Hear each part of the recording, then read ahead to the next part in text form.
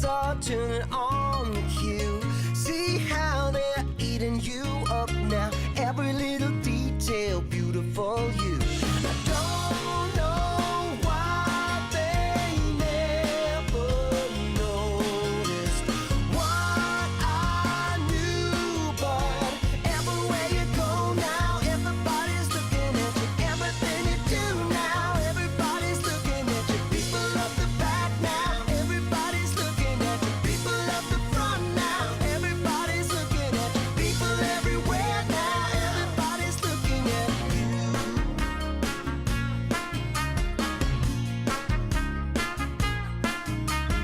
People up the back now, everybody's looking at you. People up the front now, everybody's looking at you. People everywhere now, everybody's looking at you. Everybody's looking at you.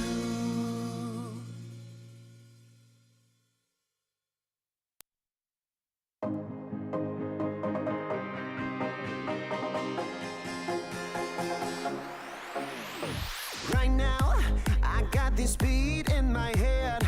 Right now, I want to dive into this world.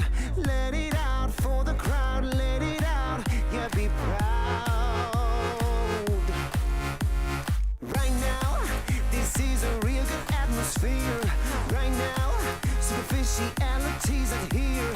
No excuse, no rules, no one to judge. Just give a fuck. The time has come to lose control. Don't be so shy, just let it flow. We are the masters of our own world, of our own world. We pray for fire in the sky. We show that this light is our light. We stick together, together, together. We're alright.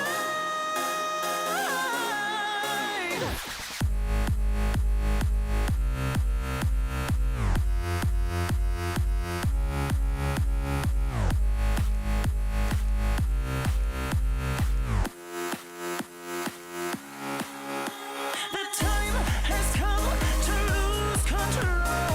Don't be so shy, just let it flow. We are the masters of our own world, of our own world. One day drink really expensive champagne on their private jet plane. All we need is a cheap bottle of wine and a cigarette to have a good time. A freedom, a big time, and no restriction. There's no other place to die than here with us tonight. The time has come to lose control. Don't be so shy, just let it flow. We are the masters of our own world. We pray for fire in the sky. We show that this light is our light. We stick together, together, together. We're alright.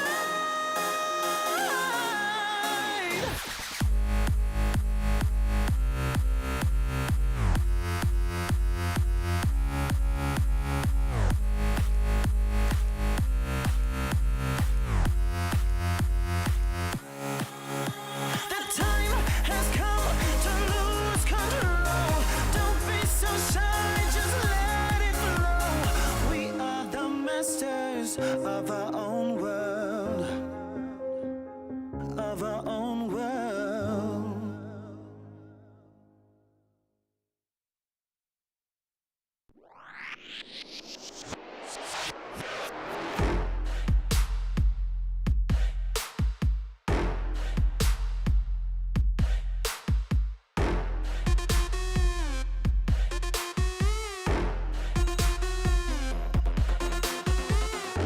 赤信号だとしてももう止まらない。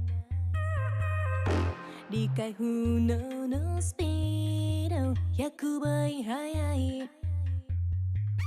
地横なんて哀れよね。ねえ聞いてよ now。負けの準備でもしておきな Come try me get you down 悩んでもやめないわ No more 苦い思い消えてよこの街に呼ばれるサイニングレクチャー全力で追い越してよさドライビングモード始めよ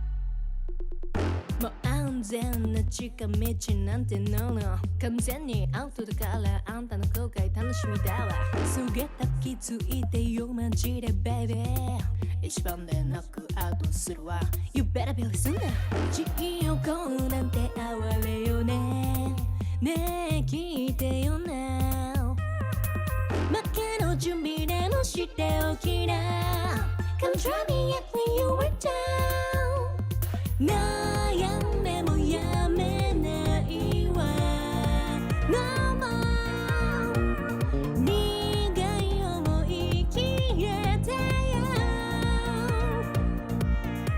この街に呼ばれるサイニングレクチャー全力で追い越してよさドライビングモード始めよう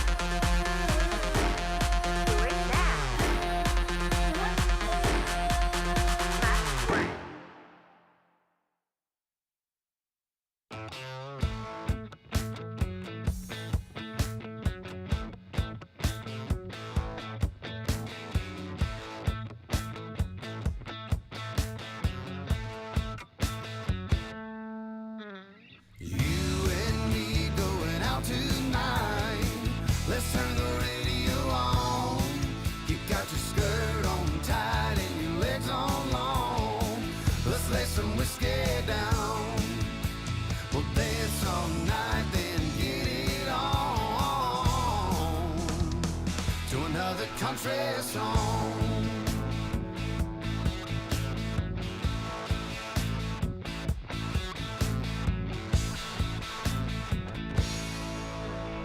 You and me going out tonight. Let's turn the radio on. You got your skirt on tight and your legs on long. Let's lay some whiskey down. We'll dance all night, then get it on to another country song.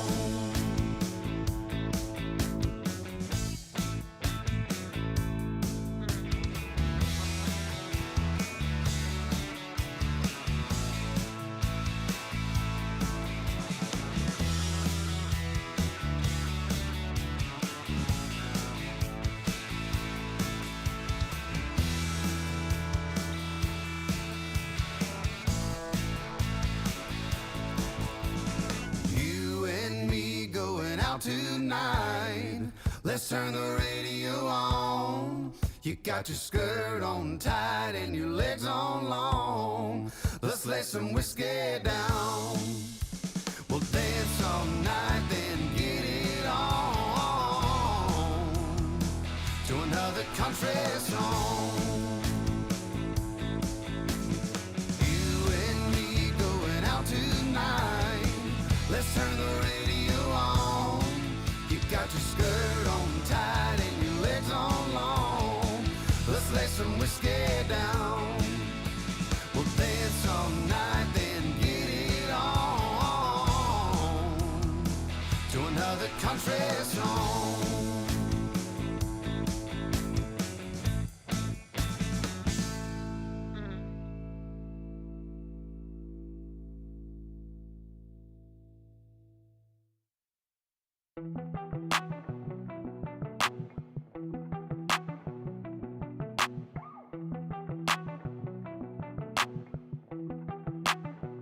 I saw you sitting in the moonlight, tripping, pain runs through your heart. Oh, we were skinny dipping, slowly sipping, then we fell apart. I'm just trying to catch a break from your love, oh, hey. Cause I need to find a new life, no love, oh. I can't lie, I've been thinking about us, but you, yeah. Tell me everything's gonna be alright. Tell me that you're never gonna need spotlight. Just say how you feeling, I don't wanna waste time. I saw you sitting in the moonlight, tripping, pain runs through your heart. Oh, we were skinny dipping, slowly sipping, then we fell apart. I'm just trying to catch a break from your love, oh, hey. Cause I need to find a new life, no love, oh. I can't lie, I've been thinking about us, but you know better than anybody around me, yeah. You know I think we both need a break from this thing called love. All love ain't the thing to question, it's all love. I got plenty problems and no shoulder. Last night on the tour, ain't no tour bus. I saw you sitting in the moonlight, tripping, pain runs through your heart. Oh, we were skinny dipping, slowly sipping, then we fell apart. I'm just trying to catch a break from your love, oh, hey. Cause I need to find a new life, no love, oh. I can't lie, I've been thinking about us. Putting out the fires, my head calls me a liar. I'm sick of breathing in your smoke. Leave a little longer, embrace a little harder. Yeah, every time we're not wrong, it's like we're walking on water. Oh, too good to last long. Putting out the fires and looking for a miracle. It's like we're walking on water.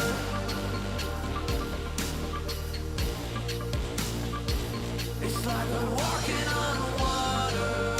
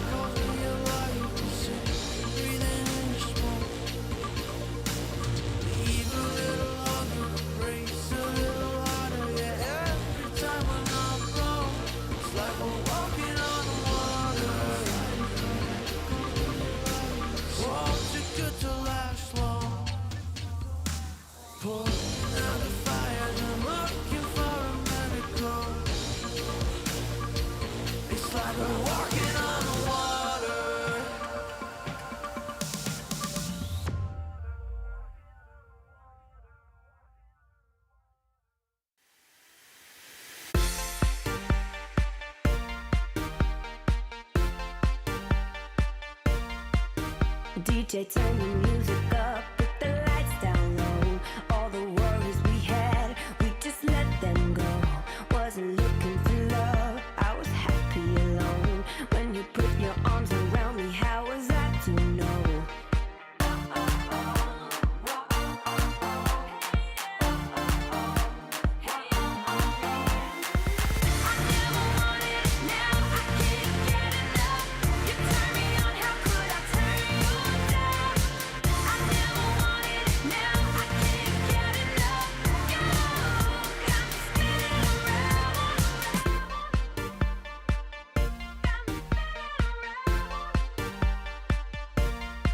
You got me feeling things I never felt before. We get lost in the music on the dance floor. If I leave you now, I leave you wanting more. If I leave you now, I leave you wanting more.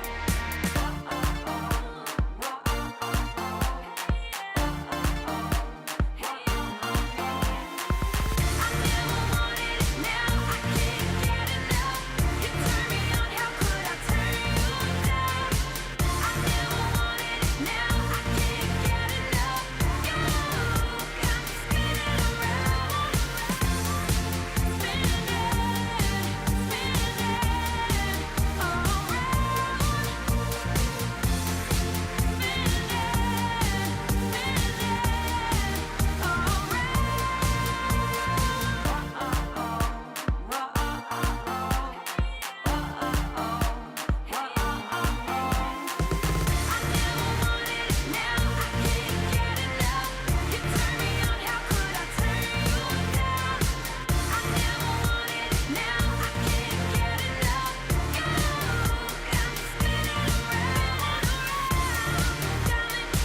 all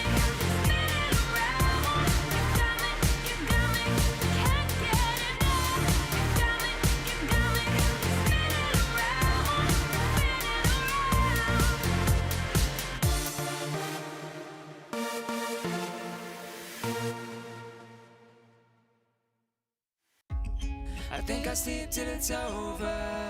I think I'll sleep till it's over. I think I'll sleep till it's over. Broken letters, broken pen, breathing every now and then.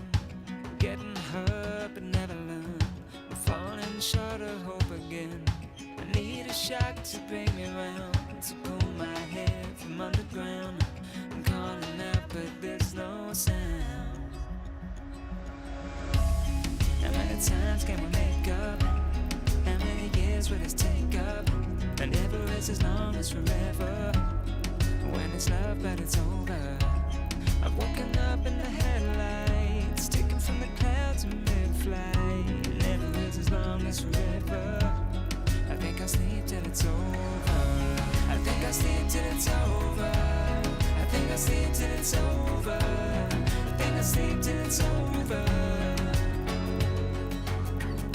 Stone days never end. Words I knew you couldn't say. We pretend we're more than this. Make believe that it's okay. I need a shock to bring me round, to pull my head from underground. I'm calling out but there's no sound. How many times can we make up? How many years will this take up? And never is as long as forever. When it's love but it's over. I've woken up in the headlights, taken from the clouds in mid-flight. Never is as long as forever. I think I'll sleep till it's over. I think I'll sleep till it's over. I think I'll sleep till it's over. I think I'll sleep till it's over. I think I'll sleep till it's over. I think I'll sleep till it's over. I think I'll sleep till it's over.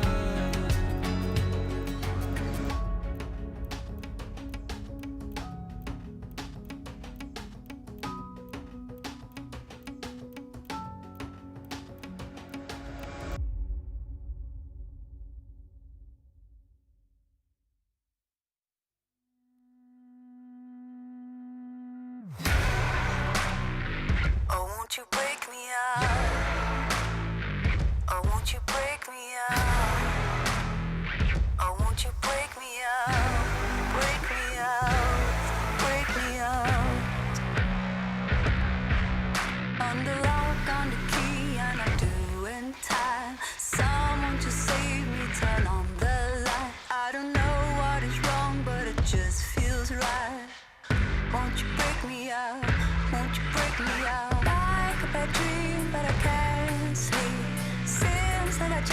can get past me. Oh, oh, oh, oh, oh, oh. Won't you break me out? You're the chain, you're the lock. Won't you hold me down? You're the key to the door. Won't you break me out for my freedom? For my freedom. You're the chain, you're the lock. Won't you hold me down? You're the key to the door. Won't you break me out for my freedom? For my freedom. Won't you break me out? Oh, won't you break me out? Oh, won't you break me out? Oh, won't you break me out? Break me out, break me out. Oh, won't you break me out? Oh, won't you break me out? Oh, won't you break me out? Break me out, break me out. You're the chain, you're the lock. Won't you hold me down? You're the key to the door. Won't you break me out for my freedom? For my freedom. You're the chain, you're the lock. Won't you hold me down? You're the key to the door. Won't you break me out for my freedom? For my freedom. Oh, won't you break me out?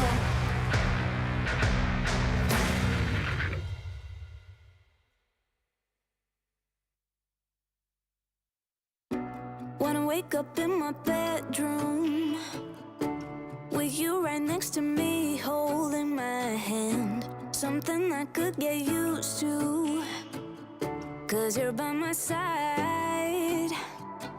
When city lights blur the evening, hollow skies grab my feelings, and shooting stars have no meaning. I know, I wanna be where you are forever and ever. I wanna be where you are forever and ever. I wanna be where you are.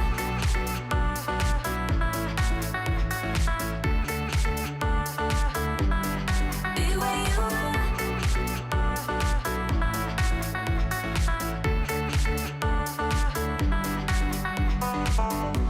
There's nothing like this feeling. Could look at you for hours, don't mind me. Didn't know how much I needed to have you by my side.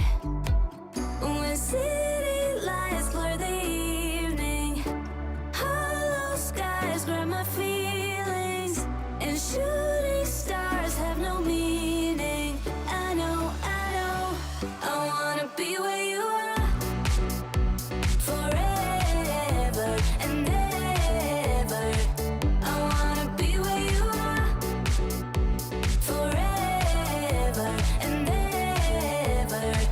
I wanna be where you are.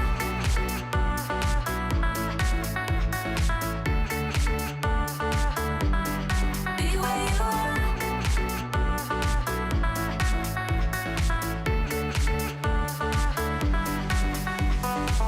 When city lights blur the evening, hollow skies grab my feelings, and shooting stars have no meaning. I know, I wanna be where you are forever and ever. I wanna be where you are forever and ever. I wanna be where you are.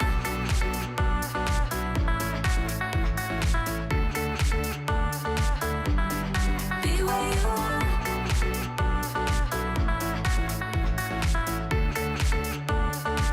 I wanna be where you are.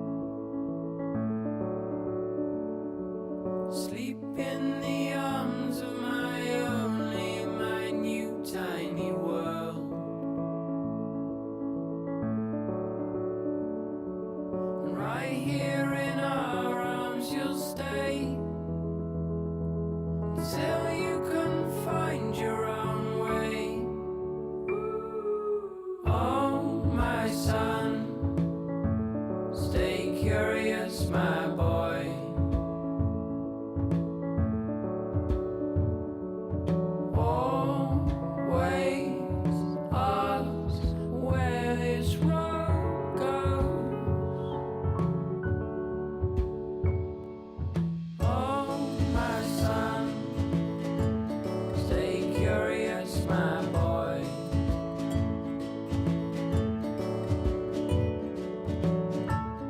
Just outside your door, you'll find love where you don't know.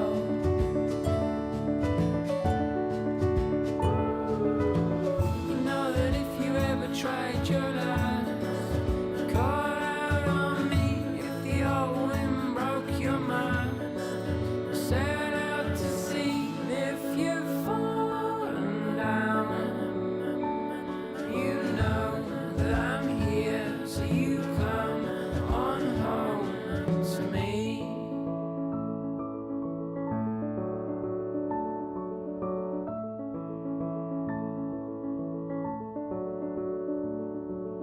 Oh, my son, stay curious, my boy.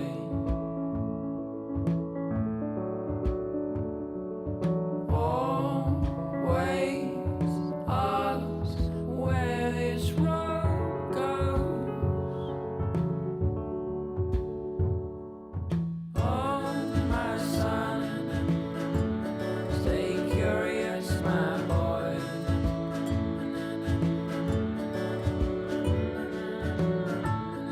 Just outside your door, you'll find love where you don't know.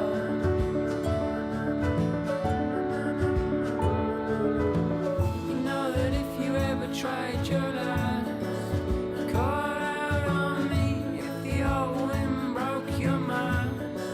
Set out to sea if you've fallen down. You know that I'm here, so you come on home to me.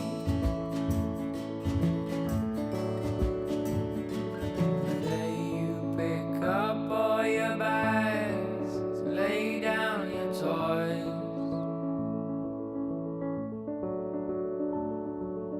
Oh, my son, stay curious, my boy.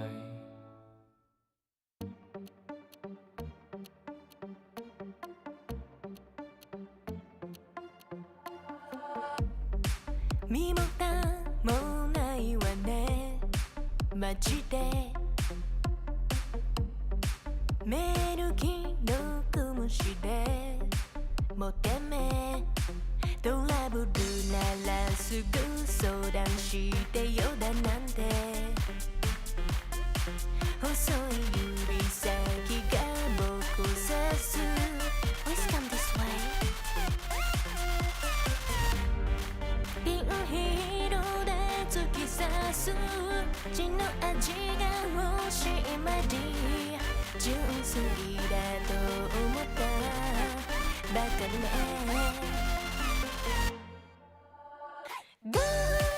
赤いリップで踊るネオンライトがきらめく騙されたなんてめめしいやつね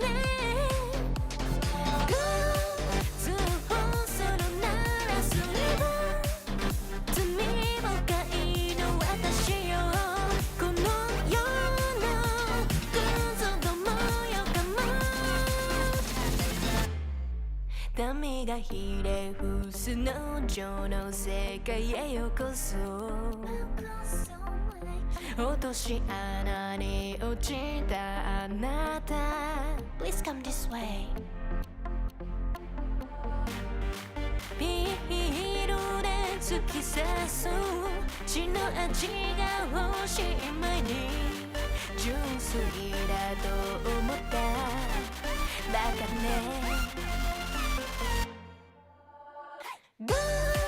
赤いリップで踊るネオンライトがきらめく騙されたなんてめめしいやつね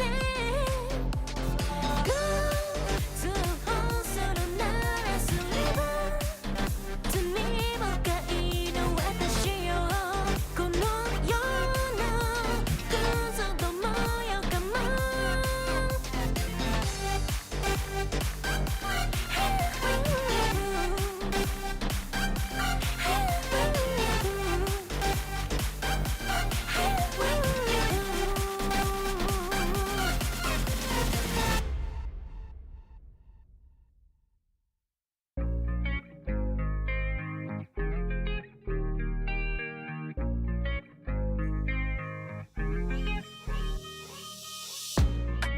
Stop playing with my heart right now.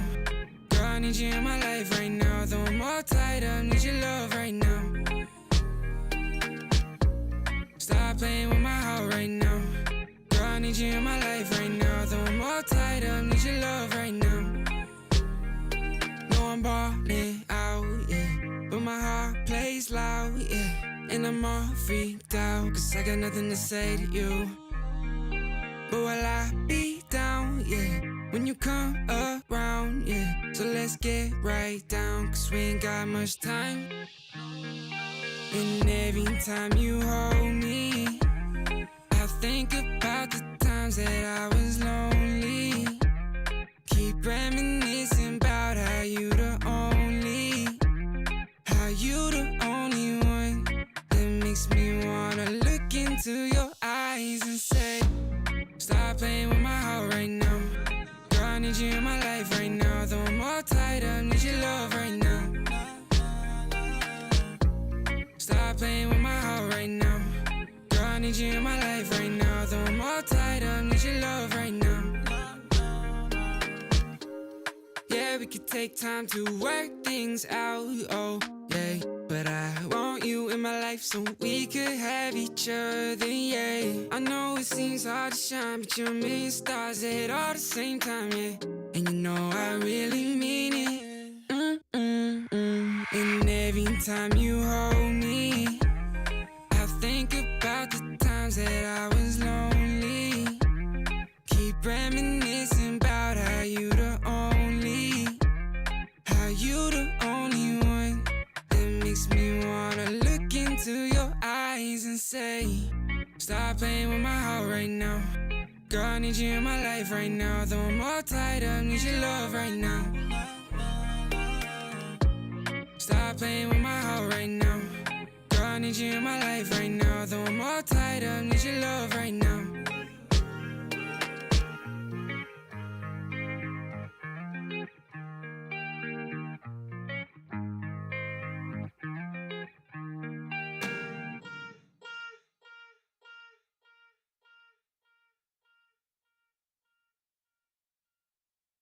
Different energies I bring, only sickness I fling. Bad like Gustavo Fring, can't try not a ting. Flyboy, I got the wings, and they can't keep up with me, dog. That's why all that I bring is wins.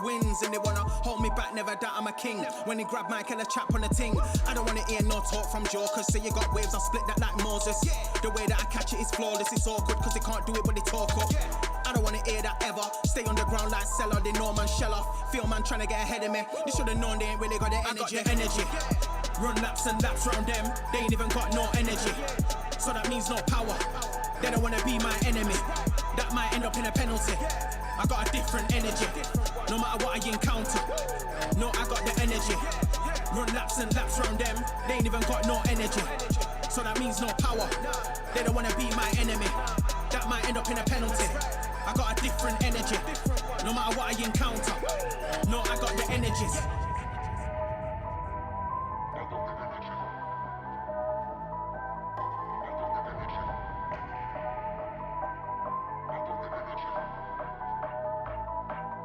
I got the energies.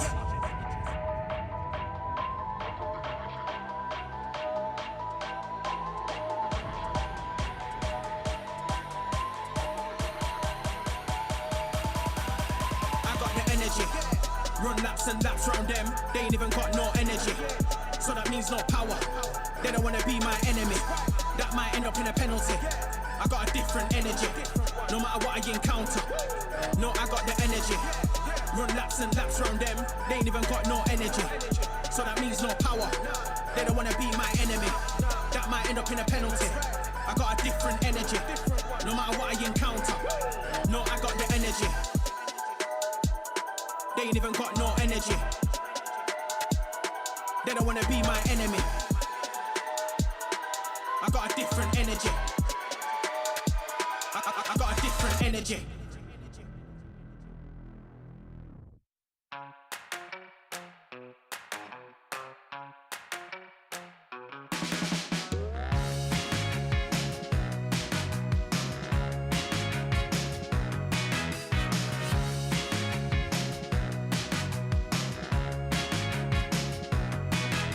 So I got my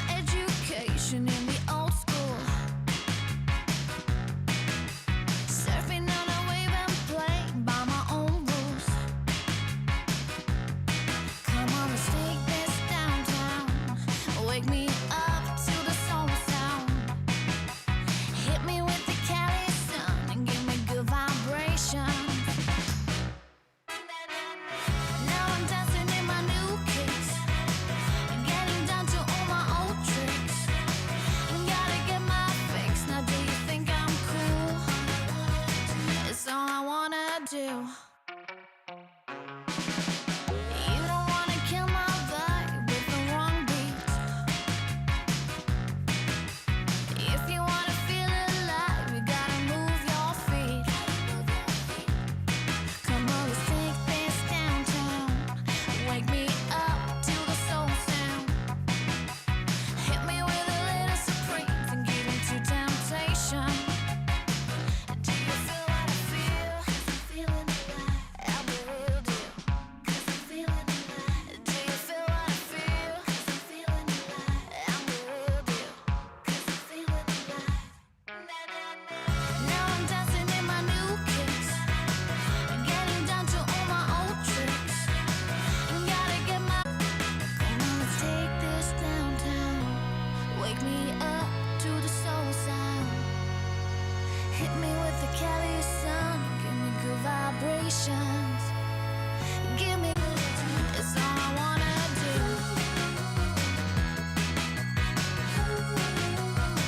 It's all I wanna do.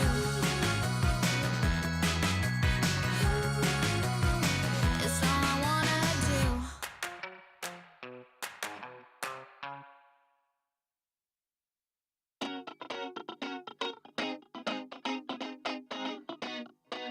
Here we go. 1, 2, 3, 4. I don't really care about like all them fancy things. Never had a lust for cars or sparkly diamond rings. I don't really care about them platinum studded boys that run around the whole damn town just showing off the toys. Like do-si-do, I'm ready to go. Been a damn long week, it's time for the show. Call my girls like, ooh, don't you know? I'm with my girls, yeah, my girls. We've been working all day. It's time to dance the night away. I'm with my girls, yeah, my girls. We got records to play, so come let's dance the night away. Come on, come on. Like do-si-do, we ready to go. Sneaker fresh for the halftime show. That's right, girls, we dropping it low. Like do-si-do, we ready to go. Sneaker fresh for the halftime show. That's right, girls, we dropping it low. Here we go. I don't really care about the fortune or the fame. Keep rolling on and holding on. Don't need that crown to reign. Push through all the pressures. Just keep grinding 9 to 5. Yeah, I'm working hard. We playing hard. Goddamn, I feel alive. Like do-si-do, I'm ready to go. Been a damn long week. It's time for the show. Call my girls like, ooh, don't you know? I'm with my girls, yeah, my girls. We've been working all day. It's time to dance the night away. Here we go. I'm with my girls, yeah, my girls. We got records to play, so come let's dance the night away. Like do-si-do, we ready to go. Sneaker fresh for the halftime show. That's right, girls, we dropping it low. Like do-si-do, we ready to go. Sneaker fresh for the halftime show. That's right, girls, we dropping it low. Man, we're taking over, yeah, we're running the world. If we stick together, there's no stopping us, girl. Man, we're taking over, yeah, we're running the world. I'm with my girls, yeah, my girls. We've been working all day. It's time to dance the night away. I'm with my girls, yeah, my girls. We got records to play, so come let's dance the night away. Like do-si-do, we ready to go. Sneaker fresh for the halftime show. That's right, girls, we dropping it low. Like do-si-do, we ready to go. Sneaker fresh for the halftime show. That's right, girls, we dropping it low.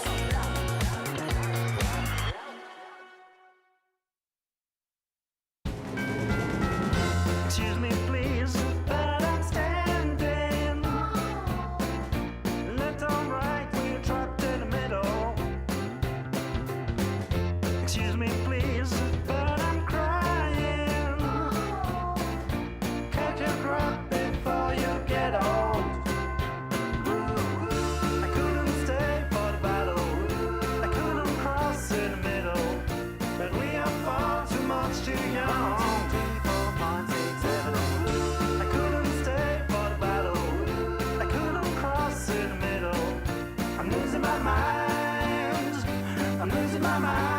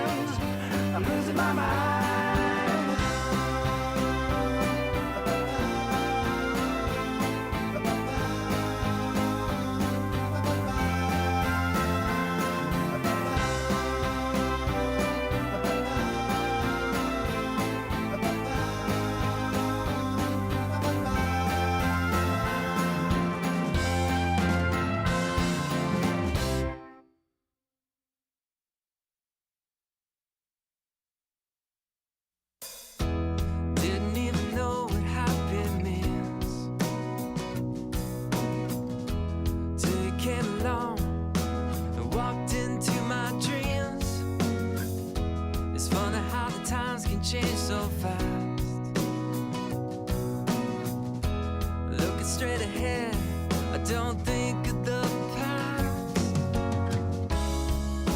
You've changed everything. It's like bright lights and a starry sky. We're gonna feel that way most every night.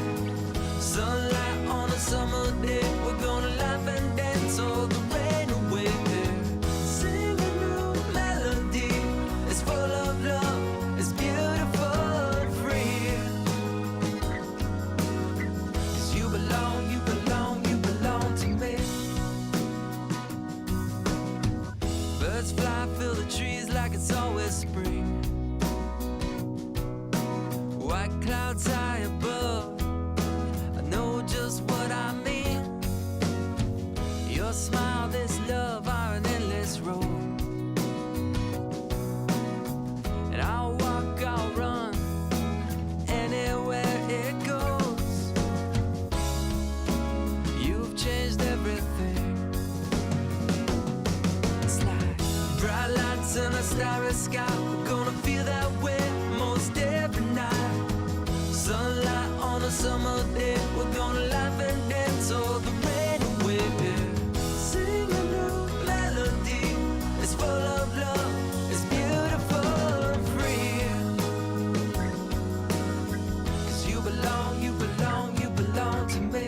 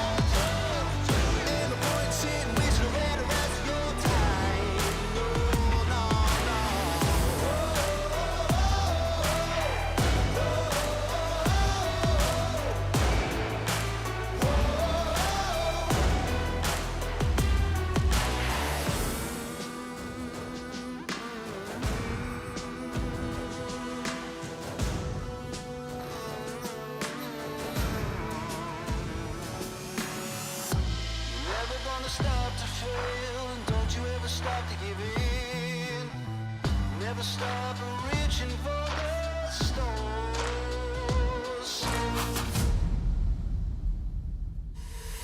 So what you waiting on? Get up, take back control. Ain't no point in wasting all the rest of your life.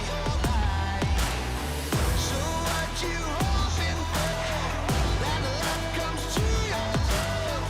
Ain't no point in wasting away the rest of your time. Oh no, no, no.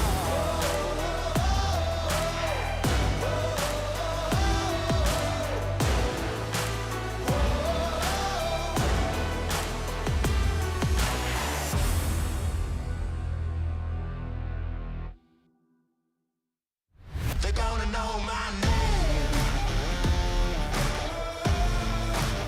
Well, there's a will, there's a way. They're gonna know my name. I'm gonna stake my claim. They're gonna know my, they're gonna know my, they're gonna know my name. Head down, I'm almost fading. I walk on with tired feet. No time for hesitating. The world's coming after me. But I got no time to be bitter. No doubt I will succeed. I ain't got no faith in you. There's only one thing I believe. They're gonna know my name. Well, there's a will, there's a way. They're gonna know my name. I'm gonna stake my claim. They're gonna know my, they're gonna know my,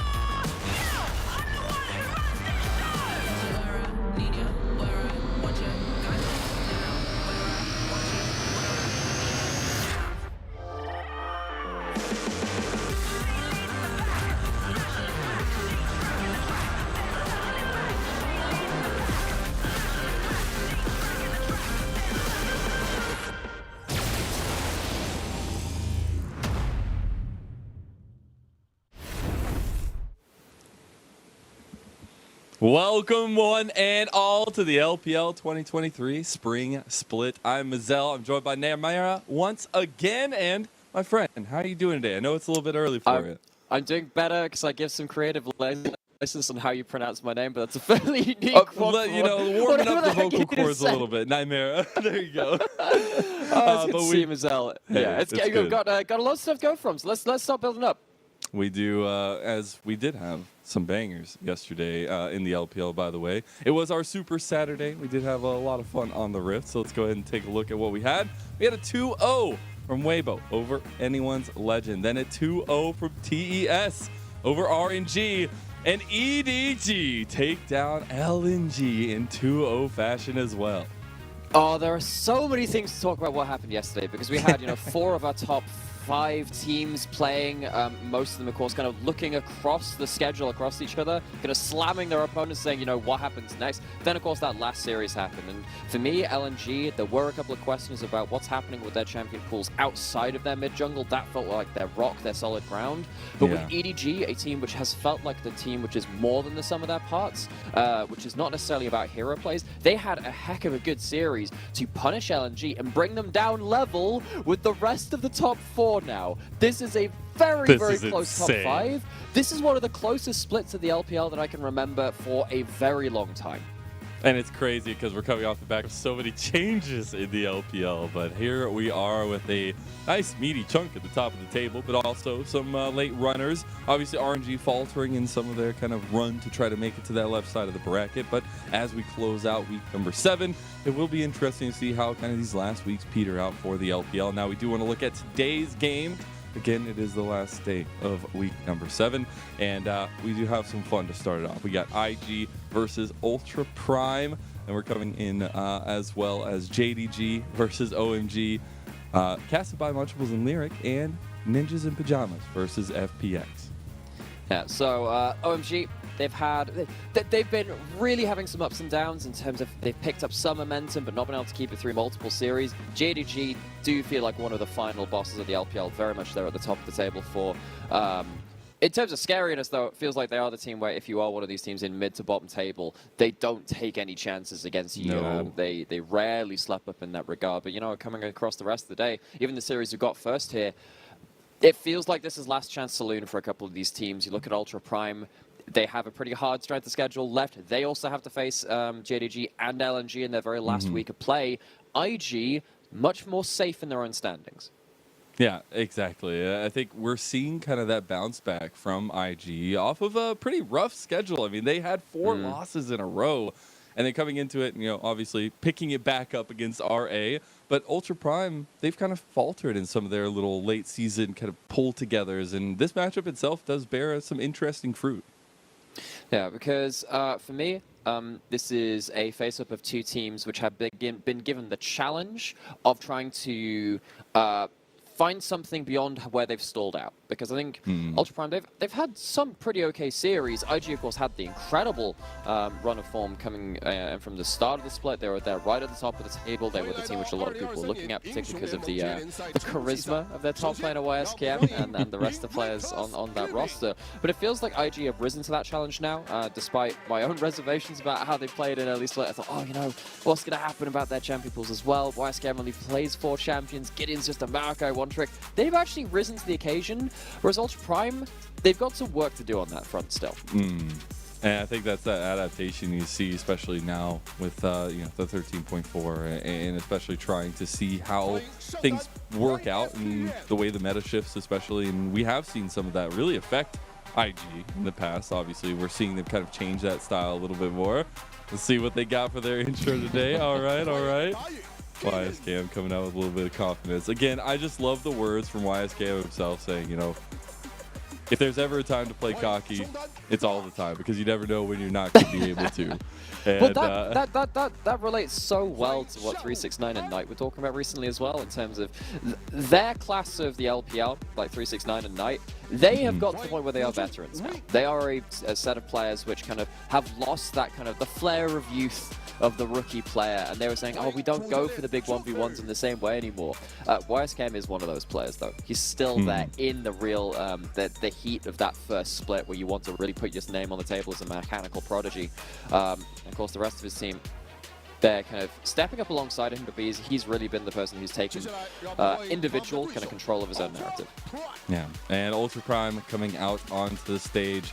Obviously, a lot of questions that still remain, I guess, even coming into the end of 7 weeks of the LPL, and I feel like that is a question mark in its own right, but I think we have seen what is possible from this roster. While I will say they've only still ever won 1 game on blue side, that doesn't matter. That doesn't matter because I think Ultra Prime, when they look good, when Ning is able to facilitate some resources towards Ching or Doggo, they have some of that strength. Yeah, because Ning, we can talk about this player as someone that was on the IG World's Footing roster with Balan. No big deal, right? No big deal. These players kind of facing off against their old org for a little while, first time in a little while, kind of their own reunion as well. But particularly on the side of Ning, he's had, I'm not going to say a return to form because that wouldn't really be telling us a whole story, but he's had like some shades of former glory in there where, particularly on the Sejuani, which he's valued an awful lot, he's been able to get something done in the first couple of levels, head into the enemy jungle, find good plays onto the enemy jungler, play around these early dives as well in a way that few junglers in the LPL have gone to as hard as Ning has done. So coming into this series as well, if you can upset one of these lanes which does like to flip, like YSCam, like these bot lanes which have played with a bit of aggression as well, Ning could be a difference maker. oh, let's go. Yeah, by the way, better moves than me, I'll say. The shine from the little, oh my goodness. But as you were kind of saying, it is going to be kind of interesting, at least jungle priority coming into this one especially, but also want to digress back to that kind of point of, it is IG, right? I would expect, maybe I read too much into it, Imera, but Ning, Balan, maybe a little bit of extra confidence. A little extra confidence here, wanting to kind of put down the new class of IG a little bit back into the season. Well, any motivation can go a very long way in these series as well, particularly if you're a team which has struggled a little bit. Getting an extra bit of wind in your sails will not say no to that at all. Seeing Dub on screen as well. And looking through the entire roster of IG, this was something that was, I suppose, sad when this team started picking up some of that momentum, picking up a lot of the wins which people didn't quite expect from them. This team feels like a band of misfits in a lot of ways. These were players which no one expected to be the superstars. No one expected to be a top team in the LPL as they were for much of the early split. They have really pulled together in a very unexpected way. And despite them picking up a lot of losses after that point, kind of going now to 6 and 5 at their current standing, this is still a standout split for IG, and they can very much still capitalize on that, particularly as it looks like they are on track to be going into playoffs right now. Of course, a lot of games left. If they do keep up their run of form, particularly after the last win versus Rare Atom and in the way they showed it as well, they could have a lot more left to show us. And that's where that kind of flexibility is starting to come alive for IG, away from the kind of, I guess at this point, stale meta that we've had for a little while. It is nice to see, and I want to see a continuation of that. But my brightest moments, obviously, a lot of YSCam early fun and shenanigans, but my brightest moments for IG have come when On and Vink can find those 2v2s in bot lane, the aggressive stances you see. And that is not saying that it doesn't also bite them in the butt sometimes, but it is really a point of power that you can try to hone and play through. Yeah, because IG are a team that have typically played through their lanes, right? It's been Gideon on call for his lanes. He's been playing an awful lot of the Maokai. Of course, the Maokai has taken a lot of hits in terms of the meta and taken a lot of bans as well. But it feels like both of these teams have tried to facilitate their lanes, but in different ways. IG pick very strong laning matchups, and then Gideon just kind of maintains them, whereas on the other side, maybe Ultra Prime picks in which scales a bit more or takes a little bit more or more ability to get online, and then Ning's the one who's kind of firing on all cylinders, trying to get them ahead. So it's kind of like approaching from different directions. But if it does come down to the spot lane where you have something a bit more aggressive against something more scaling, and Ning can't get involved in that, then you have some worries, because are you going to get to that point where you can see Doggo pop off in the way which we know historically he can do? Well, I guess we're about to find out at least the first step in that journey. As IG on the blue side, they'll be banning away the Zeri and the Renekton. We got Ultra Prime on here on the red side for game number 1. Good for them, as Ash and Annie are the 2 bans. Yeah, so Of note, Sejuani is still on the table.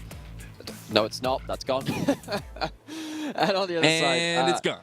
Yeah, it's just... Nope, not going to chance that one. Ning plays it too much, allows you to play through too much of these melee top And there's the zones, which the LPL loves to. And then the Mark has gone as well. I was wondering if this was going to hit the ban list, because of course we're now on 13.4. But for me, you know, Gideon was the Maokai player. Ning was the Sejuani player out of many of the players in the LPL. They'd gotten a lot of their successes for their teams through those picks. Going to have to fall back to something a little bit different though. And you're going to have to diversify. IG done a lot of work in regards to increasing their champion pools as of late. Gideon did play a Greg's jungle match in their last series versus Raratin. Worked out pretty well for them.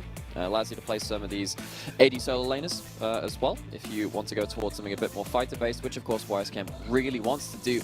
We are getting Doggo's Aphelios though, that's back on the table, and Ning is playing something which is an LPL special as well. Viego's out. Let's go. I am very, very curious, because now this gives a lot of power to Ning. And that is interesting, with a little bit of the flexibility possible for the Gragas. I want to see how IG play around with this. They're going to lock in the Lucian Nami.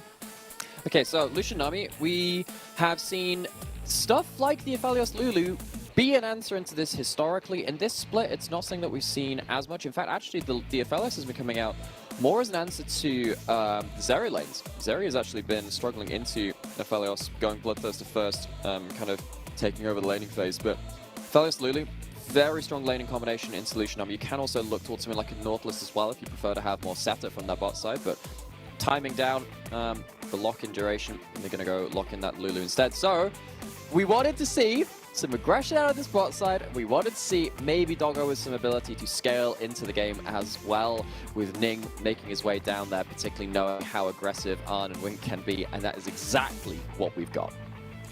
Yeah, I see that aggression for On and Wink, and that's what makes me happy here. But how they play into the Aphelios Lulu is the biggest question. Now we are going to get those solo lane focuses. We get the Galio, so a little bit of that team cohesion gone away in that aspect. But the Scion also banned away from Harry, so no easy tank matchup there. Well, Fiora's still on the table, so I think the Scion ban is there just saying that, okay, all right, if you're going to ban away, if we ban away this, it means that even if you do ban away something like that Fiora, which of course they do at this point, which is of course a YSCam special, we don't have to be stuck in a tank matchup, which we can't deal with in a side lane threat. Of course, YSCam, big Jax player as well, and a big player of stuff like the Aurelia. As we're going through these last bans though, we'll have to be questioning what the blind pick will now be from Ultra Prime, because you've kind of matched first 3 picks, jungle, bot lane. You're going to have to blind pick something on 4. I wonder, I mean, I guess Cho'Gath's still on the table. You have a couple little answers. Good pick right now. Was buffed in this patch. Yeah, it was. And yeah, we'll see what the final kind of setup is. Obviously, Ultra Prime have that counter pick. They're on this red side. They have a little bit of strength in a team fight composition here. We get this Syndra actually locked in for Ching, so a Ching special at least. And we'll see if that kind of sustained and some late game carry comes through for them, because they're definitely opting into Ning having a lot of forward power and wait for Doggo and Ching to come online. And, you know, I was just having a quick look. I actually think this is maybe Ning's first Viego game. I was looking through his history. Not actually sure he's played that champion before, which is crazy to me, given that he's played at the highest level for a little while, and that champion has been right up there amongst them. On the other side, though, YSCam going back towards something which he's played an awful lot of. Jax coming through for the top laner of IG. This is something that we was very expected. So I have to see what Harry can blind pick, well, rather counter that with on the very last bit. And Gideon potentially picking up the Poppy. Of course, the Grax is the flex between that mid lane and the jungle. With a number of, it's also very good at denying the Viego, right? Because if you go in for a W, you can just kind of get stuck in the front line.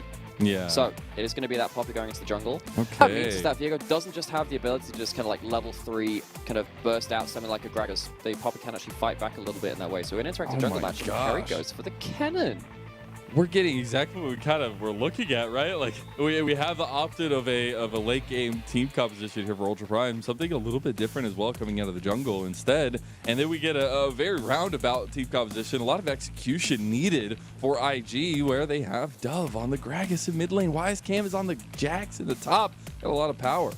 Yeah, exactly. And for me, it's also a really good power spike right from one item, really. Actually, both of these teams, pretty big one-item spike. Feels like Ultra Prime, if they get towards 2 items onto Syndra and Aphelios, maybe they can burst out parts of the combo from IG, particularly something like this Poppy. Poppy is not tanky the later you go into the game. You're tanky from, you know, base kind of base abilities before items kind of come into play, and then maybe at that one item mark as well. We'll see what the build is coming in from Gideon. But on the other side, you know, look at IG. If this Gragas and this Lucian Nami at one item get to force flashes out of the Syndra, out of the Aphelios, Lulu, punish them as they're trying to fight over mid waves, IG, on just flick of a switch, they can throw their ultimates out at Ultra Prime, and none of them want to be tanking Invictus Gaming's burst, particularly around these kind of laning priority setups. And the thing I see here is obviously Ultra Prime were very clear that they wanted to go in for a teamfight competition. You have a lot of spacing and a lot of a very nice setup in terms of peel or even engage for IG. So they obviously had a plan coming into that. They want some early aggression, but they have some tools that if it goes to late game, they can pick apart some of the teamfight pieces of Ultra Prime. And coming into this one, it is the end of week number 7. It is an important kind of milestone here for IG to push themselves to that 7 series win score, while Ultra Prime trying to bounce back themselves. We're hitting the rift for the first time of the day. IG versus Ultra Prime. 5-man fan across the rift. Wards put down. Particularly important is that ward which Ning put in that top lane brush. Very important in range versus melee matchups to get some kind of brush control. It means that Jax can't just kind of dip into that brush, threaten walking out with a counter-strike, stunning you at level 1. It is going to be the AP cannon. You do occasionally see AD cannon not really into Jax because he just pops counter-strike and ignores all those auto-attacks that you can bully out with. Don't you just love that? Yeah, it's very helpful for that champion. But so Harry going to have a bit of a lane bully matchup towards this top, taking the Scorch, got the bone plating as well, so even if Westcam does want to jump in on him, going to be hard to do that the first time of asking. So, going to see Gideon start on Raptors, Ning start on that Rud buff. So we're going to have some diversified pathing from these junglers. Not going to be going exactly one side of the map to the other. I'm wondering how aggressive we see that early pathing as well, and especially from Ning, looking to kind of skirmish a little bit. Now, that jungle matchup does seem a little bit wonky in terms of how you're going to find pressure and just kind of walking around, but we do see that opposite side start, so I do wonder if we get kind of wrap around towards mid, or if maybe a little bit of opposite focus here, where On and Wink will probably have a little bit of strength, so maybe a response from Ning in that fashion. Well, at level 1, Aphelios isn't exactly a champion, so you have that strength for now. Well, you know what? He gets 200 years later, so I like. Yeah, that's a bit level different. 1. You need to have like the Dragon Ball Z hyperbolic time chamber. Just like come out. It's like, well, okay, I've done my training up to this point, and that actually happens all between level 1 and level 2. It turns out. That's it. And this is, I mean, speaking of kind of like the hyperbolic time chamber, you know, blink and you miss it. Doggo has played. This is Doggo's 40th game of Aphelios. He exploded onto the scene playing from PCS. And, you know, subbing into PSG Talent when they kind of needed that emergency substitute many years ago, and when Unified couldn't play at that Worlds run back in 2020 was the first time he showed up there. But he did that on Aphelios, realistically, and the years after that, this champion has been almost synonymous with the name of Doggo. Gideon looking towards mid. There's potential flash from Dove available too. Wave's not in a great spot for the Syndra. And this is going to be something that we're going to have to look out for, because Syndra is not safe versus IG's composition. If you are not threatening them as the Syndra, you are being threatened yourself. Just trying to get the flash early. There is the flash. Oh my god! You blinked and you missed it. Ching is down. First blood to IG. This is the problem with playing Syndra into these sorts of champions. You need to be very careful where the wave is. Ching pushed in that wave, and that's great and all, but Ning isn't walking across the river to contest the enemy jungler. If Ning doesn't have eyes on where Gideon is, you are in loads and loads of danger. So Ching goes down for first blood, picked up by Gideon across the other side of the rift. It is at least going to be double flashes blown from IG, but taking away flash and also still having the wave in a really good spot for IG side of things. Ching just has to sit here and just eat a really awkward laning phase. Really, really good capitalization on, you know, a new promotion into the LPL. Ching in his rookie split here and getting punished by IG's Wonder Duo in mid lane. Yeah, just can't afford to have the wave at that point if you're not crashing it. If you're not able to kind of force that under tower, in big, big danger. Of course, that's what came out at that point. CV2 going going about evenly as you can expect, even in that farm. Bursty on both sides, so needs to be very careful about the Howlers. This is more important, though, for Jing and Ning as well, because if Jing is pushing in while the Viego is on the enemy Raptors, that's great. Who cares if you're pushed up? You're not alone at that point. You're not kind of stuck on the enemy side of the map. So important that Jing kind of links up with his jungler for that point. And to my knowledge, this is Ning's first ever Viego game. Historic player in the LPL, picking up one of the historic champions for this as well. He did have a year to play. I checked. He had a year to play it. He had a year. In his last year before he took the break. But no, yeah, it's interesting. And I love that he's taking these kind of aggressive moments, right? He's going for some of these invades, see if he make it out alive here, but did steal some of those crutchies. Yeah, but luckily with no flash on the Poppy, you are safe to get a little bit further into the jungle. It's not like you have like a Nautilus or a Braum on the other side to kind of engage in the support role as well. So it gets away with that Raptor steal. Still, of course, looking at the first blood on the other side, jungle matchup, and that's kind of a little bit awkward in terms of the gold being built up by the Poppy. Goes towards that Barmies first, tops out with that clear. However, Ning might actually, with those items, this is important to note as well. So we used to see a lot of Divine Sundra on the Viego, with the changes coming in on this patch in 13.4. So you know when Viego hits someone with like an ability, the next auto attack has like a second mini hit on it, allows you to kind of get through a lot of attacks. That damage can now critically strike. So we're seeing a lot of crit Viego coming back out again, which you also... Viego has a lot of crit scaling in his kit, his Q and his ult. I believe both have that as well. So you are seeing some Kraken Slayer sometimes. I mean, I've only seen Kraken Slayer so far, because of course the amount of ult effects you put out, very, very powerful. We have seen some shield bow in the past. In fact, I seem to remember there also being some... There have been a lot of different Viego. A lot of stuff. A lot of, you know, we'll see what he grabs out of the magical bag. I do want to take a look here, because it looks like IG are putting a bit of onus on this early dragon area, so to at least get a little bit of vision game down. Obviously, we're seeing Ning take a little bit of a foothold himself in terms of the CS differential. We'll see Gideon try to establish a little bit of control around the neutral objective. I think that behooves IG in their competition to try to execute on. Behooves. I rarely hear that in regular conversation, despite, you know, throwing out some words myself. But you can see Gideon head to the spot side. Has Hex Flash. Is just going to be clearing out a ward for now, though. There was the outside chance of a dive play coming in, but against the exhaust and the heal, been very dangerous to do so. Ning now going to be on call towards the spot side of the jungle as well, and Ning maybe finding his first way into a fight on Gideon. No flash from that. You kind of want this fight, though, right? Like, you have a little bit of collapse coming. I saw that Balan was actually on the move first. Gideon getting a nice trade on the Ning as well. Ting is there, does have the power unleashed, though, so got to be a bit careful. We will see the full roam, though, at least from the bottom lane of IG, trying to move out for that vision we were just talking about. Well, kind of point of logic, I suppose. If you were already threatening the dive in bot side, the wave control is on your side. You're pushing that wave under tower. If you're not going to use that wave under tower for kind of aggressive play onto the FPX Lulu, what are you going to use it for? They use it to leave lane and go support Gideon. You at least get a chunk out of Ning and allows them to kind of retain some vision control towards this bot side of the map and stop Ning kind of getting into the bot side river. And for the time being, Arn and Wink are going to keep playing aggressively through the Lucian army, importantly so. We have seen a lot of teams across the world just kind of lock in the Lucian army because it's what everyone else does. They don't really achieve that much with it.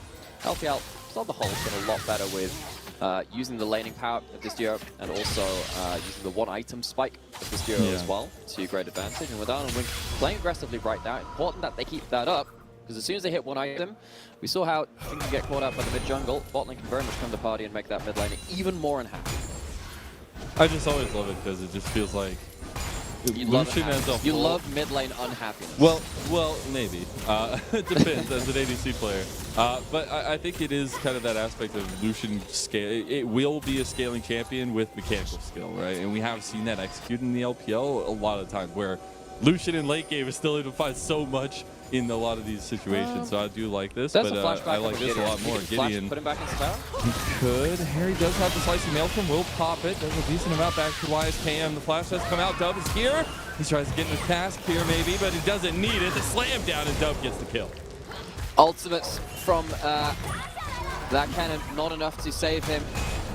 Pushed up a little too far, and Gideon finds his way into a lane once again. And this has been something which Gideon has put a lot of work into doing better and better for his team, because it felt like earlier in the split, because he was playing so much in the Maokai, it felt like he was just responding to his lanes, just kind of maintaining them. His lanes were winning already, but Gideon would turn up to just give them an extra little bit of oomph. Now with stuff like the Gragas games he's played recently, the Poppy, which he's pulled out a couple of times as well, he's actually been the one aggressing and actually finding success with that aggression as well. Killing that top side, killing the mid lane as well a little earlier, and this gets them the Herald too. Of course, Ultra Prime are going to take that Dragon towards the bot side. That's kind of the trade for it, and Gideon is falling behind in the individual farm department. But for the Poppy, who, you know, does need to make the use of these early levels, this is a pretty good start. I like the difference I guess we're seeing in the jungle is a little bit of that Ning focus here, but Gideon just sitting pretty, waiting for the team. Also getting up that Rift Herald for themselves, and a bit of stabilization top, I feel like does wonders for IG, where WiseKid was kind of having a bit of trouble up there in terms of CS, but also control of the lane, but that definitely sets things even, getting a couple of those plates up there and refocus back into mid, back into bot for IG. Of course, you got the Herald and inventory as well, which can continue to be a big power play threat for IG. But yeah, Kenna's doing fine in that laning phase. CS advantage, got themselves a plate as well towards that top side. You kind of expect that from this matchup. Jax doesn't really enjoy playing into that cannon. Gets to burst out a little bit in these early levels. Gideon making his way towards top again. The jungler's like, well, we get a lot of love top lane. Let's see what happens. Ning is here this time. This might be huge. Slicing Maelstrom is back up. Harry pops it. Now the stun comes through. The YSKM Reset. It's getting low. He goes for the play. Oh my God! He will go down for Ning, and the resets come through. Get the stun back, and Ning is looking for more. Heartbreaker misses. Ching! Knockback for Ching doesn't hit, but the power unleashed always hits. As the no more fun button has been pressed, Ultra Prime put themselves on the board. And this time, Ning is there to respond. Diego has forever been pretty good at countering those ganks. Has a lot of damage to bring to bear. He gets himself a kill, an assist, and Ching gets to secure themselves a kill as well. IG putting some pressure towards his top side in the last couple of minutes. If he had gotten away with this play, it would have been very strong opportunity to drop something like that Herald as well, get YSKM again into an even more stable position. That cannon ult being back up though, really, really dangerous for IG to jump into it. He's got very, very close as the Spectrum wall was actually tanked up by Gideon as he kind of dove across his top lane path and almost outplayed it, almost managed to burst out Ning after the second play as well. But not to be the case. And you make one mistake into that Viego, exactly what happens after that point. Reset City is your next stop on that transport system. Ning is down towards the bot side as well. Herald can be putting plates in towards Lucian Army. There's a lot of gold going over there. Ning is trying to be here, has a bit of a response himself, but can't find it now. On top of being able to get those kills and get some early advantage for himself, he's also just got a gigantic CS lead over Gideon. You know, that is somewhat common to see, you know, 20 CS in jungle sometimes, but 40 CS is a pretty big moniker at this point. I'm really wondering how he uses this power and kind of this early advantage Ultra Prime have done against a very kind of bar of execution needed comp for IG. Yeah, the bar of execution is going to start really coming online with the Lucian hitting that first time. Once you see the Imperial Mandate as well, need to really see Arn and Wing leave their footprint on this game, because currently as it stands, pretty even in terms of this goal. We did briefly mention IG do very well at the one item mark, particularly from Poppy downwards on the map. Jackson kind of just keeps scaling into infinity, that's a bit different. Ultra Prime on the other side though, give them 2 items. Very happy to play out this game, and you can see Doggo building towards the Bloodthirster first as well. This Aphelios will start taking off sooner rather than later, so pay attention to what's happening between these air carries. Is the Lucian going to get value before the Aphelios really comes online? And that bar of execution, big part of that. Yeah, it is, and we're actually seeing those first items come up across the board almost for IG. Let's see the Roa. Oh my God, Doggo! This is exactly what we need to see. There, exactly what we need to see. Yeah, you can't afford to set your laurels. How's that Lucian army? Got to do something with that power spike. Dub. Cast into the body slam here. Ching's in a little bit of trouble. The combo has been used though. Dub's going to try to chase him down. Ning is here. Signals Dub's retreat, maybe the white flag. Moonlight Vigil coming out just to get a little bit of pressure back onto Arm. That's another play, a fourth one, IG's bot lane. The rarely seen Infernum Moonlight Vigil for wave clear. You tag it up the champion, little like burst comes out and allows them to clear out some of these waves, but isn't enough. You need somebody down, they see him. They're trying to use this Infernum to clear the wave. See if they can actually pull this off a little bit more here. Gideon has pulled off of the dive at least, and the defense has come through for Ultra Prime. Actually, yeah, no, let's talk about that, because that is the kind of play which you only see from a player that understands like the limits of their champion. It's a small thing. It's just knowing that actually, you know, if I tag this champion, I can actually clear this wave. And if I don't clear this wave, I'm getting domed, so I need to make this happen. So he throws out that ultimate, and importantly so, little moment of kind of like that niche mastery on the champion of Felix, which does benefit so much from that.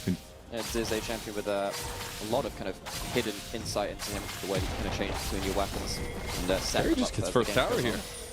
This Oh is my actually the gosh. first tower. You're absolutely right. Yeah, even with the Herald going over the other side, and even with Gideon getting into lanes early, not enough to stop Harry. Who needs a mythic item? Who needs it? Of course, towers take extra damage the more penetration you have, and this also includes magic penetration. So even though you're not doing that much damage with your auto attacks, that magic pen does actually apply towards towers. So building up those oily sources. Kraken Slayer for Ning. There's that play you were talking about. Yeah, so lots of damage to be coming in from Ning. Should he get on top of the use? Lots of damage coming from Ching as well. He's built up that Ludens. First item hit across the board for everyone. That includes the Imperial Mandate coming in from that Nami. Very important to talk about that first item from that support as well. And now we're getting to the point where second Herald spawning. 2 dragons have already been taken, so it's not like we don't actually have a 2 dragon stack, so it's not like there's going to be an early soul threatened on this ocean rift. Really wondering where the first big 5v5 can come in, the first big skirmish. We've seen It's some looking like it's about to be this. It's been all through lane so far. Playing through this mid lane priority, you've got ultimates from Lucian Nami, that can be very important to look for. Harry off vision on the flank. They don't have YSK's TP either, so it looks like they just give this one. Yeah. This realistically shouldn't be a play at this point. The only way that I could have played around something was picking off something like Doggo Baolan. If they kind of stood up in this mid lane, and Lucian Nami just absolutely run at them. Doing that with the Severing Shield and the Bloodthirster Shield. God, I love watching these ADCs go at each other. They just get to stand there punching each other. It's like watching a boxing match. Rift Herald will be popped in mid lane by Ning. So we can get the charge off the knock back. Goodbye. Goodbye, Ching. Okay, Syndra has left the building. Waddles his way back up towards that top lane actually now. He just says, well, okay, you don't want to do mid lane, I guess I'll go flank top wave, I guess. Syndra walks towards that one. Rascam is, does have now 2 long lanes to play towards. Ning spots out Dove and Gideon, topside jungle. I want to see this though, pushing the pressure for IG, trying to find where they can break Ultra Prime at least earlier on. They get a bit of a flank maneuver here from Ching. If Ning could actually chase down Dove, who's getting lower and lower here. Heartbreaker through, he flashes, beautifully done from Dove. Here comes Harry though, he's about to threaten that engage. Culling to the face though on clearing up a little bit. Yeah, I can understand the aggressive posturing from IG because they're trying to play through this one-item spike. You have these very powerful members on the block side. Oh my god, Doggo! The wild growth saves the day. The grab to Moonlight Vigil goes wide on, almost taking out Doggo. And Doggo very nearly hitting that Q into ult from that rifle right afterwards. That was very close for kills either way between the AD carries. But this is exactly how IG need to be playing, because if you don't get to play through this power spike, that near turnaround kill from that FPX becomes just an absolute destruction after that point. So bot lane is at least giving as good as it takes. And what's that rapid fire completion? Yeah, just trying to use that kind of power spike every time he gets him as much as he can. I think I love that communication, obviously. But it's good that you mentioned that, actually, because there's been some, you know, some people saying, you know, oh man, why are people still building this item on the Lucian? Just go towards the Void Quick Blades, it's so much more power. You're absolutely right, but it's also more expensive. When you're playing this kind of composition where it is about early power, matching the Imperial Mandate spike as well, sometimes happens after you've built your first item as well. Building rapid fire cannon, it's a very quick spike in power to make sure you're still on curve. It allows you to make more plays like that. It's heart racing too, my god, like you just know that at any moment with a rapid fire you can just get that damage connected on you from Doggo, or to Doggo, I guess. Yeah, it also allows you to play around the place pretty well, because of course exactly what Lucian Nami are doing. Rapid fire allows you to get that first order attack on the wave, allows you to jump past it, get a long range order to fire things off as well. 1 minute until that dragon, being able to play around those mid waves with items like that, of course, very, very important. If this game doesn't start to explode through kills and through skirmishes, maybe objectives will heat things up a little in its own regard. So, with a minute until that dragon, we'll see what the setup is looking like. Currently, with that Lucian Nami in its point of power, it's hard to outpush in this mid lane. Khan has walked back to take that red buff, but also help him stay in there as well. At least get a little bit of extra oomph. But yeah, that dragon, I think right now, Ultra Prime, we're looking at it. Can we get this kind of late game insurance policy on top of the picks that we got? And maybe using a little bit of pressure from Ning. Again, that has been the key for me because he is that forward sword in the early game, or at least was. And now looking at this mid to late game, it's going to be about how he transitions that little bit of advantage that he's gotten and that kind of facilitation into chaining Doggo. We've seen a little bit of that. Maybe not Doggo getting all the resources just yet. Ning managed to respond to a couple of the later plays made by Gideon. Of course, wasn't there to save his mid lane at the very start. Oh, I'm jumping forward that again. Was a big shield that she's got. Imagine that was his health bar. That's why this Bloodthirster first build coming out so much more priority on stuff like the Misfortune and the Aphelios, despite it kind of working for their kicks as well, kind of during up. We're literally just... We're A-ramming in the mid lane until the dragon spawns. I love it. Because it is already gone. Oh my god! IEG's composition does so well around this point of the game, and they specifically do well around threatening you when you're playing for the mid wave. Ning hits the ground just as the dragon spawns. IG, despite not getting huge amounts for their kind of the power spike so far, do get a very important victory there. They win through mid lane. They get themselves a dragon after that point. Big moment for them. How did this come across? It just feels like Ultra Prime, we're not sure how much damage they do. Like, it just does so much instantly. And there's also, like, there's no connection to threat as well. If there was a ward behind IG and there was a teleport for Harry, maybe that play goes very different. But Ultra Prime, they have to be on the backstep. That's kind of where the Nami comes into the equation, right? As soon as that tidal wave is thrown out, you don't have that same liberty to go forward unless you're going to start committing a load of flashes, which would not have been wise in that situation. So, IG, they start to pull ahead a little bit. 1,000 gold ahead, some extra gold towards their team, shared across, and of course, Dragon being picked up gets them ahead in the objectives too. It's not like they have themselves a sole point though. Not going to force Ultra Prime into too many difficult positions right now. The question is, have they done enough, despite that victory, to really get them to a point where they can kind of stop Ultra Prime scaling, getting very scary? So I will say we're getting to the point where we will start seeing a lot more influence from Harry and Wise Cam a little bit more so, and Ultra Prime need Harry to have a lot of setup. The other thing I was kind of flabbergasted as we don't have that exhaust as a counter to that slicing Maelstrom big backline push, and I'm wondering how that worked out, where there's going to be a lot of damage coming in fights. Yeah, fights coming late are going to be really scary. You have nothing to calm the storm, if you will. Yeah.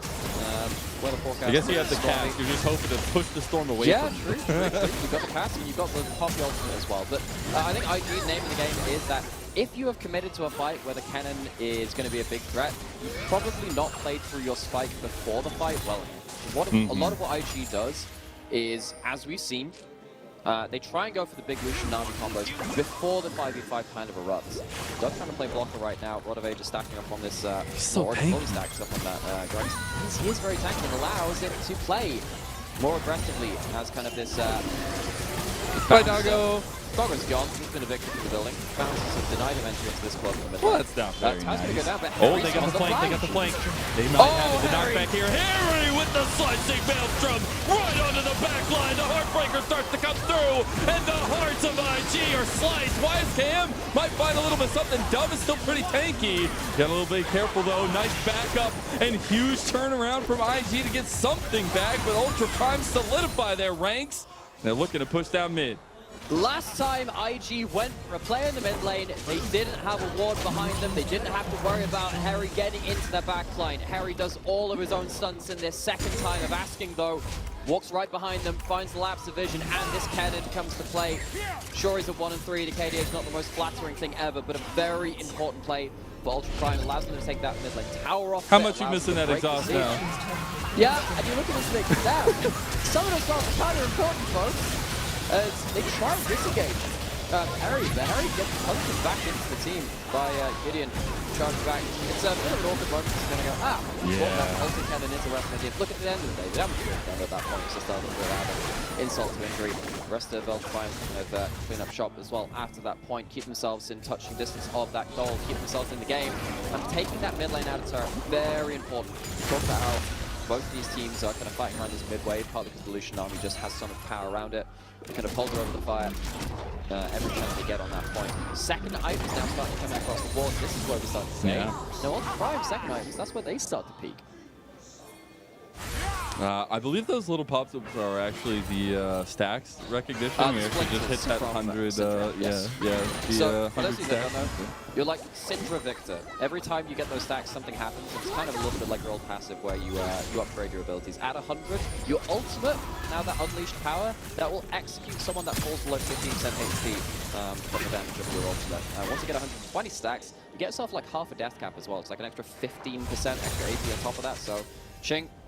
The thing is, though, Nightmare, you you just spoiled Arcane Season 2. Like, come do you on, mean? man. Like, you just said Syndra Victor. Like, come on. Like, we didn't need to know, like, what was going to happen. Yeah, You could have just left it open. So, Like, funny thing you mentioned that. One of the things I was wondering if Arcane would do is they kind of, I don't know what their plans are for the Grand Series, but it was so cool because it's actually a very similar timestamp to like the invasion of Ionia, which is like a big moment within that. Of course, maybe we could see Syndra at that point. Although Syndra, we don't really have that much lore for Syndra. We Syndra's kind of don't. there.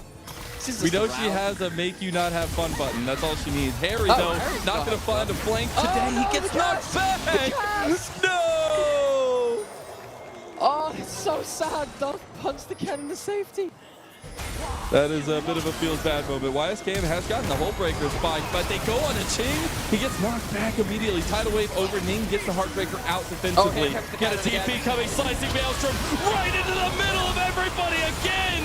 They pick out YSKM, and Ning goes back in with the resets. Power Unleashed goes through, but it's the knockback that matters. Dub is separating the team as Doggo's trying to get these chakrams into the back of Dove. Ultra Prime, they just don't quit fighting. They don't, because Ultra Prime, they somehow find a way to get that flashless cannon right into the enemy team again. IG walked away with only the one death though, despite the eye candy being in favor of Ultra Prime and blinking health bars on the side of IG. You don't get to finish off any of those kills. Bravo though, hitting those two items. What were we talking about this combo? Bloodthirst into Infinity. She doesn't even need a Mythic to put out this damage. Where does this start though? YSKM, I didn't have his own power spike, the Hull Breaker built up. Hull Breaker's sideline out, of course, gives you something missible to the base stats as well. Gets in the ability to jump forward. Dude, this Ning, not and this is just the best again. Just delivery. There's like no flash, no problem. I'm just gonna teleport right into the middle of it. Harry doing a really decent job of finding a way into the backline. These last couple of fights on mid lane. This whole game has been around mid lane fighting, mid lane priority. It's where IG really want to play around themselves. Ultra Prime is kind of answering strength to strength in that regard. Every time these fights happen though, you can see again the amount of damage that's being racked up by Ultra Prime is very dangerous for IG. Yeah. As soon as Doggo gets any good angle to start firing off, these fights are actually get perilous. And you're getting 3.5 items now for On. You got to put the pedal to the metal here, and you got to continue to kind of push this pressure that IG have been doing. I'll give them that.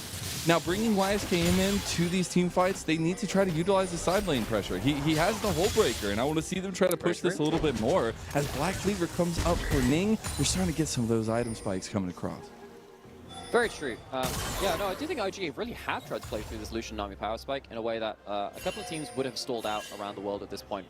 It's one of one of my big pet peeves with the champion cover right now. A lot of people pick Lucian Nami, they don't really know how to play around that power spike. IG trying to very best trying to eclipse Ultra Prime before they come online in their own regards. But one thing which will help IG going into that late game is, of course, Jax being their one scaling option on that side lane. So Macro going to come into the contest as well. IG, as it stands, have a lot of vision to enable this split push. A lot of vision around the lanes which they pushed in. See, Ultra Prime, they are very fearful of walking forwards. Ning, despite having that, this is scary. That tanky. Fowler is also not tanky. Yeah, not tanky. Just not. That's not it. The vision, though, from IG has been really nice, and Ultra Prime just very hesitant to move anything up, and IG playing with it. Because if you overstep 1 second, a cask is pushing you even further out of position, and you're being picked off. No one from Ultra Prime is particularly tanky. If you're the one getting punted back into the team by Dragon's Ultimate, good luck to you. It's not going to work out too well. Jax on the side lane. Hull Breaker going to come into effect at this point, allows IG to once again have just one lane, which is, even if you're not going to be killing Harry, even if you're not necessarily going to be hitting that turret, because the Hull Breaker making cannon so much harder to kill, you're going to have pushing lanes. Having that pushing lane means that Harry is going to be stuck under that turret. Really quick on that. Go on. What do you got?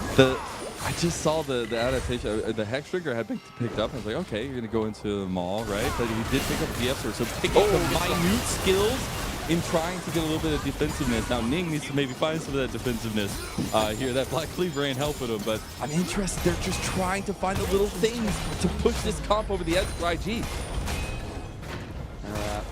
Trying to balance the scales, find a way through this mid game. And the way that we're talking right now, despite IG are in the advantage, they have themselves the gold lead.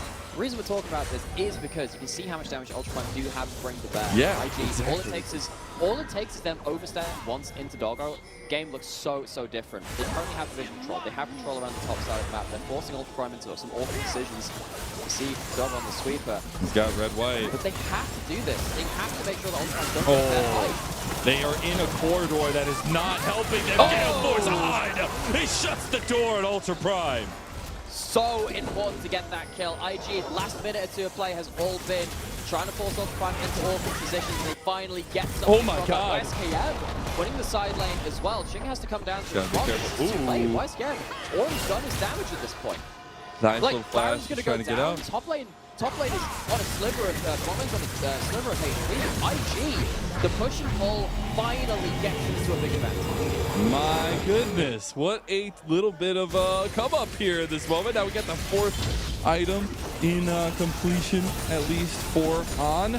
And they're going to keep pushing the tempo. Every time we've seen him complete an item, and the next time he comes onto the rift, he's dashing, he's flashing, he's finding something. And now Ultra Prime themselves looking at 3rd item for Ching, looking at that adaptation, that evolution at least, in terms of that free Gravidons, and really trying to find the damage center.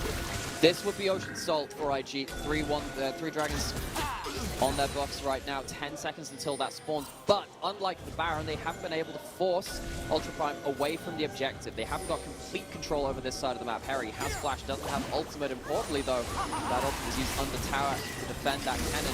TP behind. IG going for the kill. Gideon's going in right now. Ning is in trouble. Nice double knockback. And here they come onto the other 3 members. You gotta hope to capitalize as now they're turning back on a Ning. It's gone! Oh no, now everything's crumbling to dust for Ultra Prime. There's a flash from Doggo trying to get away. Nice turnaround from Ching, who has gotten that damage back.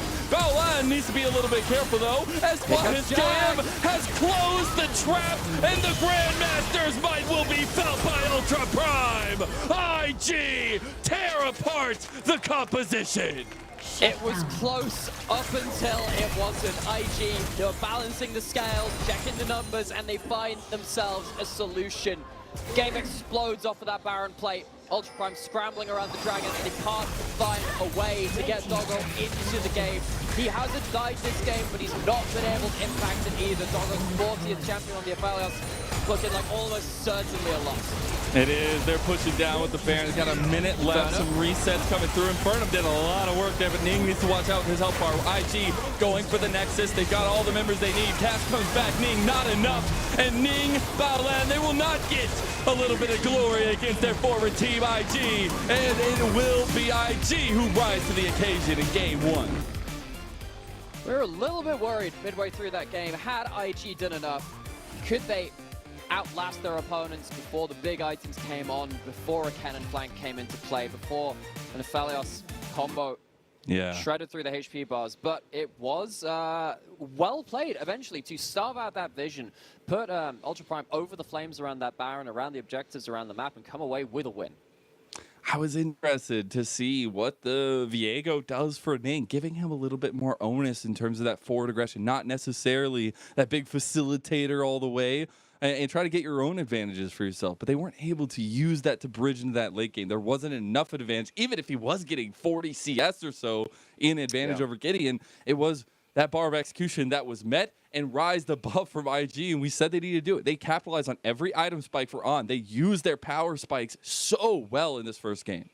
Yeah, and particularly looking at that bot lane from IG as well, we've had some questions about them. Particularly Wink has had some good games and some very bad games as well. Having a game here for Arn and Wink to settle themselves into the series, have a game where they really were the driving force of the game, very important and a good sign of what IG have been developing on. YSKM, he's played some different champions. Yeah, he's going back to something a bit more tried and tested in this game. Gideon making more early plays as opposed to being kind of like the reactive jungler, being more aggressive on that front. Of course, in this game as well, you can see that bot lane really standing up and being more stable. IG, this is a game which shows a lot of the growth they've had from that early start. Yeah, and that's that adaptation that we really need to see. At the end of a week 7, you have a couple weeks, 3 weeks left in the LPL, and you're trying to find what exactly makes you stand out, what makes you stick. Early season, we knew what made them stick. It was YSKM. It was a little bit of power from the solo lanes and some nice late game carries from On and Wink, but we have had that kind of struggling system from them over these last couple weeks, and it's nice to see them kind of come into 13.4 with some of those good reads, but also finding those little adaptations. Yeah, and IG as an organization, we know they have always been team fighters. When Ning and Bao Lion were on that team, they've always been very strong team fighters. But even with changing the names, it's kind of like the ship of Theseus. You know, that whole thing is like you take different parts, you put them back. Is it the same thing? Turns out there's a lot of different things that you can work towards with that.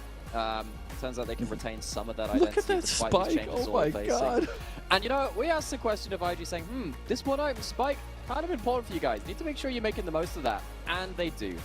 Many teams across the world don't know how to use that Lucian Nami. IG putting game 1 on the table and saying, we know how to play this combo. Yeah, every one of those little bumps, I feel like are those item spikes. That you see just like, boop, boop. And then at the end, it's just like a skyrocketing skyscraper. 46% of his team's damage. That is absolutely That's insane. Nuts. By the way, you know, so if you... there is an achievement you get on ARAM specifically, where if you deal more than 40% of your team's damage, you get a little like badge for it as well in game. Well, Arn's done that on Summoner's Rift. He's done that in a pro game. He's done a pretty good job of it. I actually want to see, I might look at the break, see if that's close to a little bit of a record in percentages at least. But we're going to take a bit of a break here. We're going to get ready for game number 2, so don't you go anywhere.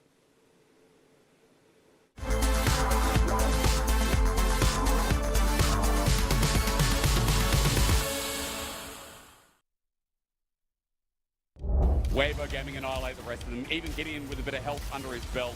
Nothing stops Xiaohu right now as the Shy just running at the level 18 now as well. The whole team there. He's going to go into Maganar. No, he's denied. He's dead. At least they killed the Shy, but at what cost with a triple kill forward?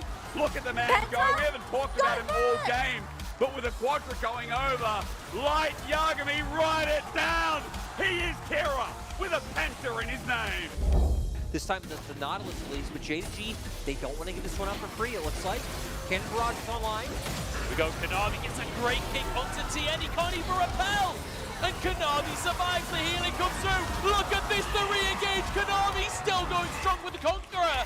And one more Q will finish the chopper mark. Dodges it, throws the thumbs up, and turns it around. Mark, so close and yet so far. Kanavi with the double. And Kitty, we talked a lot about the all-in skirmishing from Ultra Prime. It's set up for success already, rather. It might not be because there's a gank at the top side. Harry going to get the stun down. He holds onto his own summoner, tries to outplay it. The hop! No way does Harry get out of that. The hop juke, he gets whacked off an undercurrent. Ning, you hero, you absolute demon. Harry as well. Well-deserved first blood. Who's visiting his home as the door was unlocked. Chain Corruption does connect on the edge. That hitbox crazy with the explosive cast. May have killed Caster. Beautiful ulti coming through with Gideon's dying breath. Caster takes one more. All he needs to die. Doesn't land. No, Caster alive. He skirts out death and baits IG into their demise. Maybe JDG can still fight this one. Even a man down. Ruler only just making his way over, but look at the damage out from Knight. TN almost dies his jungle effort. Ruler with the snipe from downtown, and here comes down the top side of the plate. Jingtian over the wall, Jagular forced out as well. The stunts are there and Ruler gets another.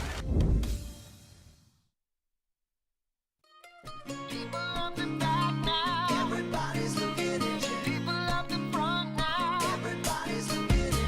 People everywhere now. Everybody's looking at you. Oh my, they're licking their lips now. Oh my, you're stealing the view. I think I know what they're thinking, trading their dreams for someone like you. I don't know why they never noticed what I knew, but everywhere you go now, everybody's looking at you. Everything you do now, everybody's looking at you. Everywhere you go now, everybody's looking at you. Oh my, you got their attention. All eyes are following you. You got some magical secret. Just keep doing whatever you do. I don't know why they never noticed what I knew, but everywhere you go now, everybody's looking at you. Everything you do now, everybody's looking at you. Everywhere you go now, everybody's looking at you.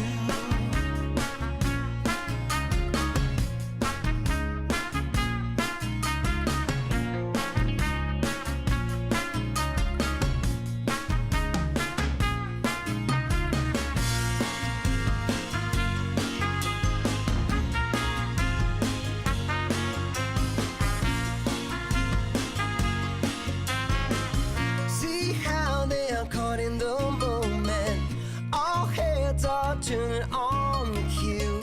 See how they're eating you up now. Every little detail, beautiful you.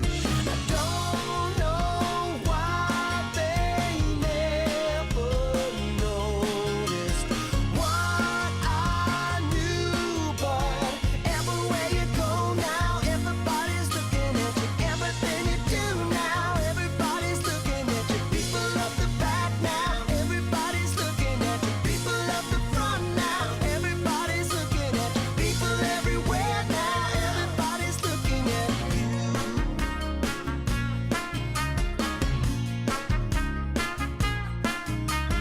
People up the back now, everybody's looking at you. People up the front now, everybody's looking at you. People everywhere now, everybody's looking at you. Everybody's looking at you.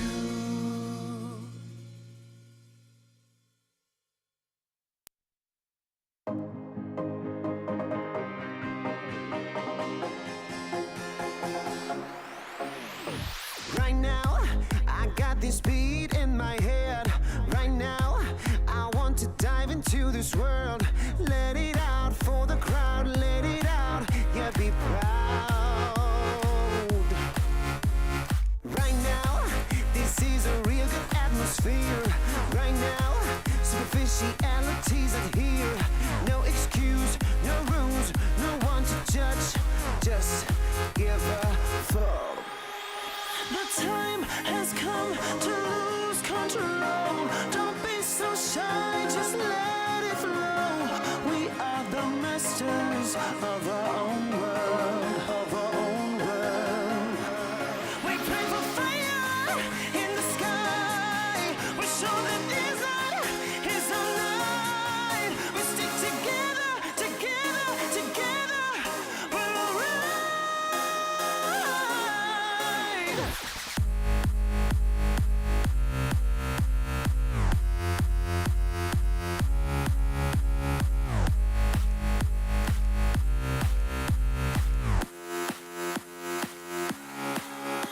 The time has come to lose control. Don't be so shy, just let it flow. We are the masters of our own world, of our own world. Well, they drink really expensive champagne on their private jet plane. All we need is a cheap bottle of wine and a cigarette. Hush, hush. to have a good time. Of freedom and victory.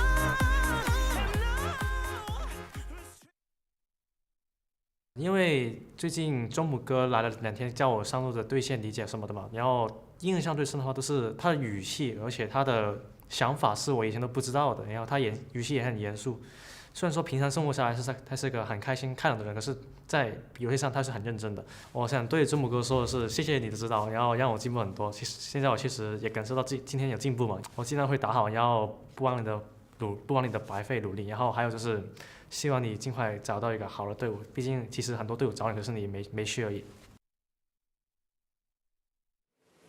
Humble King YSKM getting taught by all the masters. Feels like he's going to the four nations in Avatar here, going around fighting all the different strengths that he can put together. Yeah, it's like the Xianxia genre where like you've got like these martial artists and cultivators which kind of go seek out hidden masters to kind of like figure out how they're gonna like progress as like mighty warriors. YSKM is the main character in his own story, man. This guy, it's so hard not to like this guy. Zoom 369, or like Zoom, Zeus, he's been training 1v1 as well. Also learned under the Shy, and he had a pretty good game.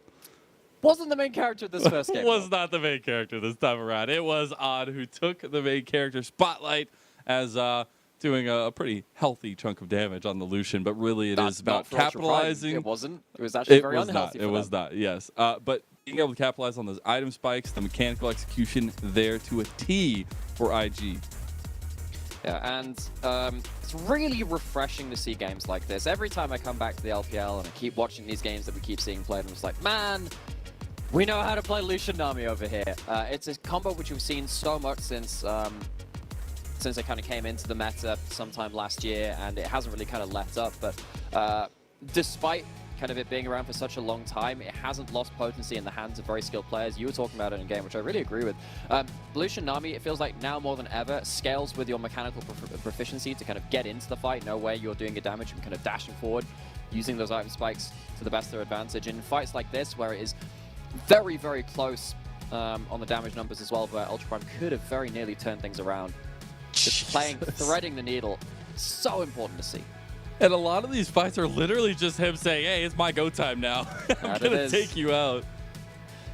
Yeah, and yeah, as you talk about, like those item completions and playing with such boldness and bravery as well, on taking the game in his own hands. Of course, he couldn't have done it without the space bought, particularly by mid jungle and support, and YSKM jumping in as well. You know, the 4 of the members, one of the special things about IG, it doesn't matter if you replace all the members, doesn't matter if you're facing up against old members. IG as an organization have always been one of the team fighting kings of the Chinese region for League of Legends, and that was a good game to kind of showcase their skills. And now as the conversation goes to Ultra Prime in that bounce back of former IG members. Signs, by the way. Yeah, I do. Every time I see him, I'm like, I just need to get one. Maybe somebody can at me where I can buy an LED sign. But I definitely want to see kind of that comeback, because we did see a bit of a different version of Ultra Prime where they're trying to be a little bit more flexible, change things up, give Ning a little bit more prowess, a little bit more priority on the Viego, and make sure to get to late game. But they weren't able to get there. No, and a large amount of that as well is that also Doggo just couldn't influence the game. He died one time at the Nexus, which is exactly the same as one of the games that Ultra Prime played against Top Esports earlier in the split as well, where Doggo was 0-0-0 on Draven right up until the Nexus fell and he died. We know what Doggo can do. We know the damage numbers he can put out, and even in that game, he was trying his best. But he needs to be in a better position to do damage. When you see Arn putting out, you know, what was it, 46% of his team's damage, 49% of his damage, something dreadfully close to 50%. You need to have Doggo also in a position to kind of take the reins of the game. Lucian's going to be taken off the table as compared to the draft we saw the last time. Same bans, besides that, Maokai being the last ban from Ultra Prime in Game 1. Gideon, of course, a big player of that Maokai. Played that Poppy in Game 1, was more aggressive, was more on the front foot. But he is a big Maokai player. This is more what we've come to see from IG in their first series in this split. It has been Gideon on the Maokai being an initiator in terms of the bigger objective setups, but largely responding to plays around the map while his lanes start to pop off.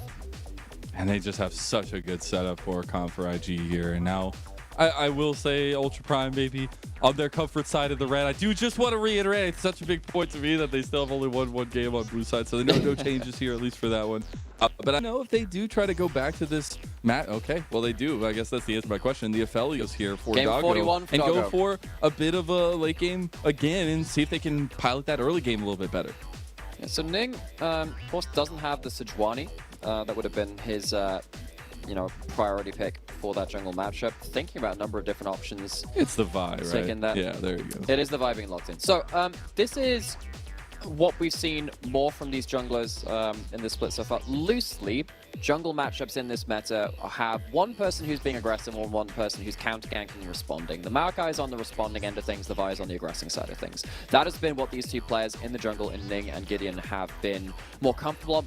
And kind of picking their side of this jungle matchup is what they've been very comfortable with. But on the other side, if you are aggressing, we have seen a number of Vi's played into Xayahs recently. In fact, IG played the Xayah into Rare Atom's Vi, and it was Lian. There was obviously no slouch on that champion. And Xayah trying to play, well, Vi trying to play into the Xayah. It's a lesson in patience. It's a lesson in a bit of humility as well, because you pop your ultimate, shield, you die because the feathers are all there, and you feel pretty sad about life. We get the Thresh coming in here. Exciting stuff to pair up with the Aphelios combo we used to see all the time. Provides a lot of safety, but a lot of setup as well for Ultra Prime. And this is a welcome adaptation from game number 1.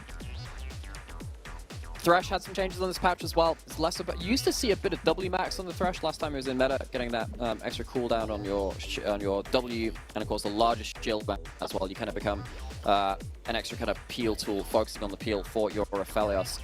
Very strong CD2 in the Aphelios Thresh. They can take on all comers, and something like a Maokai can't really go into that lane with impunity. Wondering what is going to come out from Wink at this point, because the last time we saw the IG play the Xayah, they played it with the Braum.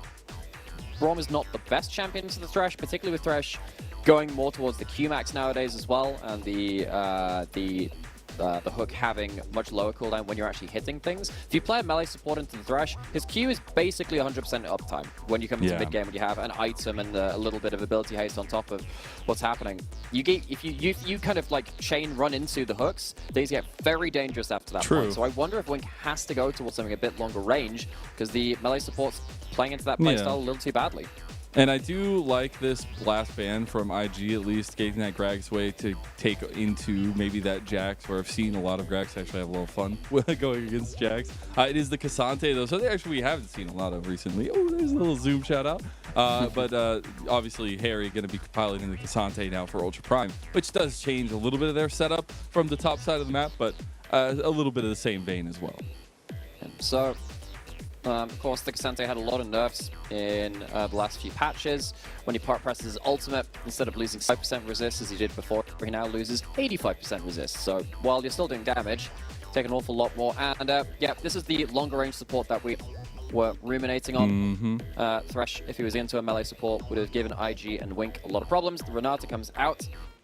This is full disengage from IG, actually. You look at the Maokai ultimate, the Xayah ultimate, the Renata ultimate flying through. You're going to have someone like Doggo kind of walking up to the fight and having 3 ultimates to contend with, which you can't really walk into. Ultra Prime, if this comes to a 5v5 setting, especially with the Silas being able to steal away, well, actually, no, there aren't that many grid ultimates. The box actually might be quite interesting to see. Actually. I mean, actually, the box might be quite interesting to see him steal away in the right kind of situation. Just the AP scaling. Yeah, we get the Ari! Okay, so this is now an Ari cast. I apologize. I talk about this champion a lot. We'll get to that. I'll give you like one brief moment before we plunge into that champion. But Ultra Prime, if they engage into this composition in a straight 5v5 against IG, they're gonna get slapped.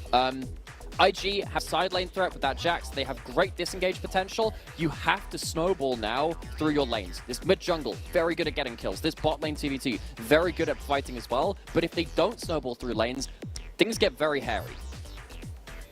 I love it, and especially because we have Harry in the game. But I think this is... didn't notice that. Yeah, I got you. I'll make sure you notice. I got you. But I think this approach is a little bit of adaptation for both sides of it. And I think when we came into this, when we put a lot of onus on bottom side, we got to see that come to fruition, at least for IG, for On and Wink last game. But now we get a little bit of a change up, maybe a little bit more of a forward step from Ultra Prime. We're going to see what this response or this maybe comeback is going to be like. Ultra Prime all eyes on the early game for them this time. Game 1, IG wanted to play around that early game, around that one item power spike, Ultra Prime. That's more on them this time. As much as the Aphelios will scale, will do damage, are you ever going to be in a position to do damage when you're stuck a full screen away with ultimates flying at you? When you've got a Thresh Latin to help you reposition, that can help a little bit. Have to assume he's taking the cleanse as well. Imagine both these AD carries have to go that cleanse as well with the amount of CC on the other side. But if things don't start off well in the very early laning phase, I really don't see how Ultra Prime can get themselves through to a victory. Luckily, they do have some snowbally picks as well. I myself, I'm an Ahri main. I show up at this champion an awful lot. Has gone towards the first strike. So it's not going to be the spellbook Ahri, so there's a little bit more damage to bring to bear.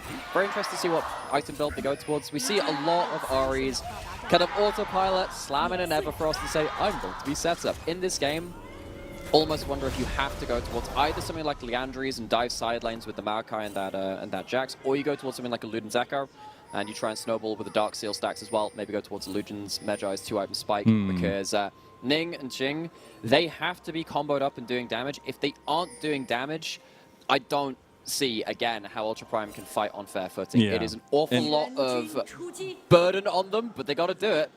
They do. And I think we're seeing a similar response where we had a lot of that peel, but maybe a little bit more outright for IG game number 1. This is more direct peel, but it is kind of the same vein where they just want to give and take against Ultra Prime and find ways in. Now, I do love this move from YSKM. Get a little bit of that vision early. Might be collapsed on a little bit heavily here, Ching. Maybe engaged on by Dove himself. We just get trades between the solo and is pressuring around Ning, but Ning starting on top side, Gideon on the bottom side. First strike proc for both of these mid laners. That's the most important thing to see. Harry is going to ward on that brush, so YSKM doesn't get like a free trade as they come out of that. Both these AD carries are going to be running that cleanse, as we suspected. Baolan on the see how many hooks he can land. One thing which can turn around pretty much any game is a good series of hooks. Baolan walking up using that brush. Very important to this is the most kind of painful part of dealing with the Thresh.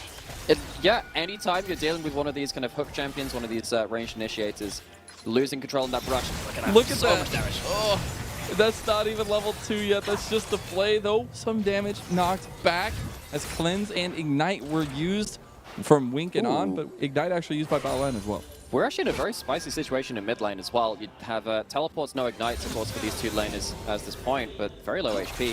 None of them can come to the play here. Gideon on the bot side of the map. Reward is in river. Doggo still has cleanse, but Arn, of course, burned his earlier.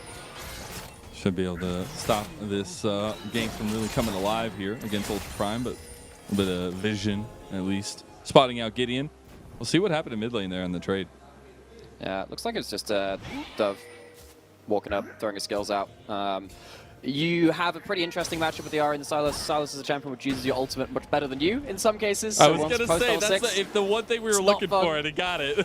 Yeah, but when you're playing the Ahri side of the matchup into the Sylas as well, you can play some mind games yourself. If Sylas wants to connect an E onto you, you can actually just stand still, tank the hook, and or the abscond abduct, and then just trade it for a charm, because your charm will actually cancel out his dash towards you, and then you can kind of trade back a little bit. So if you play boldly in this matchup, Ahri does have some ways to fight back against the Sylas.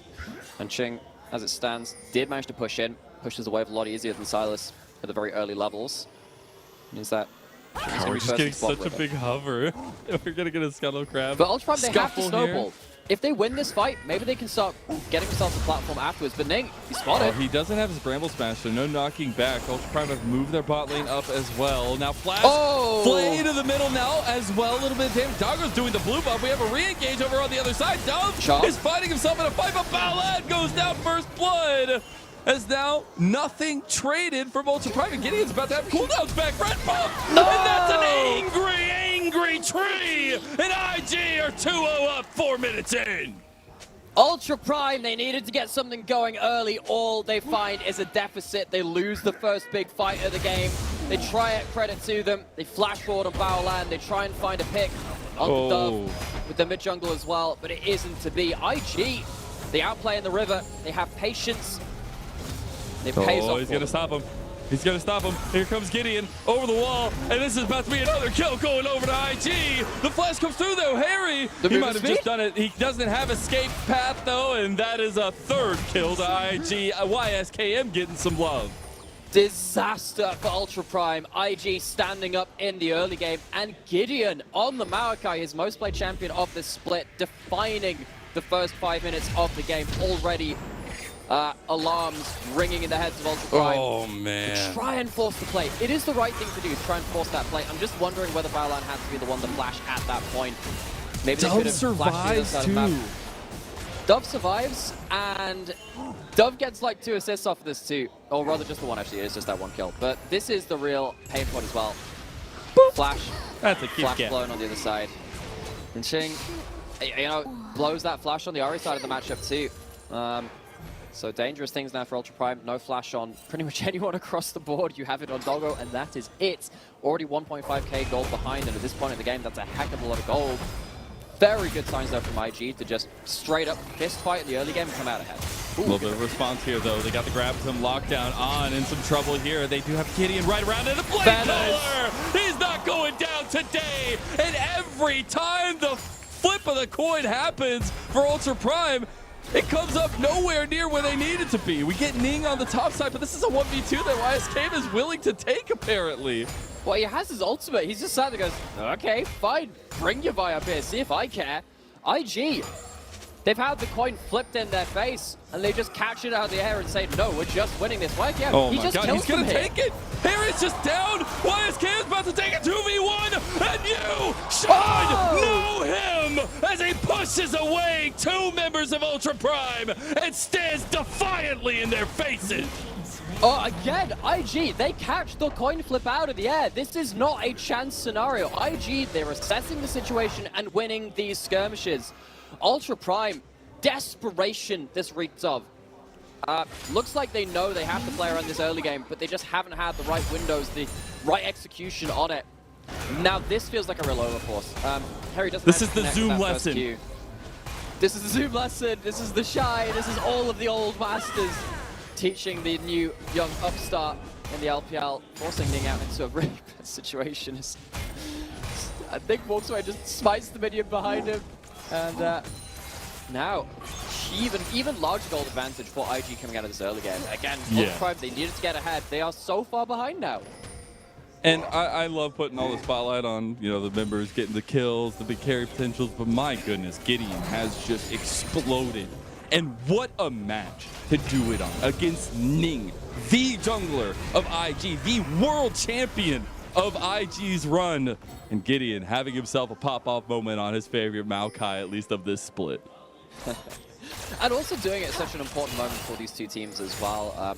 If you win at this point, just before the home stretch, just before the plunge into the last few series, it's so big because IG, if they were to win this game, they come up to 7-5, they pull ahead of some of the rest of the mid-pack, and put themselves actually in a position to join the top of the table too, should one of those 8-win teams fall off a little bit at the end of the split.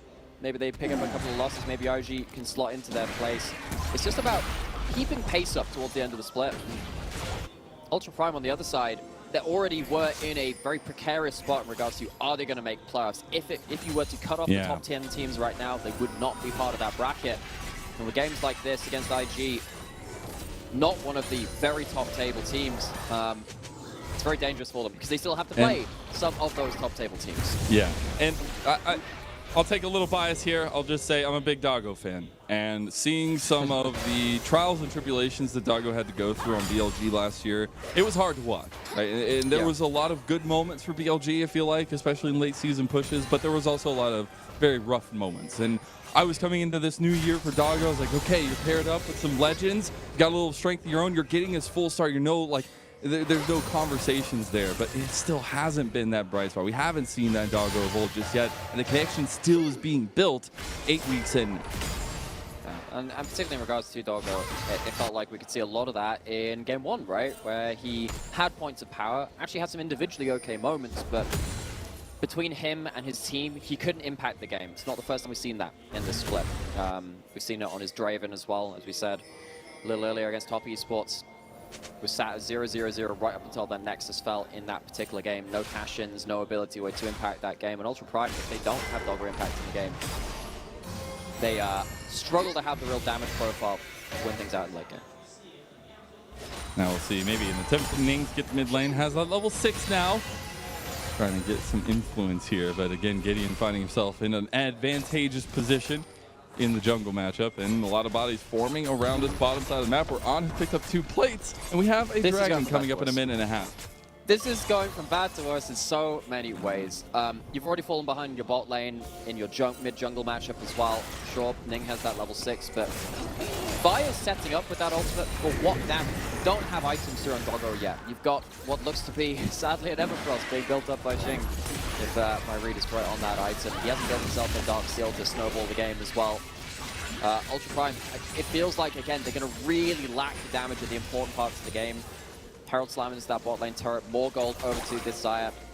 Engaging onto this Xayah is going to be absolute peril for IG, for Ultra Prime. Yeah. They try and dive into all those disengage ultimates, it's not going to be pretty.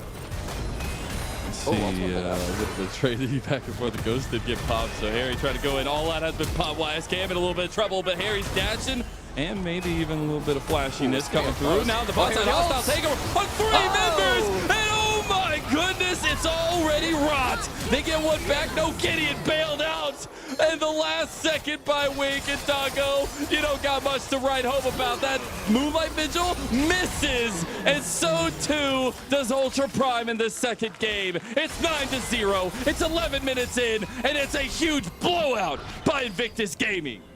We're on pace for a perfect game here from IG. We're now only 11 minutes in, but was wondering if anything would get picked up from Ultra Prime, but the bailout comes through. Ultra Prime, no dragons, no kills, no heralds. No hope in this game. They've had a swing and a miss a couple of times already. Balan trying to bring Gideon back into the team, but again, it's so perilous diving into the zone control, into the Nature's Grasp, into that hostile takeover from the Renata as well. Thinking maybe there could have been a turnaround kill, but the bailout comes through just the end of it, and Doggo once again.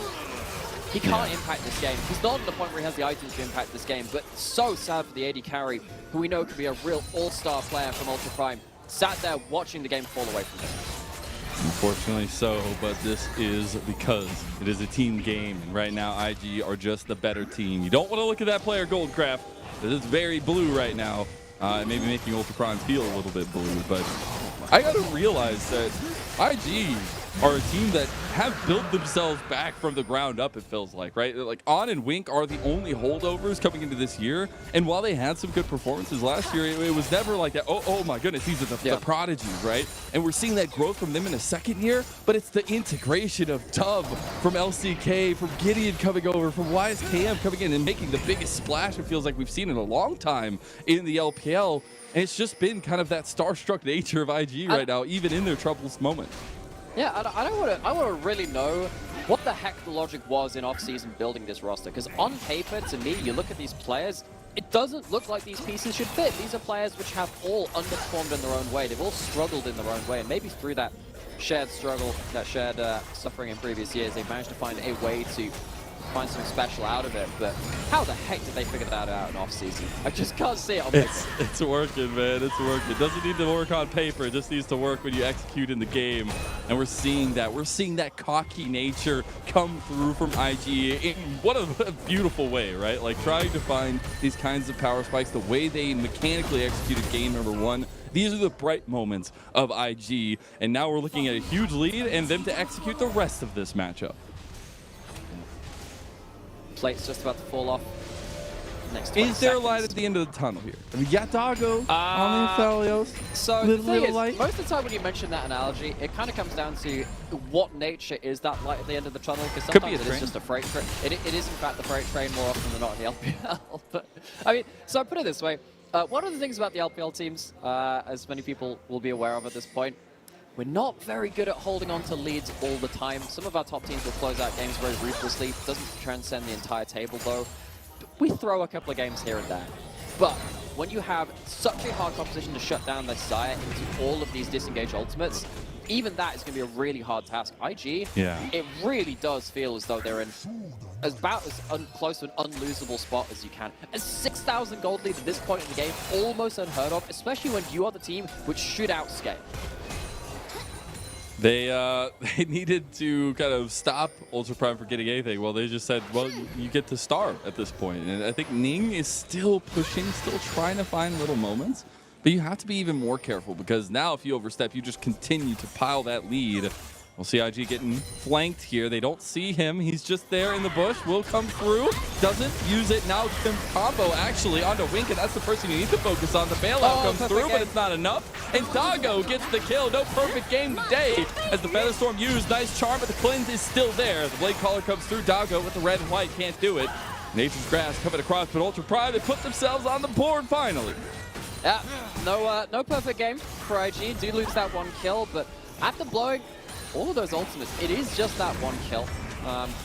It's not like you've given over any objectives. It's not like you've given over like a huge shutdown as well. It was only Wing. But at least Ultron gets something going. You'd see a lot more of that. Problem is, can't really do it. Oh, okay, here comes Doggo.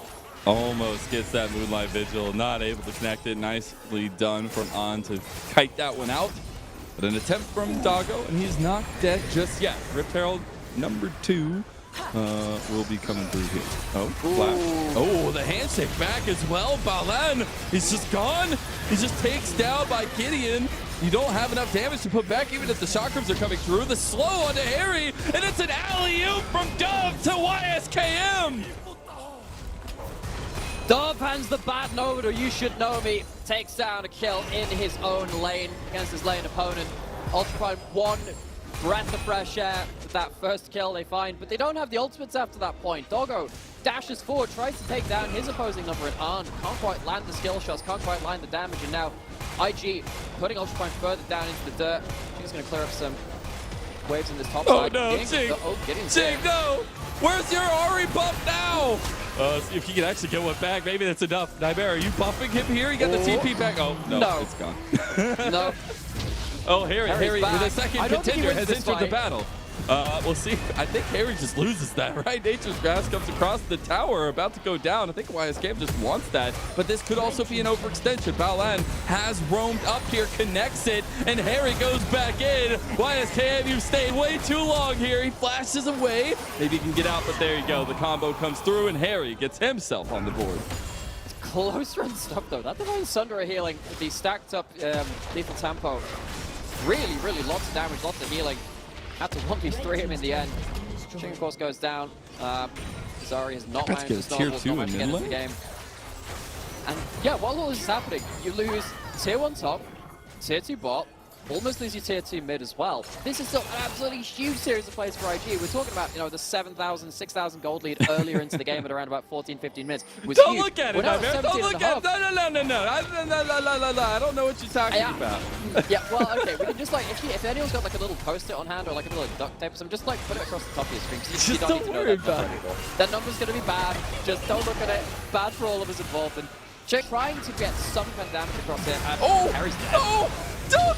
He's in a 1v2. He's going in on Ching. He's got the Spirit Rush as well, but there's another member. Ning, the OG Jungle King, will come through. Clutch as ever. I love that Doggo tried to get the additional assist there with the Gale Force, but it will go over to Ning, and that's now 3 kills in response. Yes, but it's still only the a base 1-for-1. in tatters. And you've lost your mid lane in it. You're losing your mid lane in him. Oh my god, they're going to lose These are still bad trades, Mazel. It doesn't get better still.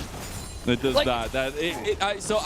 I think we've come to a realization. We've heard the honking of the horn, and the light at the end of the tunnel is a freight train. Now, is it a full freight train? Is it an empty freight train? You know, there's a big difference between the weight of trains if, say, they're covering, you know, a big coal carry, or if, you know, they're empty going to pick up coal. Well, I don't know. I think IG's got a lot of tonnage on this one. That's a pinpoint. That's insane. That is a skill shot. That is the skill shot to land. Forced out the ultimate from Harry, not able to solve that equation. Yeah, see the real threat of these solo laners now when they've gotten ahead of the curve. And despite Ching has actually built up a little bit more damage, not the Aerophos is that Leandri's, it's still not ahead of the curve. It's not like this Ari is going to be one-shotting people with huge amounts of magic penetration and kind of stacking up Magi's, becoming a threat on the board. Ultra Prime, they need to get so many more of these fights to get something out of this. An has ult and has flash. He can walk forward as well. It's going for that hostile takeover coming back. The flash comes through for Balan. He wants back though, as now the flank for YSKM has come through. They've already cut out Balan, and the rest of Ultra Prime are quickly cleaned up. A nice little feast, and IG are going straight to the base. Triple kill on, quadra kill on the table. Xing has flash, has ult, but can they try to get the multi-kill hit with already carry? Flash from Ching, who's out. Now the push from mid lane. No, they can't. I mean, also have yeah. Under Tower over here, who took down Ning in a 1v1 and survives. He has TP, and IG are pushing the base.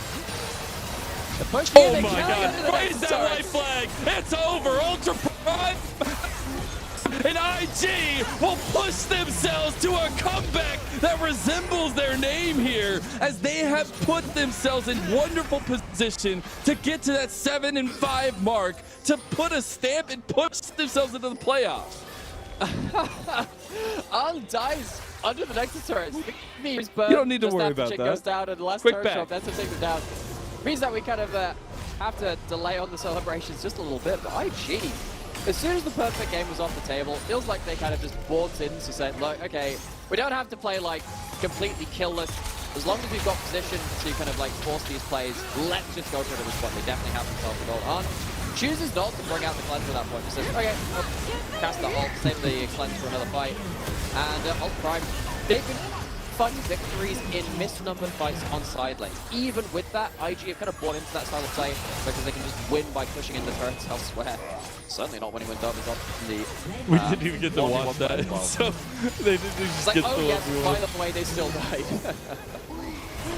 How did they die here? Oh, it was the alternates. Isn't it? It came up with cooldown. So the extra burn from the Andrews must have percent to bring that through. Now on Baron, trying to close out the game even further. Oh, Ning. I said he's the OG Jungle King. Can he get in there and steal it away? He's in the pit. He's trying to deal. He gets pushed. He goes back out with the cease and desist on a dub. And the rest of his team is just getting rinsed through right now. You got Ching, Ning down, and Ondago. The it felt like was not there. And IG wiped the floor with Ultra Pro.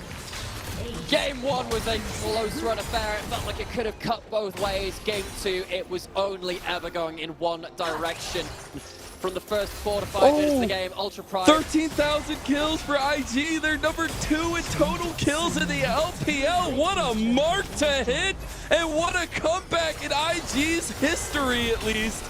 What a way to have off a play against Ultra Prime, and it was everyone. It felt like IG pulling the plug on this one. And doing it against 2 of the most notable players in IG's history as well. Ning and Baolan, part of their world's winning roster. Feels bad for Ultra Prime as they sink to 3-8. Looking like they are very much in threat of missing. Those have to be a real monolithic comeback for them, especially with JDG and LMG rather, still on the docket for them to face off the rest of this split. But IG looking like they're cruising into the playoffs at this point at the rate which they're setting through, and after some mid-season stomps, better team. They were on a 4-loss streak as well, but now 2 2-0s back-to-back. And I highlight, like, how cool does that have to feel for Gideon to be able to kind of bump that hand of Ning in this matchup as well, and Weak himself as well against Baolan. Just that little bit of one-ups, and especially IG, who really needed this to continue to kind of solidify themselves. And as I was kind of saying, make that run towards playoffs. It is an important victory for them as a whole.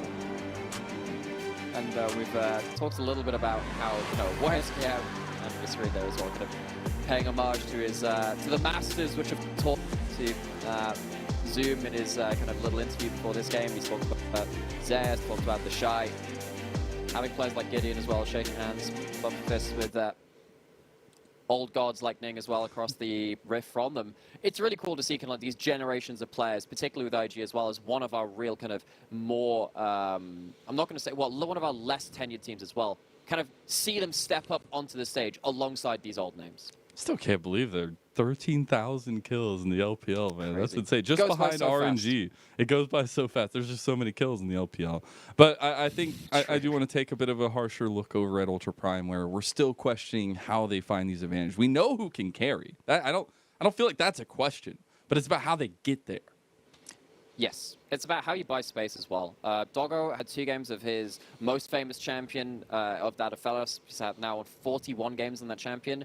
Game 1, it felt like he could be the game-making difference. In Game 2, he never even had a chance to even get close to that. And in both games, still struggled to have impact in the way that did have that impact in the same way. First game, that Lucian Nami, incredibly powerful. Second game, that Xayah, again, core of that composition when it came around to the 5v5s. And you look over at Doggo, he wasn't doing the damage. He wasn't given space to do so. The rest of his team couldn't buy him that space. And I wonder whether now Ultra Prime have to start revisiting what they're doing with their drafts, what they're doing with their early games to give Doggo some way to get some damage on the table. Because if he's not doing damage, no one else is on Ultra Prime.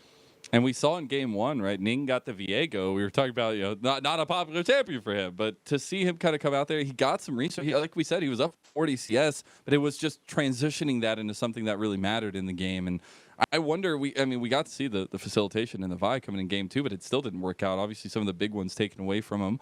But the Sejuani can't be the only decision here for Ultra Prime. But I think that'll be a question that we see kind of crest to a head as we get to week 8, week 9. But on the other side, you have to praise IG for these kinds of moments. And even against like a team that maybe has a little bit of gumption, especially maybe a little bit of chip on their shoulder coming into the matchup, to hammer down like this is a benefit. For sure. So, that was our second game. Damage comes out. Warwick's was wailing on his late opponent for most of that game. Arn not falling behind that far, though, in terms of those damage numbers. Seriously good series from Arn. And really kind of, again, settling some of the doubts which we had about Arn and Wink as a bot lane for IG. Of course, Ultra Prime, they're a team which have had their struggles. They're by no means a top team in the LPL. But having games like this is good for building that confidence, particularly after that extended loss streak for IG, after their strong early start. Important games to settle the nerves. It's a 13th unique champion for Wink, by the way. Who is that is a good kind point, of popping actually. off. In terms of the meta, that's the beauty of this, right? But we do got to kick it over to our interview. Christina is standing by with An. We'll hear what he has to say.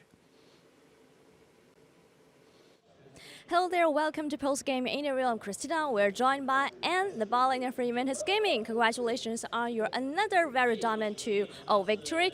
First, the question for you: we're so excited to see your resilience and the recovery from those 4 losing streaks. So, how did you guys manage to come back and find your really competitive form, just like the beginning of the spring season?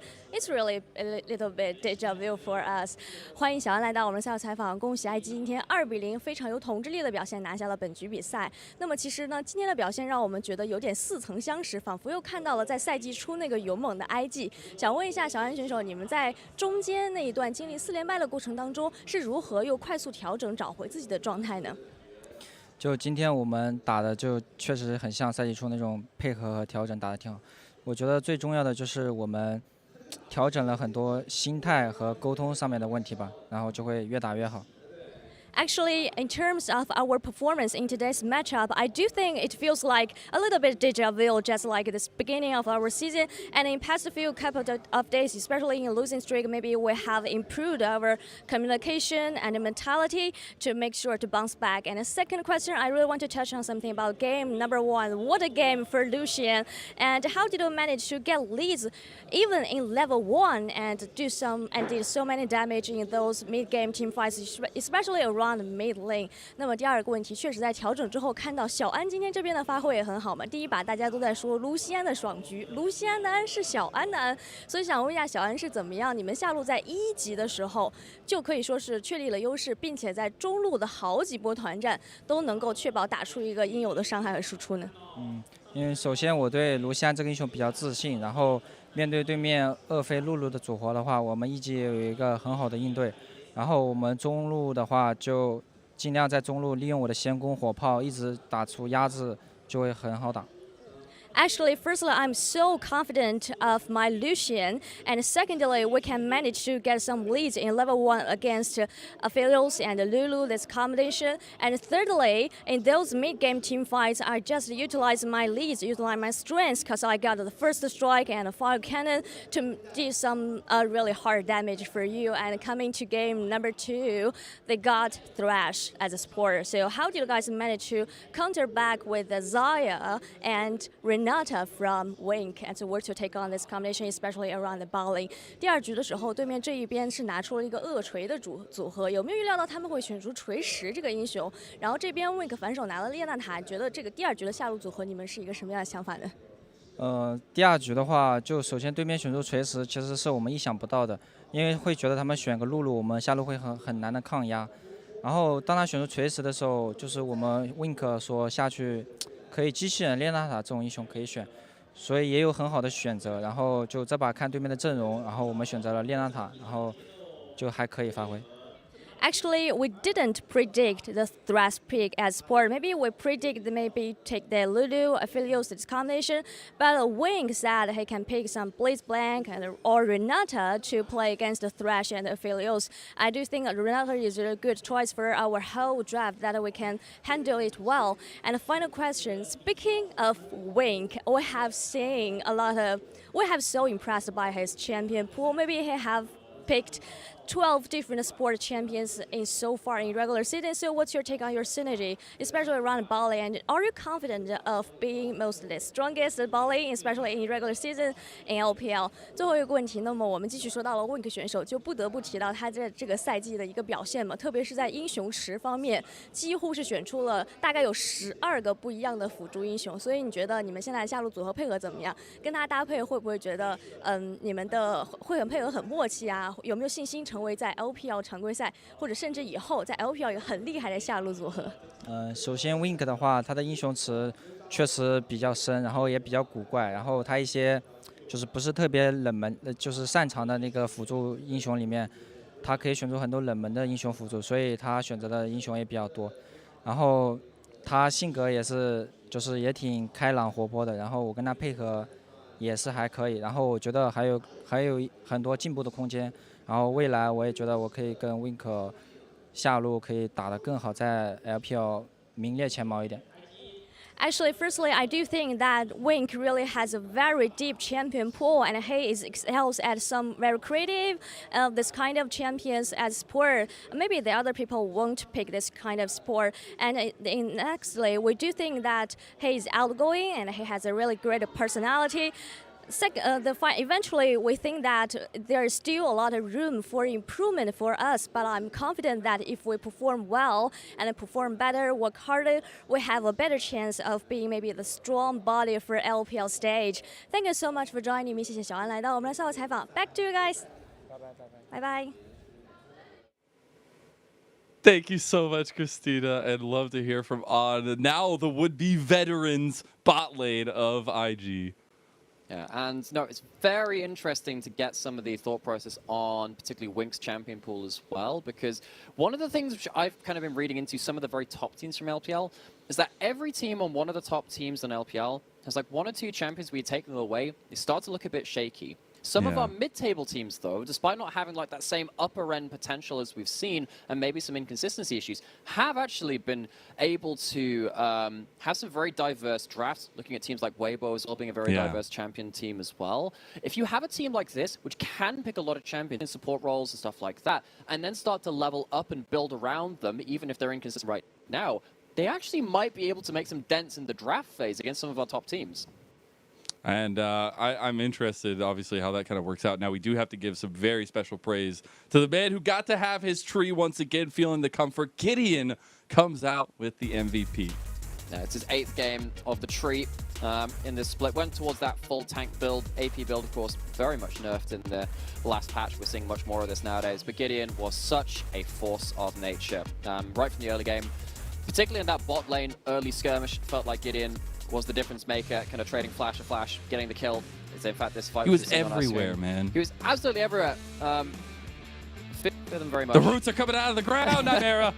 They're not supposed to be there. They're supposed to be in the ground. Get those nutrients, get that water. But no, Gideon really did feel like every time Ultra Prime went for a big play, it was Gideon. This is all before 5 minutes, by the way. He's literally gone across the map. He's gone across the map, but he's making game-changing plays on both sides of the map, which is really incredible to see.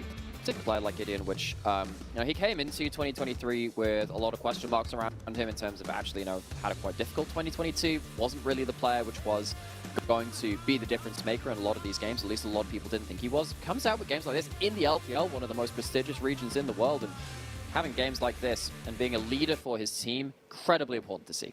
Yeah, and still obviously a lot of tests that lie ahead of IG, and kind of how they are going to approach the rest of the split is still that push for playoffs. this does not guarantee them anything. You still have to take as much as possible from every series you go into. It'll be interesting to see IG's continued comeback into a streak. But that is it from us here in Imera. Thank you so much for joining me. Thank you to production. Now we are going to kick it over to a bit of a break. Make sure you get some food, because when we come back, we got Munchables and Lyric taking us through JDG and OMG. Don't go anywhere.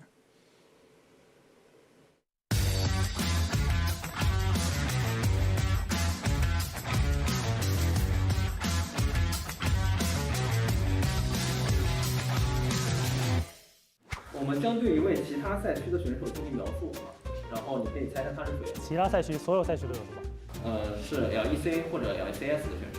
所有特征都是一个选手。然后我们会一条一条的忽略掉。OK。他是一位来自瑞典的 AD 选手。继续说吧。LEC 的吗？瑞典是哪个赛区啊？不知道。瑞典，不太知道。在成为电竞选手前，他的梦想是成为一名足球运动员。有这种人的？我猜错没问题。足球运动员。他的队伍曾在世界赛小组赛0-4的情况下最终出现。继续。0-4 ，Cloud Night 吗 ？TS 那个 Double Lift 是吧 ？FBI 吗？他的外号和国内一位 AD 选手有关。Sneaky， 跟 AD 有关，不知道。跟谁？跟 U 太有关吗？不是 U 太，是另外一位比 U 太还要老的一位选手，微笑，欧晨 ，Reckless， 跟不是我说他外号跟我们有关的那个，是不是退役很久的 AD？ 那个什么欧晨，Reckless 吗？反正有0-4过吗？好像有。C9好像是只有0-3，然后出现了。我想起来了，是那个 Reckless， 欧晨 ，Reckless。Fnatic 的 AD 是吗？他是欧晨吗？对。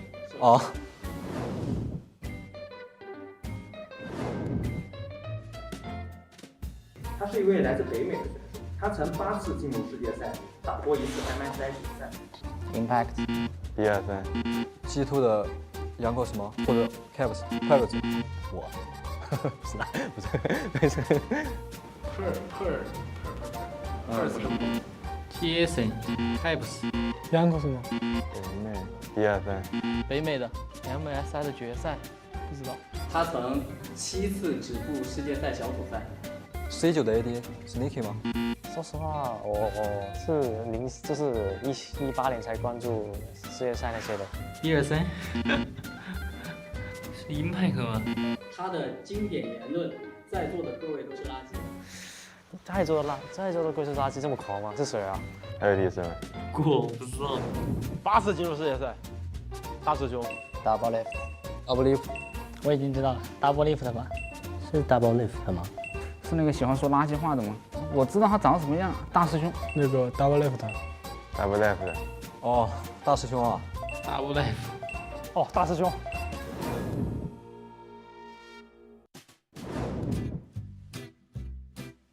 他是一位来自 LEC 赛区的辅助选手。好，继续。Mickey 或者 JJ。那个咋拼 ？M 什么 ？Mickey 什么？所以欧洲辅助我不是知道很多，我只知道 Mickey 嘛，那个叫 Mickey， 还有 Harry 我只知道这2个辅助选手。辅助选手，不知道。下一条，这个有点难。cos 他的绝活英雄是泰克。还是不错，就这样。他的生涯死亡数位居赛区第1。辅助选手。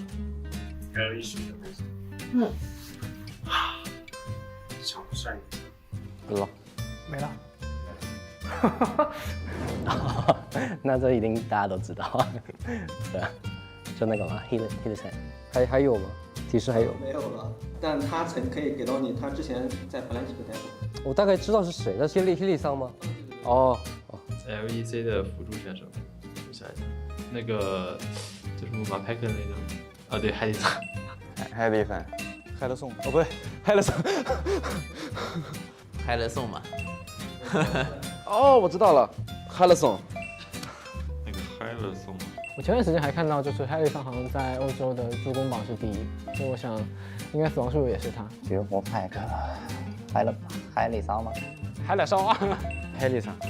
我还跟他交换过队服呢。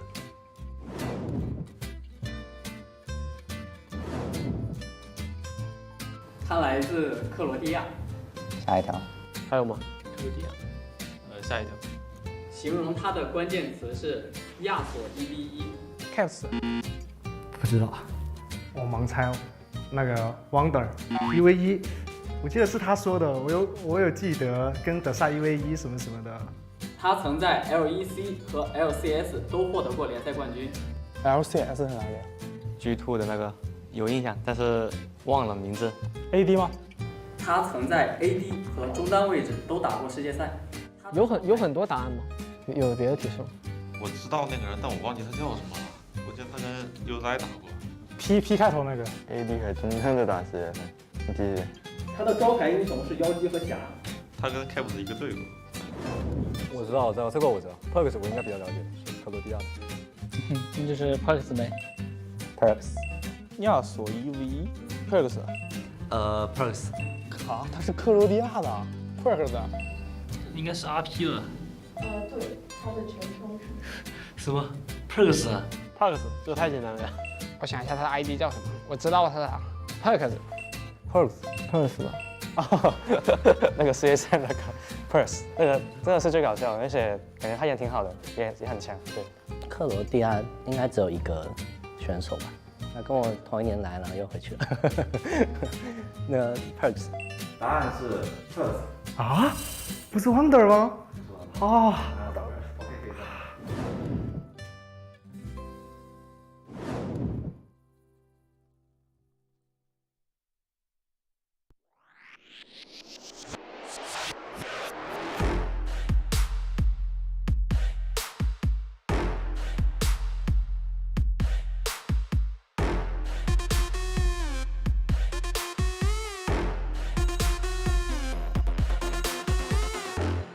赤信号だとしてももう止まらない理解不能のスピード100倍速い地獄なんて哀れよねねえ聞いてよな負けの準備でもしておきな Come try me if you down 悩んでもやめないわ No more 苦い思い消えてよ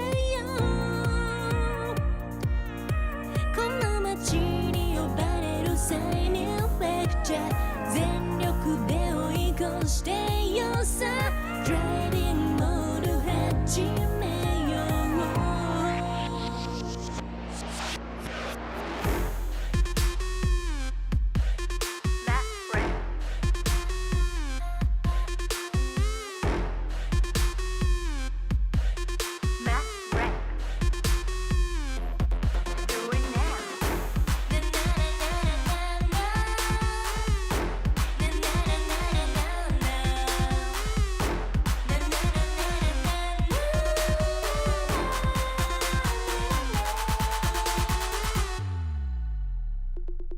もう安全な近道なんての完全にアウトだからあんたの後悔楽しみだわすげた気づいてよマジでベイビー一番でノックアウトするわ You better be listen 地獄なんて哀れよねねえ聞いてよな負けの準備でもしておきな Come try me if you were down 悩んでもやめないわ No more 苦い思い消えてよ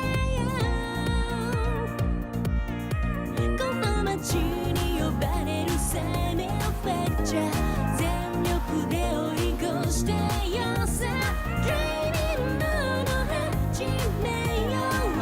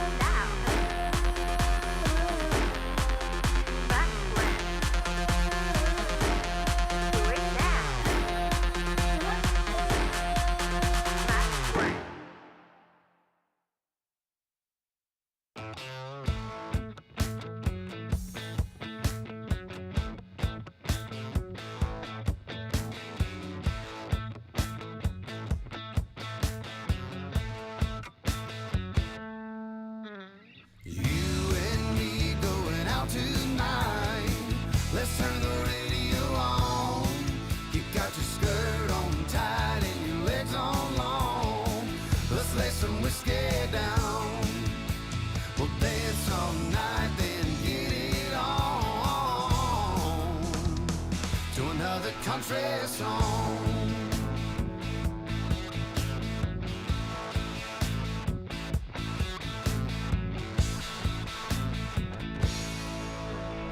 You and me going out tonight. Let's turn the radio on. You got your skirt on tight and your legs on long. Let's lay some whiskey down. We'll dance all night, then get it on to another country song.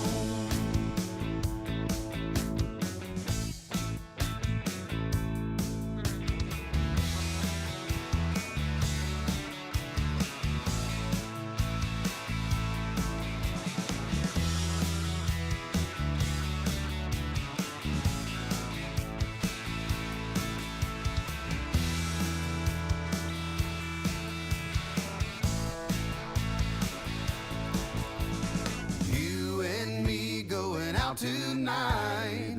Let's turn the radio on. You got your skirt on tight and your legs on long. Let's lay some whiskey down. We'll dance all night, then get it on to another country song. You and me going out tonight. Let's turn the radio on. You got your skirt on tight and your legs on long. Let's lay some whiskey down. We'll dance all night, then get it on to another country song.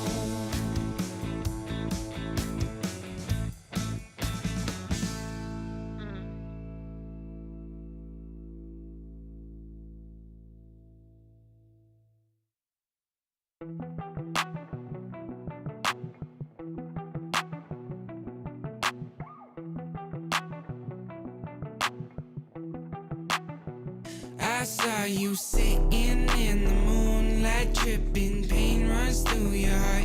Oh, we were skinny dipping, slowly sipping, then we fell apart. I'm just trying to catch a break from your love, oh, hey. Cause I need to find a new life, no love, oh. I can't lie, I've been thinking about us, but you, yeah. Tell me everything's gonna be alright. Tell me that you're never gonna need spotlight. Just say how you feeling, I don't wanna waste time. I saw you sitting in the moonlight, tripping, pain runs through your heart. Oh, we were skinny dipping, slowly sipping, then we fell apart. I'm just trying to catch a break from your love, oh, hey. Cause I need to find a new life, no love, oh. I can't lie, I've been thinking about us, but you know better than anybody around me, yeah, you know. I think we both need a break from this thing called love. All love ain't the thing to question, it's all love. I got plenty problems and no shoulder. Last night on the tour, ain't no tour bus. I saw you sitting in the moonlight, tripping, pain runs through your heart. Oh, we were skinny dipping, slowly sipping, then we fell apart. I'm just trying to catch a break from your love, oh, hey. Cause I need to find a new life, no love, oh. I can't lie, I've been thinking about us. Putting out the fires, my head calls me a liar. I'm sick of breathing in your smoke. Leave a little longer, embrace a little harder. Yeah, every time we're not wrong, it's like we're walking on water. Oh, too good to last long. Putting out the fires and looking for a miracle. It's like we're walking on water.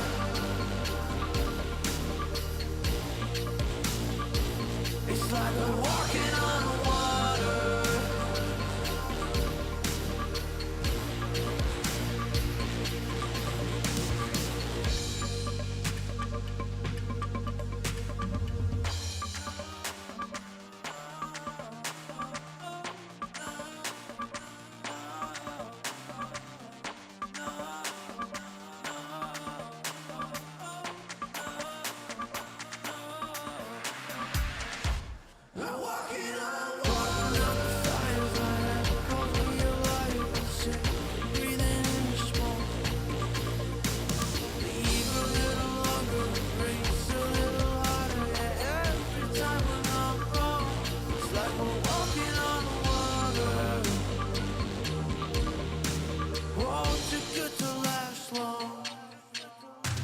Pour out the fire, I'm looking for a miracle.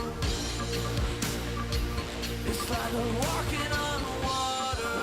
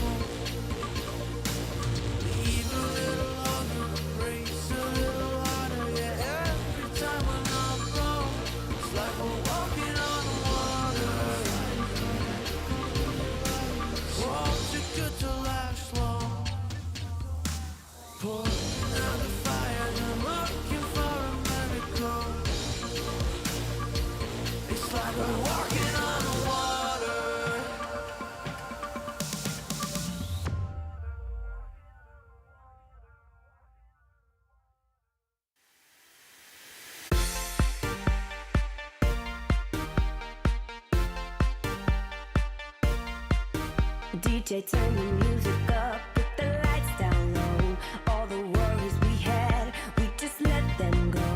Wasn't looking for love, I was happy alone. When you put your arms around me, how was I to know?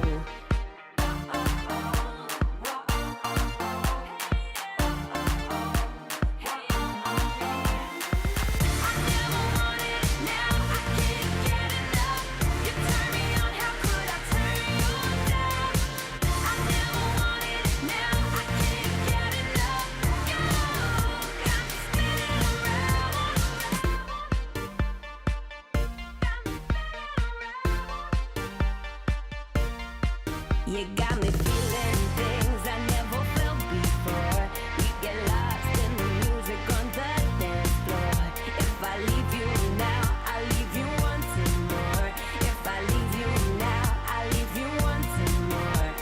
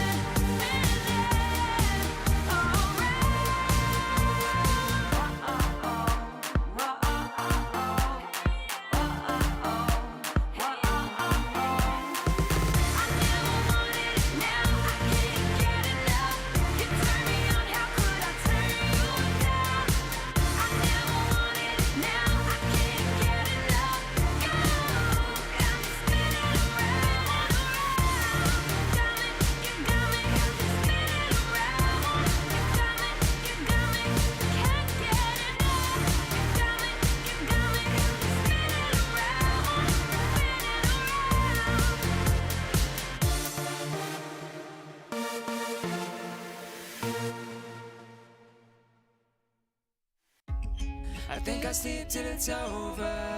I think I sleep till it's over. I think I sleep till it's over.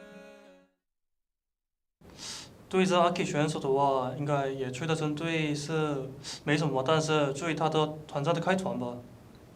这个版本的盲送的话就伤害高，然后这个英雄就伤害高的话，好像 SR 开始一直很好用的。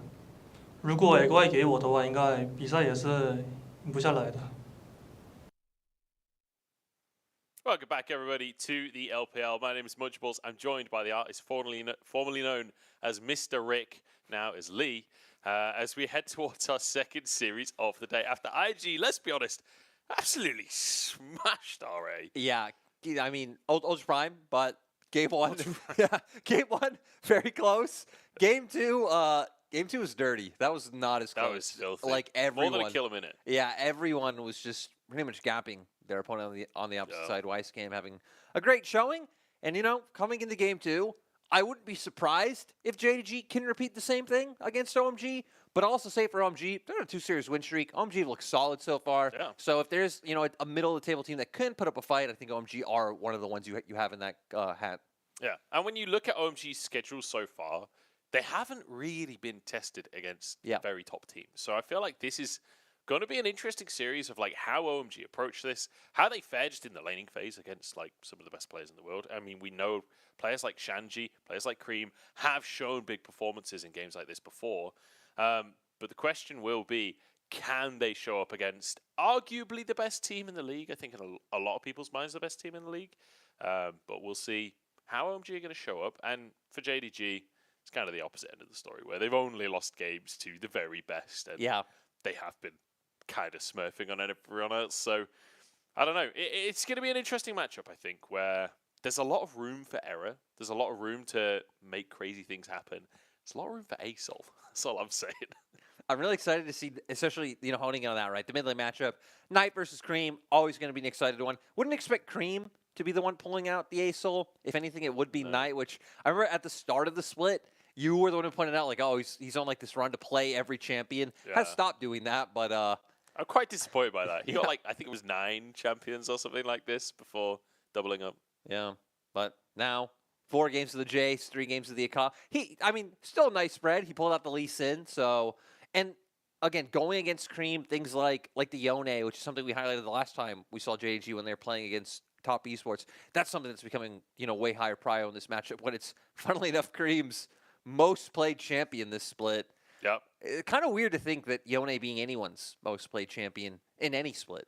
Yeah, ever since he came out, even right at the very start, he was still kind of a weird pick in pro play. It was never like must pick, must ban kind of situation. So Cream, absolutely loving it. But we know Cream for the melee mid laners. Yep. Like Cream came in. We've seen Kiana from Queen, from Cream. It would be appropriate with Kiana, but this guy loves the melee mid laners. So I feel like ASOL, I don't know his matchup super well. Like, they completely reworked the champion, but I assume that he gets wrecked by AD assassins. He's been like more indexed into being like late game hyper carry and an even weaker laning phase. So yeah, I would assume it wouldn't be the best of times, but I guess the first 2 levels wouldn't be the worst. It's only kind of post level 3 onwards where Yone then can start a 2-minute amnesty, and then you just get absolutely plowed.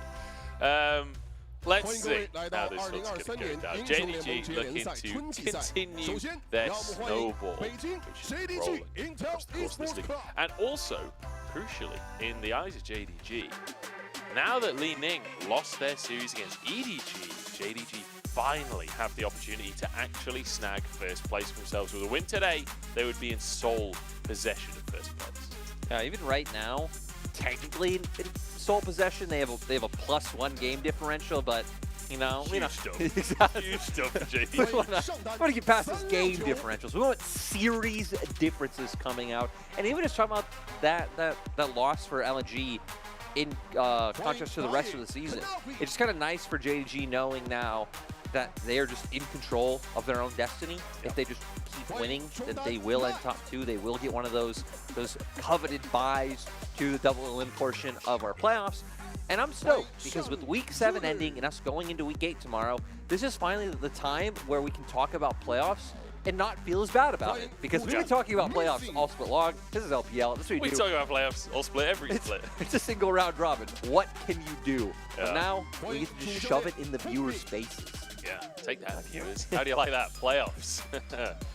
But the thing is, for the top teams, I feel like there are 5 teams in our standings, the top 5, that playoffs has been on the cards literally since day 1. Like, there was no way that these guys weren't making it to playoffs. And every single win does count when it comes to it's kind of funny trying to buy your way into the double elim. When I look at our top 10 now, it kind of is the top 10 I expect to stay all the way to the end. The outliers are kind of like RA and WE both also feel like teams that should be in playoffs, but there's 10 spots, so yeah, I think there are teams. Coincidentally, OMG stepping out on the stage now. I think they're one of the teams that it's possible to fall down because their schedule so far, they've had a lot of the bottom teams in, not many of the top teams. So I think any of that 6 through 10 can fall out. Yeah. But I just mean logistically in terms of who you have played versus who you haven't, which is always the conversation that ends up coming up towards the end of the split. OMG are my pick of the team that we need to see something magical now for them not to fall. One of the things I've always loved about OMG is that you know exactly what to expect with them. Oh. Shanji noticing as well.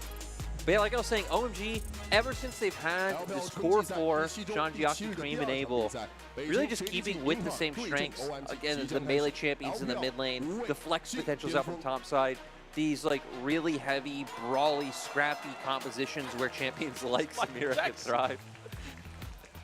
I just can't handle the little dance moves that keep coming out on stage. It's so strange. Why don't you give us one of those, huh? Why don't we just start off with me here on camera? I do the intro and then you walk on. We've already had freak flossing on the LCS. I don't think we need me bringing out some kind of... I can do the default dance from Fortnite.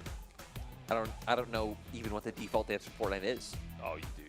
You don't realize you do, but you do. I was gonna say, yeah. I guess maybe I would be like, oh, that dance, but yeah. Sadly, we're invested in better games here in. Take that Fortnite. How do you like them apples? Riot, please pay me more for taking down the competition. Yeah. Epic Games never stood a chance. Oh dear.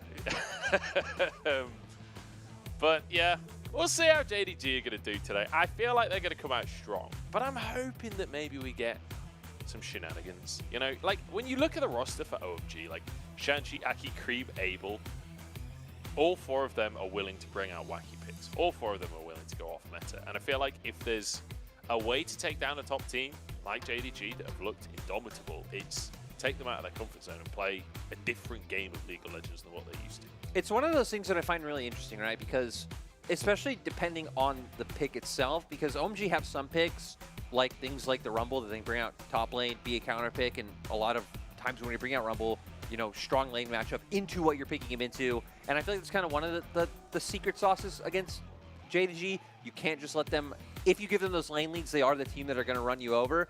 But also when you look at, again, we were highlighting whether it's like Cream's champion pool, some of these like melee mid laners that can get a bit abused. That is what you're afraid of. I'm going to be honest. I stopped listening to you about 10 seconds ago. That was you the most started adorable this child conversation. I know, but I have ADHD. What do you want from me? There's an adorable child on the screen. And he was an OMG fan. They had multiple camera angles for this adorable child. They went from one side, and then they came in from the other side. Parents made him wave at the camera. He had happiness in his eyes. I don't know if that happiness will last for long, considering, again, had an OMG hat put on him. Maybe OMG can pull it off. I don't think it's unfair to say that JD Gaming, heavy favorites coming in. They're pretty much heavy favorites against anybody. Yep. And yeah, but they have shown that they have flaws. Yeah. They've lost twice so far this split. Well, I was going to say this season, but I guess that's also true because we're in spring. They've lost twice so far, showing that they do have weaknesses, but it has been when it comes to teams lower down the standings that they do look indomitable. They do look just completely flawless. So I'll have to wait and see. As we get into picks and bans, and the Rumble we talked about, just taken straight off of the board by JDG. A lot of topside focus coming out so far. Gragas and the Rumble, even Jace, right? We've been seeing Jace more in that mid lane role. But, you know, it is a flex, especially for the side of JDG, where 369 has only played it once this split, but was one of the picks that he really gravitated towards in previous seasons. And it seems like JDG are just going to keep that going. Definitely going to increase prio of some of these top laners. But now, you know, we've been on 13.4 for a few days. I'm interested to see how that impacts it when things like Sion, which have been such a strong blind pick. We've had like Cho'Gath get even more buffs. And, you know, in other regions, people already thinking Cho'Gath is incredibly strong. Hadn't seen it as much here in the LPL, but hey, some numbers going higher on a pretty little, you know, 13.4 web browser tab. That's gonna push you playing that Cho'Gath. If someone might pick something like a Sion.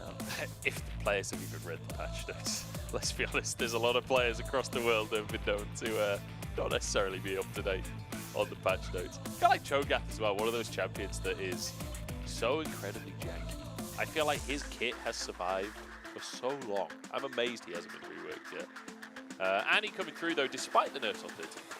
Yeah, coming through, you know, base health a bit was lost, your E damage was taken down, and your R cooldown was increased, so a few small changes there, but Annie still giving flexibility as well, because, you know, can we play the mid lane by Cream, can go down towards PP God. You'd expect it to be more of a support. PP God's played it twice, Cream hasn't picked it once, but they will have that there. And ooh, Ruler actually going for the Xayah, so going to be able to try to dissuade and get out of sticky situations with that ultimate and try to deny some of the engage potential coming out from OMG. Yeah, Rakan available too, but deciding whether or not they actually want to go for the Lovers duo. Just go for a hard engage as an option, but missing, commits to it in the end. The strong 2v2. And I'm going to be honest, FPX is going to struggle here, but with a Lulu, you can do a lot to stop Rakan having that same impact. And it makes me wonder if JDG are kind of saying to OMG, we don't believe that you could put Annie in other lanes. We don't expect Cream to be someone who can pilot this champion. Not saying Annie's, a mechanically intensive champion to have to play, but there it is. This is what you expect Cream to be bringing to the table. Gets his signature Akali. Yeah. And, right, we already said it for OMG coming into this game that it's always been about these team fights. It's about finding the engage. People are going to set that up with the Annie. Cream coming off on flanks. Huge Moonlight Vigils from Abel. And then being able to sync that all together. Yeah, and I feel like we could have just 4 mid lane bans here, honestly, with Cream blinding the Akali, already taking that LeBlanc off the board to try and set him up for a good matchup. I don't know why I said 4 mid lane bans, because JDG already against the Akali. I mean, you're actually technically right, because we hit on the Gragas for 369. Theoretically, could have been played by Knight, so if they ban another mid laner, the 4 mid lane bans on the side of OMG. Let's retroactively pretend that that was what I was trying to say. Good save. Well done, Luke. Sorry, Lee. Rick. There we go. Take it off the board. Knight Syndra, not too surprising. So that is 3 major picks taken away from Knight. The Sylas still open, which Knight has played 3 times a split. Knight known for the Sylas, generally speaking. The Yone we talked about on the cards as well. Has been one of his go-tos. Things like Talia also always jump out to me, against the mobility, able to come out. You have range to play with against Aphelios later on too, but now it's about seeing where OMG want to go with their jungle pick. I mean, so many meta junglers taken off the table. We saw things like Vi, we saw the Viego earlier in the day. If they decided to lock in the Zinja, I'm only one to talk about this because this is an Aki champion. Aki loved this when it was in meta. Yeah. I think it was last year, could have been 2021. Let's be real. A lot of these years kind of just blurring. I feel like it was 2022 spring, but that sounds right. Yeah, sounds right to me. I think. But you're absolutely right. Aki was absolutely tearing it up on now. Not been a big meta champion this split. Not been played by Aki this split. But a lot of presence. Ooh! Okay. We get effects. This does well against an Akali. And just doing great, against champions wanting to come in, having that fear to be able to dissuade them. Very easy to put out your damage. You already have other champions that want to go in that you can follow up on and even be a primary source of engage if needed. Ulting in and then getting that fear off. And now for OMG, this would be quite nice to be able to round out their composition. They would have, quite a bit of magic damage, but at the same time, JDG don't have any infallible front lines, so you have to really worry about stacking too much MR, and even then you would have able to kind of take the load off the rest of the team. So I love it. It'd be, again, big wombo. I guess wombo combos feels like the wrong word when it's a Moonlight Vigil, but huge AoE damage, a Moonlight Vigil, a Tibbers, Slicing Maelstrom, able to get on to people like Ruler. Aki dives in, knocks everyone out of the Slicing Maelstrom. Beautiful combo. I'm joking, but I can see it happening. Yeah, that is kind of the worst part. I think that is equally... His ultimate is one of the best and worst parts of Zinjao, right? So often that just goes wrong. Potential's there. I mean, a lot of pressure now going to be on Aki to perform. Also, just what you're able to do in the early game. I think especially linking up with Shanji in that top side, playing a lot around your side lanes. Cream's going to be fine in that mid lane, even if he does fall a few assists behind. It's about getting levels onto your Akali and then linking up to play out through some of these skirmishes. When for JDG, I'm looking at their bot lane because their bot lane has just been so good, whether on a winning or losing side of a matchup, turning it into a heavy winning matchup, and then seeing how Knight can get involved in plays on the map with the Vex, linking up with Kanavi, and then really going to shut Abel and PP got down. We'll see if they're going to be able to. Abel, get it? It's the worst. It is absolutely the worst because Abel is... You don't realize how common of a word that is in a normal sentence until you try and cast Abel's games. And it's not intended to wordplay, it's accidental. In fact, it's not even play. It's word pain is what it is. JDG versus OMG coming up. as we're heading to our second series already this morning. JDG coming in as a heavy favorite. And OMG looking to praise the sun god in their logo and find themselves a win to prove that they belong where they are in the standings. Both teams looking at different things. Again, really going to focus on Aki. What he's able to do up towards the top side is missing. One of the best things about Rakan is being able to get over terrain level 1 and potentially set up these pinches and shut down the member we were just highlighting for OMG. This would be huge.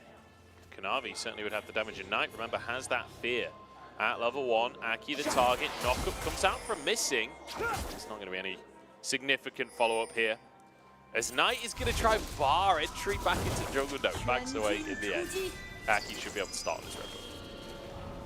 Nothing going to happen at level 1. We can see Knight is going with the Ignite, so wanting to be aggressive in this lane.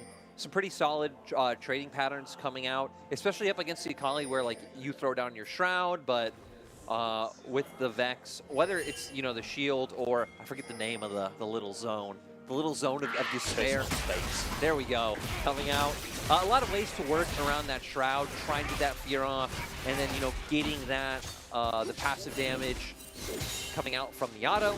So we're going to keep an eye on Knight. And then again, Knight finding an advantage in mid, linking up down towards that bot side, and setting Ruler and missing out for success. Yeah, we'll see if they're going to be able to get down to that bottom lane, influence that. Kanavi starting on his red buff, but we have seen across the course of this year plenty of times junglers just go for a buff, go for a camp, go straight into a lane and try and influence that. So seeing a Ruler though. On the Xayah Rakan, you expect like level 3 especially, big damage to come out from them. A lot of pressure in that lane.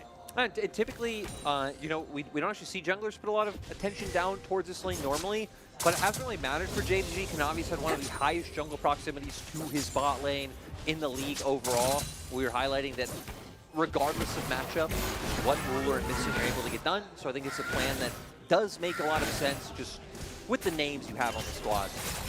Yeah. Oh, good little root from Ruler onto Abel there. Could be traded back slightly, but Abel's still feeling a bit of pain in this bottom side, and Missing will have a bit of sustain there. Abel will run out of his Severum soon, and that's where things can get a bit tough. Are going to get pushed in for now. We're going to wait for that burst to be able to come online. We'll see what PP God's able to do trading on the way out. Danny's auto attack range is incredibly high, so it feels like a lot of the heavy lifting of at least trying to find some return trades is going to be on the back of PP God. Yeah. I wonder how much Knight has been practicing Vex. It feels like a long time since we saw a significant amount of Vex in the LPL. And it's one of those champions that seems very simple, but a lot of the abilities do have to be comboed correctly, and you do have to be able to hit the skill shot, which is kind of a wonky skill shot. It's quite different to most skill shots in the game. Also, I feel like you need a bit of a different mindset when you play Vex, and there's kind of two modes. There's the I'm an engage, I'm an assassin, jump the backline. Then there was a phase where we had, was it Everfrost come in, and you somewhat functioned as more of like a peel and follow-up mid laner. Yeah, so, you know, in this one, Knight definitely wanting to be that first route, jumping in on the backline, finding Abel, getting in there with Kanavi and Missing, and just trying to burst it out. You can even see that from having the Electro coming out, having the Ignite. So yeah, it's going to be down to, I was going to say the practice Knight's put in, but I don't even know if this, when you talk about Knight, even if he hadn't put some games on Vex recently, he's in a mid laner that you ever doubt. This is the thing, I feel like Knight is one of those players, there's a few of them in the world. I feel like Faker's in this category, Rookie's in this category of like players that even if they haven't practiced, maybe even Caps could be in this category. He just pulls out wacky stuff that maybe he hasn't practiced, it still just looks amazing, you know? They still just pull out the mechanics on the stage. Bit of an all-in in the mid lane, Ignite ticking onto Cream. The disengage on either side, as Knight is just consistently shoving this. Fine with using that mana, just wanting to go for the reset. Ignite did come out as well to get Cream low. Knight gonna need to be on top of his wave management since he doesn't have the TP. Wanting to get here, play in advantageous situations as Kanavi is gonna be spawned out. Maybe was hoping he could try and keep Cream around a little bit longer than he wanted, and then maybe set up for even more. Ooh! Roots come out either side, Aki in the bottom lane here, but the movement from Ruler and Missing, too good. cleanse comes out, and it will keep JDG's bottom lane alive. And Aki just a little bit, I don't want to say slow on the play, but the timing not exactly there for OMG to be able to get it. Ghost and Flash down for OMG. So definitely being the ones expending a lot to make that play work. It's quite a heavy investment, right, to try and get onto Missing Ruler, but it was Missing that was the one further out of position. He's on Rakan, so he can always just zip away from the play. Off the back of it, Kanavi can just start the Drake off. But I'm looking towards PP God now, where Kanavi currently on the bottom side. Maybe there's an opportunity to punish PP God while it flashes down. Now with Knight hovering over, it looks like that's exactly what they want to go for. Abel's incredibly low. Knight has the ulti available. The wave is about to run out. It's not ideal, but maybe they just go for the dive anyway. Abel, about 1 HP, and the Sonic Wave lands. Beautiful from Kanavi. And forget punishing PP God, they just go for the AD carry instead. And so many members there, so much damage available. Knight didn't even need to connect with his ultimate because Kanavi and Missing, they find the CC. I believe Knight did get one of the kills, Kanavi getting the other. What a great start, and what a great place you want your gold. Yeah, Cream had started moving over, but there's not much she can do. Not there in time. We're going to see here, Force Love. I kind of expected Knight to just start his ulti there and then find the Abel kill himself. But then you see the knockup coming out from the Rakan. Navi just connecting with the Sonic Wave. As Abel really having nowhere to go, you can't walk down into the Xayah or he'll die. You can't walk up into the Vex or he'll die. So kind of streamlined a very easy Sonic Wave for Kanavi. And there's probably people in chat right now memeing Abel for having Flash available. If he flashes in that situation, it is actually just burning his Flash as well. Like, they're still going to get that dive. It's still 2v4. You still don't have any HP to work with. Like, him still having this Flash for a follow-up play, I think, is the correct decision. Yeah, if anything, right, you would look back at the all-in previously where they were trying to find that kill, gave up so much HP, and had to end up in a disadvantageous position where maybe OMG can look to do something a bit differently. So far, so good for JDG. And the fact that they basically did that dive without wave as well, and they still walk away immaculately, taking so much damage from the tower, but nobody going down. Finding both of those kills. And now we look towards OMG, where you've got this Xin Zhao in the jungle. He's hit the level 6 mark. You've got Cream with the ultimate available as well. I feel like maybe now is the time for a bit of proactivity from the squad. And now it's going to be just about counter-punching and reacting to what JDG want to do instead of having no proactive plays. Wave lands on the tree. Won't turn into anything more, just the wave shoved in. Herald is Uppo. Uppo? True. Words are hard. Facts. Lucky I don't talk for a living. I gotta say, if OMG wanted to try and opt into contesting Herald, assuming JDG's bot side doesn't start moving up, which with Missing on Rakan, you would at least assume maybe going for a slight hover towards that mid lane. Like, you have Slicing Maelstrom on OMG, so it wouldn't be an impossible fight to take, but the difference maker will be that bot lane. You can see Ruler and Missing already making their way up. Yeah, not just Missing, Ruler in tow as well. Good pick collapsed on in the mid lane. 369 just going to start a fight with Aki. And here comes the other solo laner, JDG. Picking OMG apart so far this game. They get themselves the Herald. Getting a bonus chicken camp. Perhaps more in the mid lane is Missing. Tries to start it off, but Nightsoul goes wide. Yeah, Missing one to try to take advantage of the fact that Knight has that reset available and maybe turn that into more. Great flank coming out from 369. Point-and-click CC is Vex's best friend to guarantee that that ult is able to land and convert that into a lot of kills. So JDG, they get a kill, they get a Rift Herald. They're doing more than fine in bot lane with the CS advantage that Ruler's been able to maintain. So far, kind of going to expectation. Looks like they were trying to show us how little Shanji has procced Conqueror. Yeah, I guess. Which, I mean, we're very early in the game. Yeah, I'm not able to find those extended trades where you can really get that one snacked up and start ramping. But then it would kind of leave you wondering, too, how much 369's got value out of it. But I guess for Shanji also having other rune choices available that he could have gone. Yeah. Whether going like an Unsealed Spellbook, which is one of the things you see quite often, or, you know, an Electrocute and playing more to just burst out team fights. But playing to keep up that sustained damage, if he is ever able to get an extended fight with that ulti. Yeah, we'll see. Yeah, doesn't seem too likely so far. No, It's quite aggressive criticism from the observers, honestly. We're only 10 minutes into the game. But we'll see how much value he gets out of it later on. But a 3-0 start, a 3,000 gold lead as well for JDG. And I feel like a lot of people tune into the LPL and expect sheer aggression, especially from the top teams. And I'm not sure that's necessarily the case. But like I said, Aki's moving over. 369 dashes on out, keeps his ward alive. But quite often, JDG do like to play it a little bit slower. They know that they can find advantages in this laning phase. They're doing exactly that.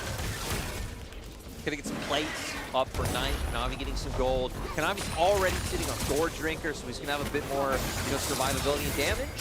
Wow, they're actually gonna dive this one free. Bit under the tower, Knight finds his ultimate, waiting for cooldowns, goes in with the personal space. The Q hits as well.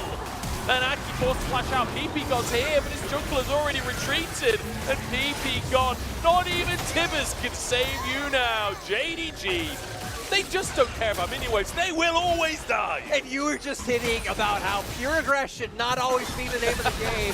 JDG waits and finds the perfect opportunities for it to be able to come through. 369 looking for a bit of his own. Shanji should be fine.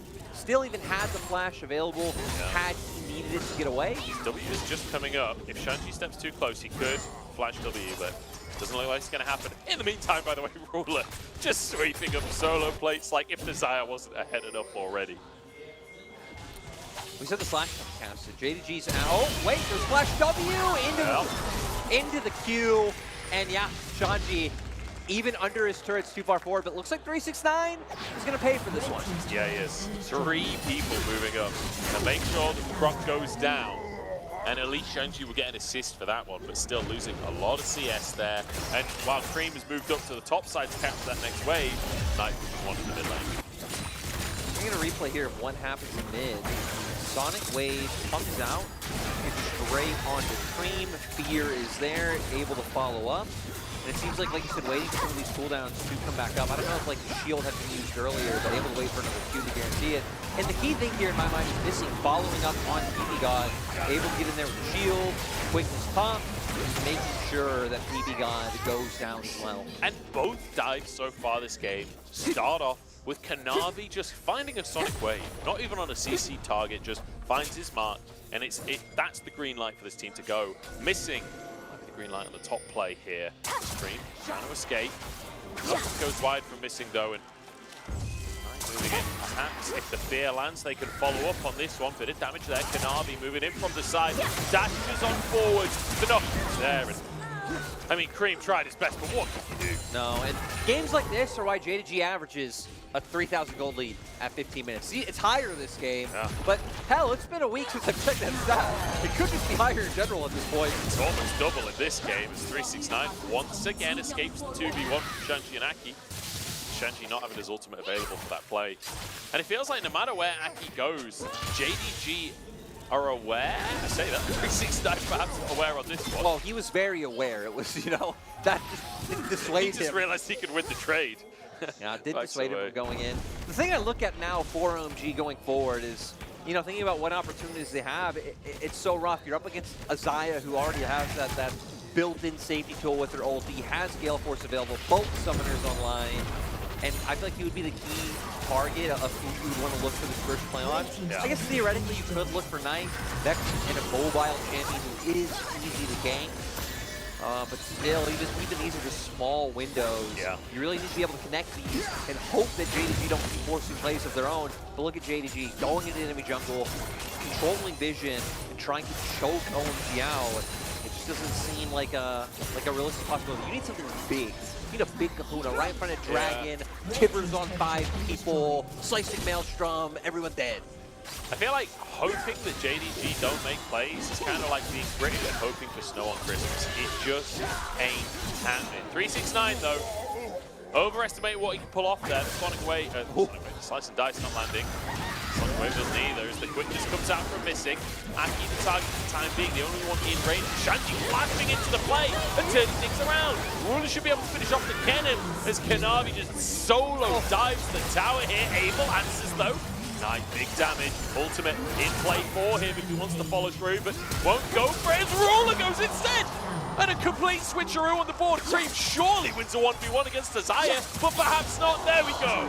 Perfect execution, and OMG are back on the board. Maybe as OMG, you need to hope that JDG keep making plays like this to set you up for the turnarounds, going in 1 by 1, giving a perfect situation for, I think, Cream and Shanji really being the two highlights in that fight to make sure things go down. There are other, pivotal moments. I'm sure we're going to get a replay of that, but yeah, a bit of over-aggression, how they were funneling one by one, OMG capitalized.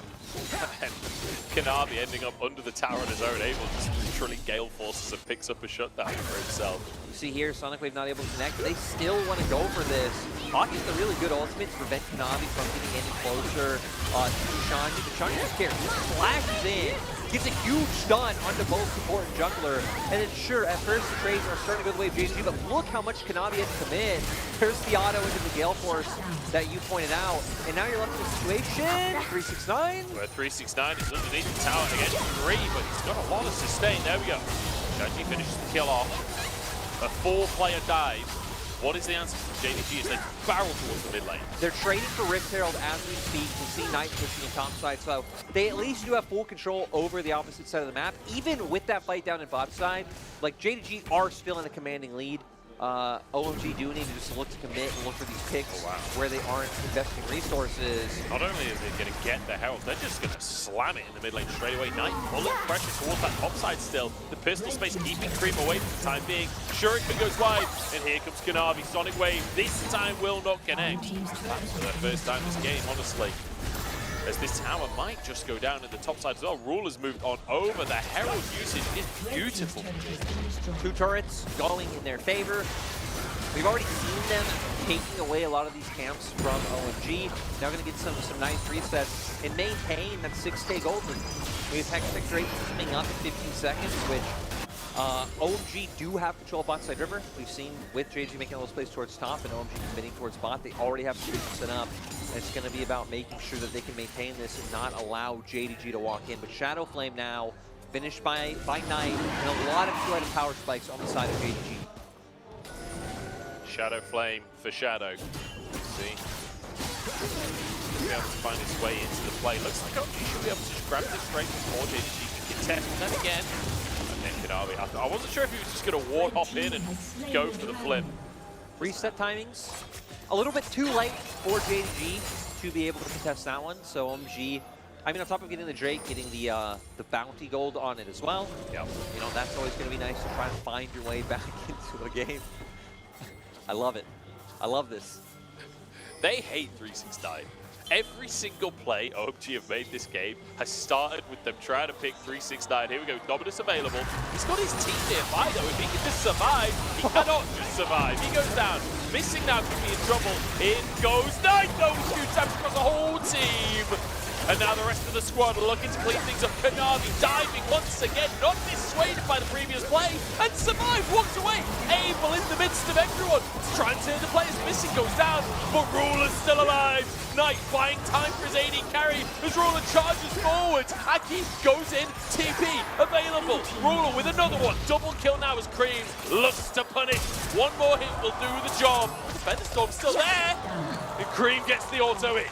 OMG just taking advantage of JDG, really funneling into these fights. I think haphazardly for JDG. I mean, your only source of DPS is Lizaya. Vex is a champion who is just so gated by her cooldowns, decently long as well. Being able to go in, aggressively put yourself in dire situations. 369 can immediately burst, and now this is all you have. You have a Lee Sin and a Vex. Sure, the CC's there, but again, it's about burst. It's about being able to find resets to be able to keep going. Without the Zaya here, it feels like it just keeps the fight on even ground. Really nice damage going to come out from Abel here. Huge play from that. Using his ultimate, denying the kick coming out from Kanavi. Kanavi went so deep trying to make the play, was just knocked up until he was dead now. Yeah, I still feel like even had a kick come through, again, JDG needs to start playing more around this AD carry. And right, when we have situations like this, where it's all these other members having to funnel in to be able to maximize the value of their kits, it just leaves it so Ruler typically then going to be left on his own, having to fend off Cream Zakali. I don't think anyone should have to fend off Cream Zakali. No, it's a terrifying thing to have to try and do. As JDG just going to start Baron. Still feeling in control. They are still like 6K up, right? Yeah. Every fight that OMG wins, it's like, we've closed the gold gap by a few hundred. I think the thing is, the gold gap was so monumental to start with that even if you do win a couple of fights, you're still a long way behind. And crucially, Ruler on those 2 items getting very close to finishing a 3rd as well. But I feel like OMG have clawed their way back into things here. Abel's 2 items, but Moonlight Vigil gonna go wide. So maybe not gonna have that opportunity to find the fight that you were just hoping for, since you have been able to hit some crucial item spikes of your own. 1.5 minutes until that next Drake spawns. And it does still feel like JDG are the ones in control of the map, right? Slowing things down now. Basically saying, okay, we've lost a couple of fights, diving this bot tier 2. Let's just kill the bot tier 2. Can't dive the bot tier 2 and die if there's no bot tier 2. Smart play from me. Eliminating their worst enemy.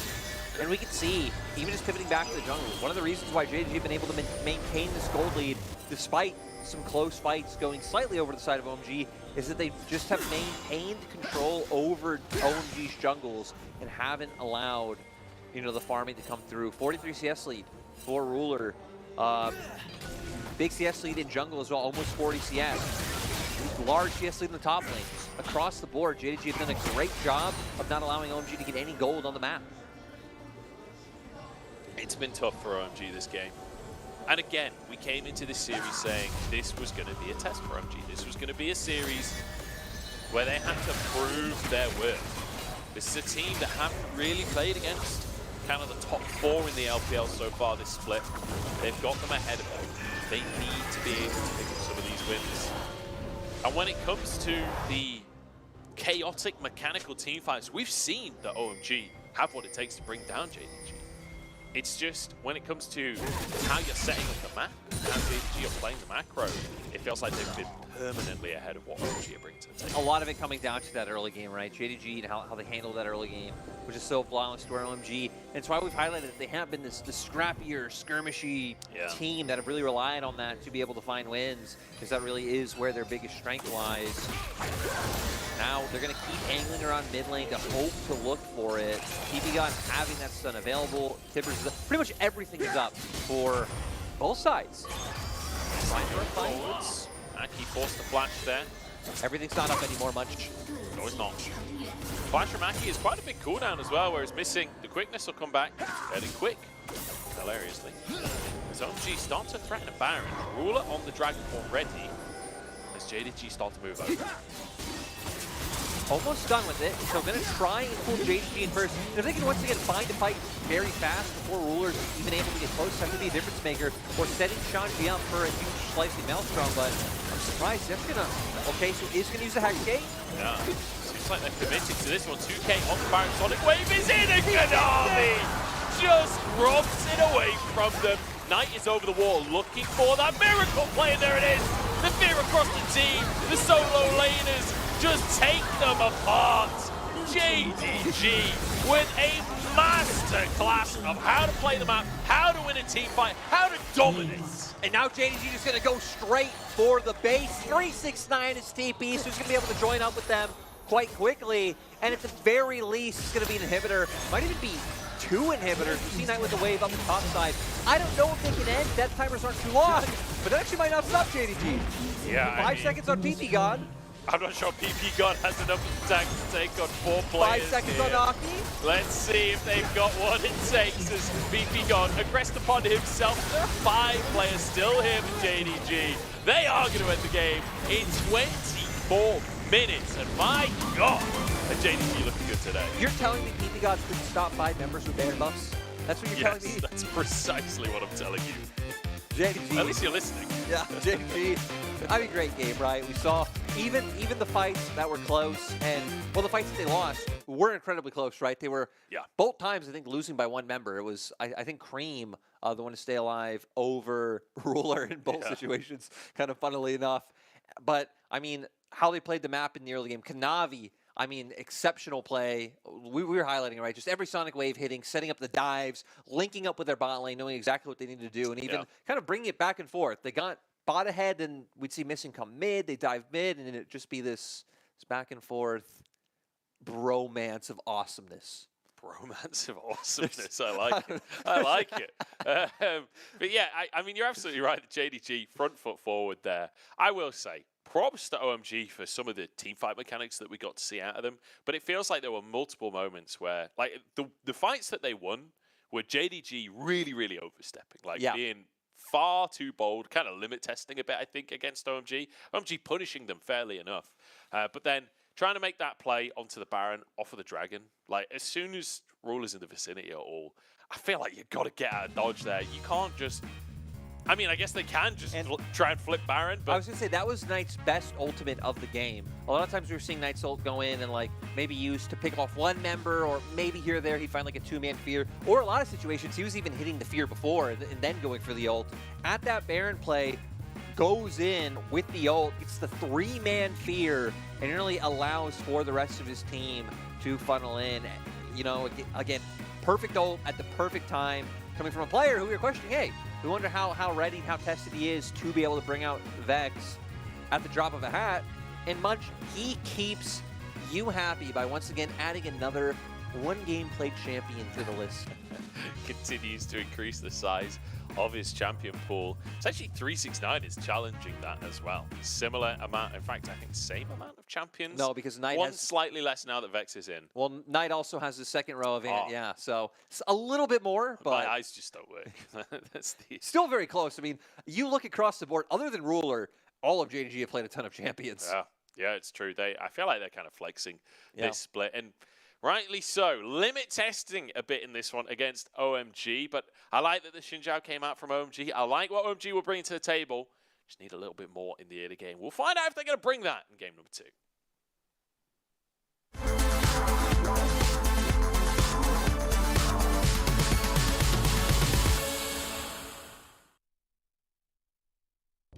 Weibo Gaming annihilate the rest of them, even getting in with a bit of health under his belt. Nothing stops Xiaohu right now as the Shy just running at them, level 18 now as well. The whole team there. He's going to go into Maganar. No, he's denied. He's dead. At least they kill the Shy, but at what cost with a triple kill forward? Look at the man go. We haven't talked about him all game, but with a Quadra going over, Light Yagami, write it down. He is Kira with a Penta in his name. This time the Nautilus leads, but JDG, they don't want to give this one up for free, it looks like. Cannon Barrage is online. We go, Kanavi gets a great kick onto TN, he can't even repel! And Kanavi survives, the healing comes through! Look at this, the re-engage, Kanavi still going strong with the Conqueror! And one more Q will finish the jumper mark, dodges it, throws the thumbs up, and turns it around! Mark, so close and yet so far! Kanavi with the double! And Kitty, we talked a lot about the all-in skirmishing from Ultra Prime. It's set up for success already, or rather, it might not be because there's a gank at the top side. Harry gonna get the sun down. He holds onto his own summoner, tries to outplay it. The hop! No way does Harry get out of that.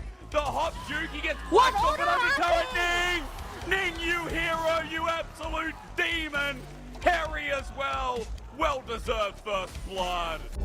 Who's visiting his home as the door was unlocked. Chain Disruption does connect on the edge. That hitbox crazy, but the explosive cast may have killed Caster. Beautiful ulti coming through with Gideon's dying breath. Caster takes one more. All he needs to die. Doesn't land. No, Caster alive. He skirts out death and baits IG into their demise. Maybe JDG can still fight this one, even a man down. Ruler only just making his way over, but look at the damage out from Knight! Tien almost dies his jungler, but Ruler with the snipe from downtown, and here comes down the top side of the plate. Ching Tien over the wall, Jackula forced out as well. The stunts are there, and Ruler gets another!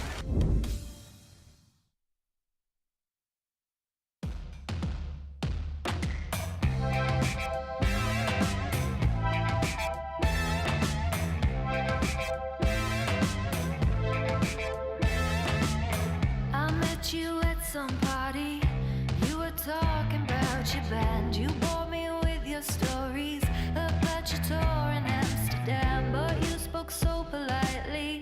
Drink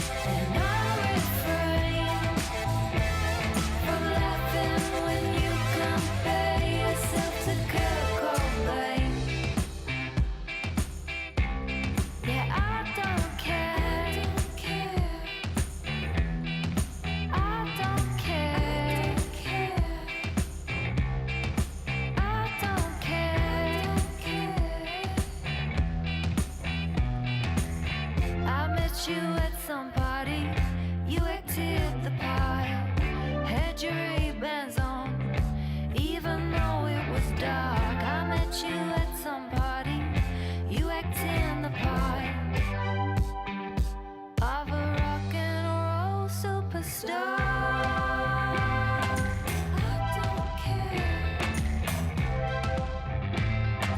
I don't care. But I don't care if you play guitar like Johnny Marr. And I'll refrain from laughing when you compare yourself to Kurt Cobain. I don't care. I don't care. I don't care. I don't care.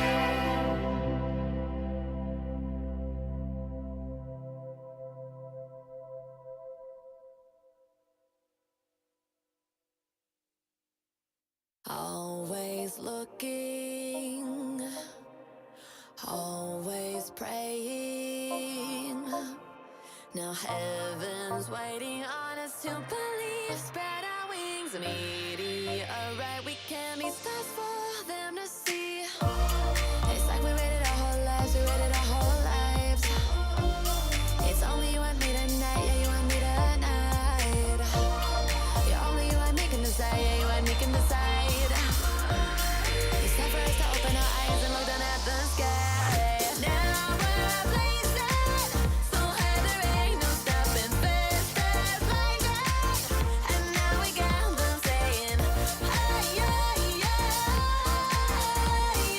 Now we're blazing, take off the subs and watch us fly. You know we fly, you know we fly, you know we fly, you know we fly, you know we fly. Take off the subs and watch us fly. You know we fly, you know we fly, you know we fly, you know we fly, you know we fly. Take off the subs and watch us. Now we're floating,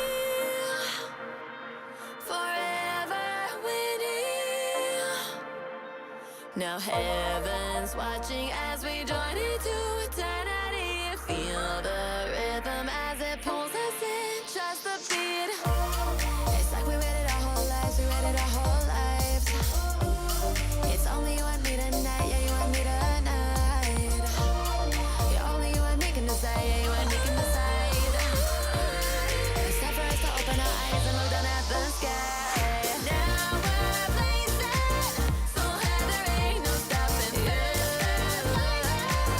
And now we got them saying, hey, yeah, yeah. Now we're blazing, take off the subs and watch us fly. You know we fly, you know we fly, you know we fly. Take off the subs and watch us fly. You know we fly, you know we fly, you know we fly, you know we fly. Take off the subs and watch us fly.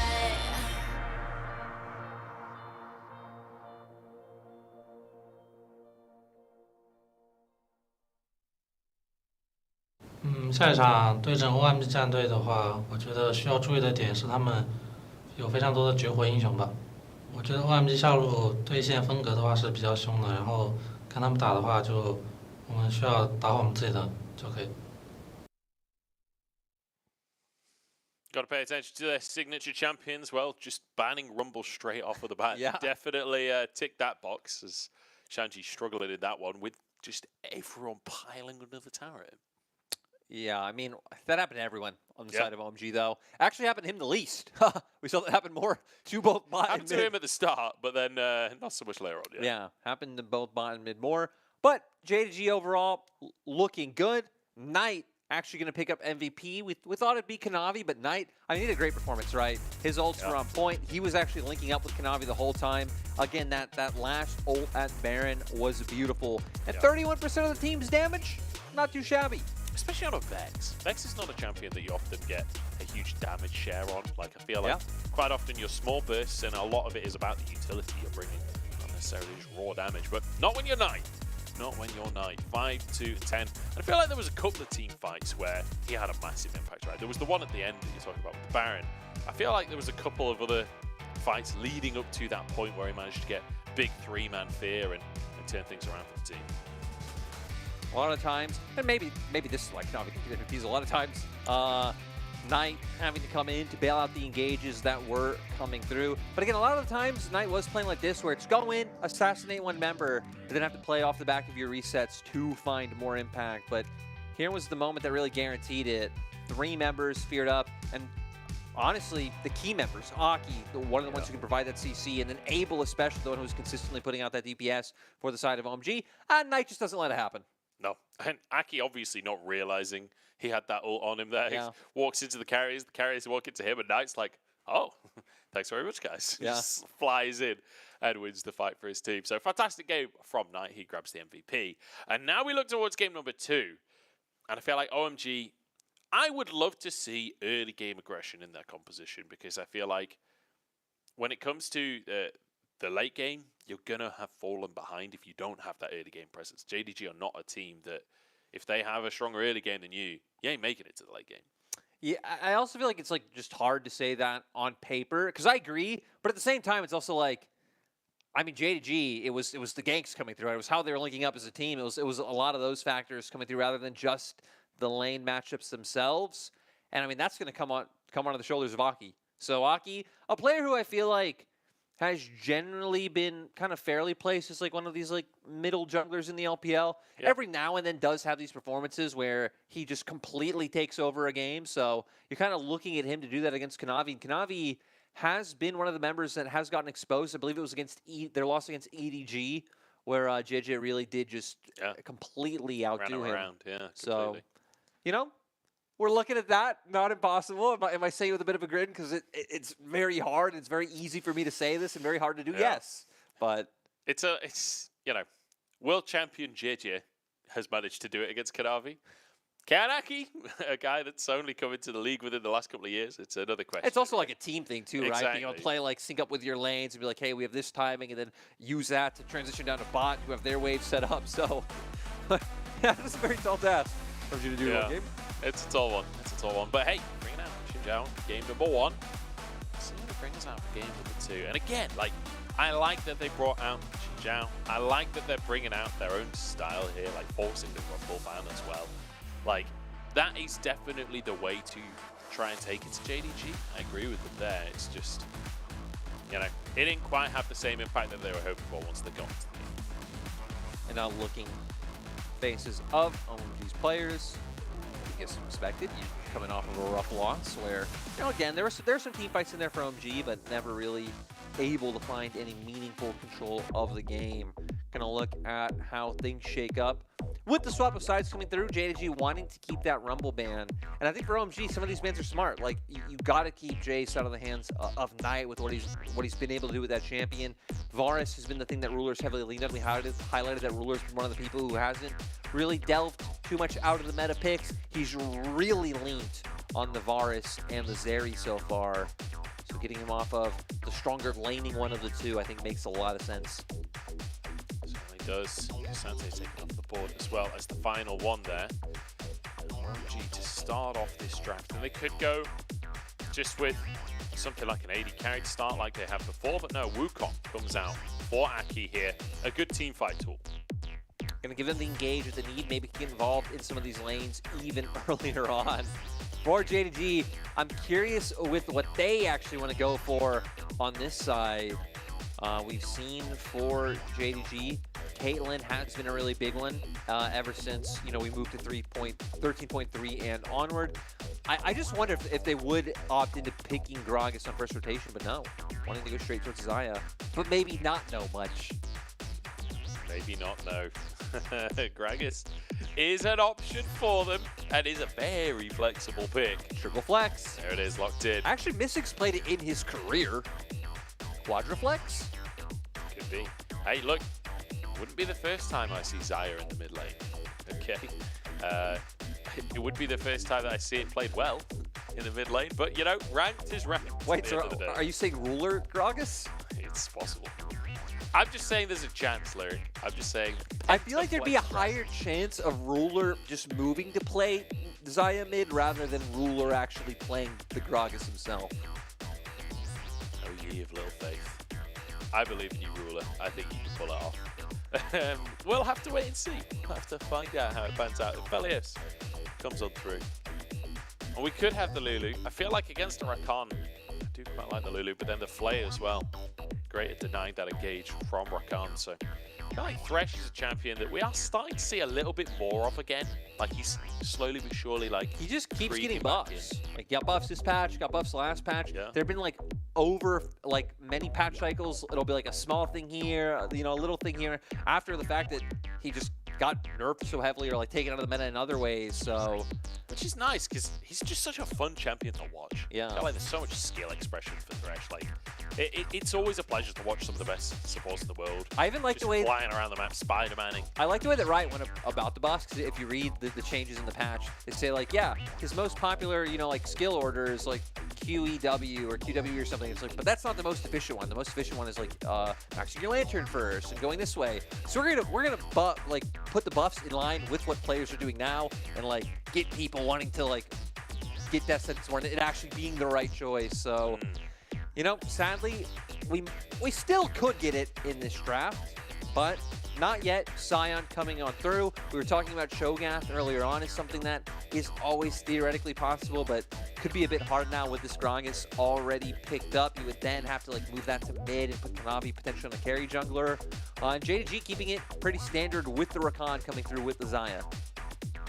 Yeah, the Lulu taken away from the Aphelios. Do we see a Thresh ban? Is that something that could be on the cards here for PP God? The Lulu removed.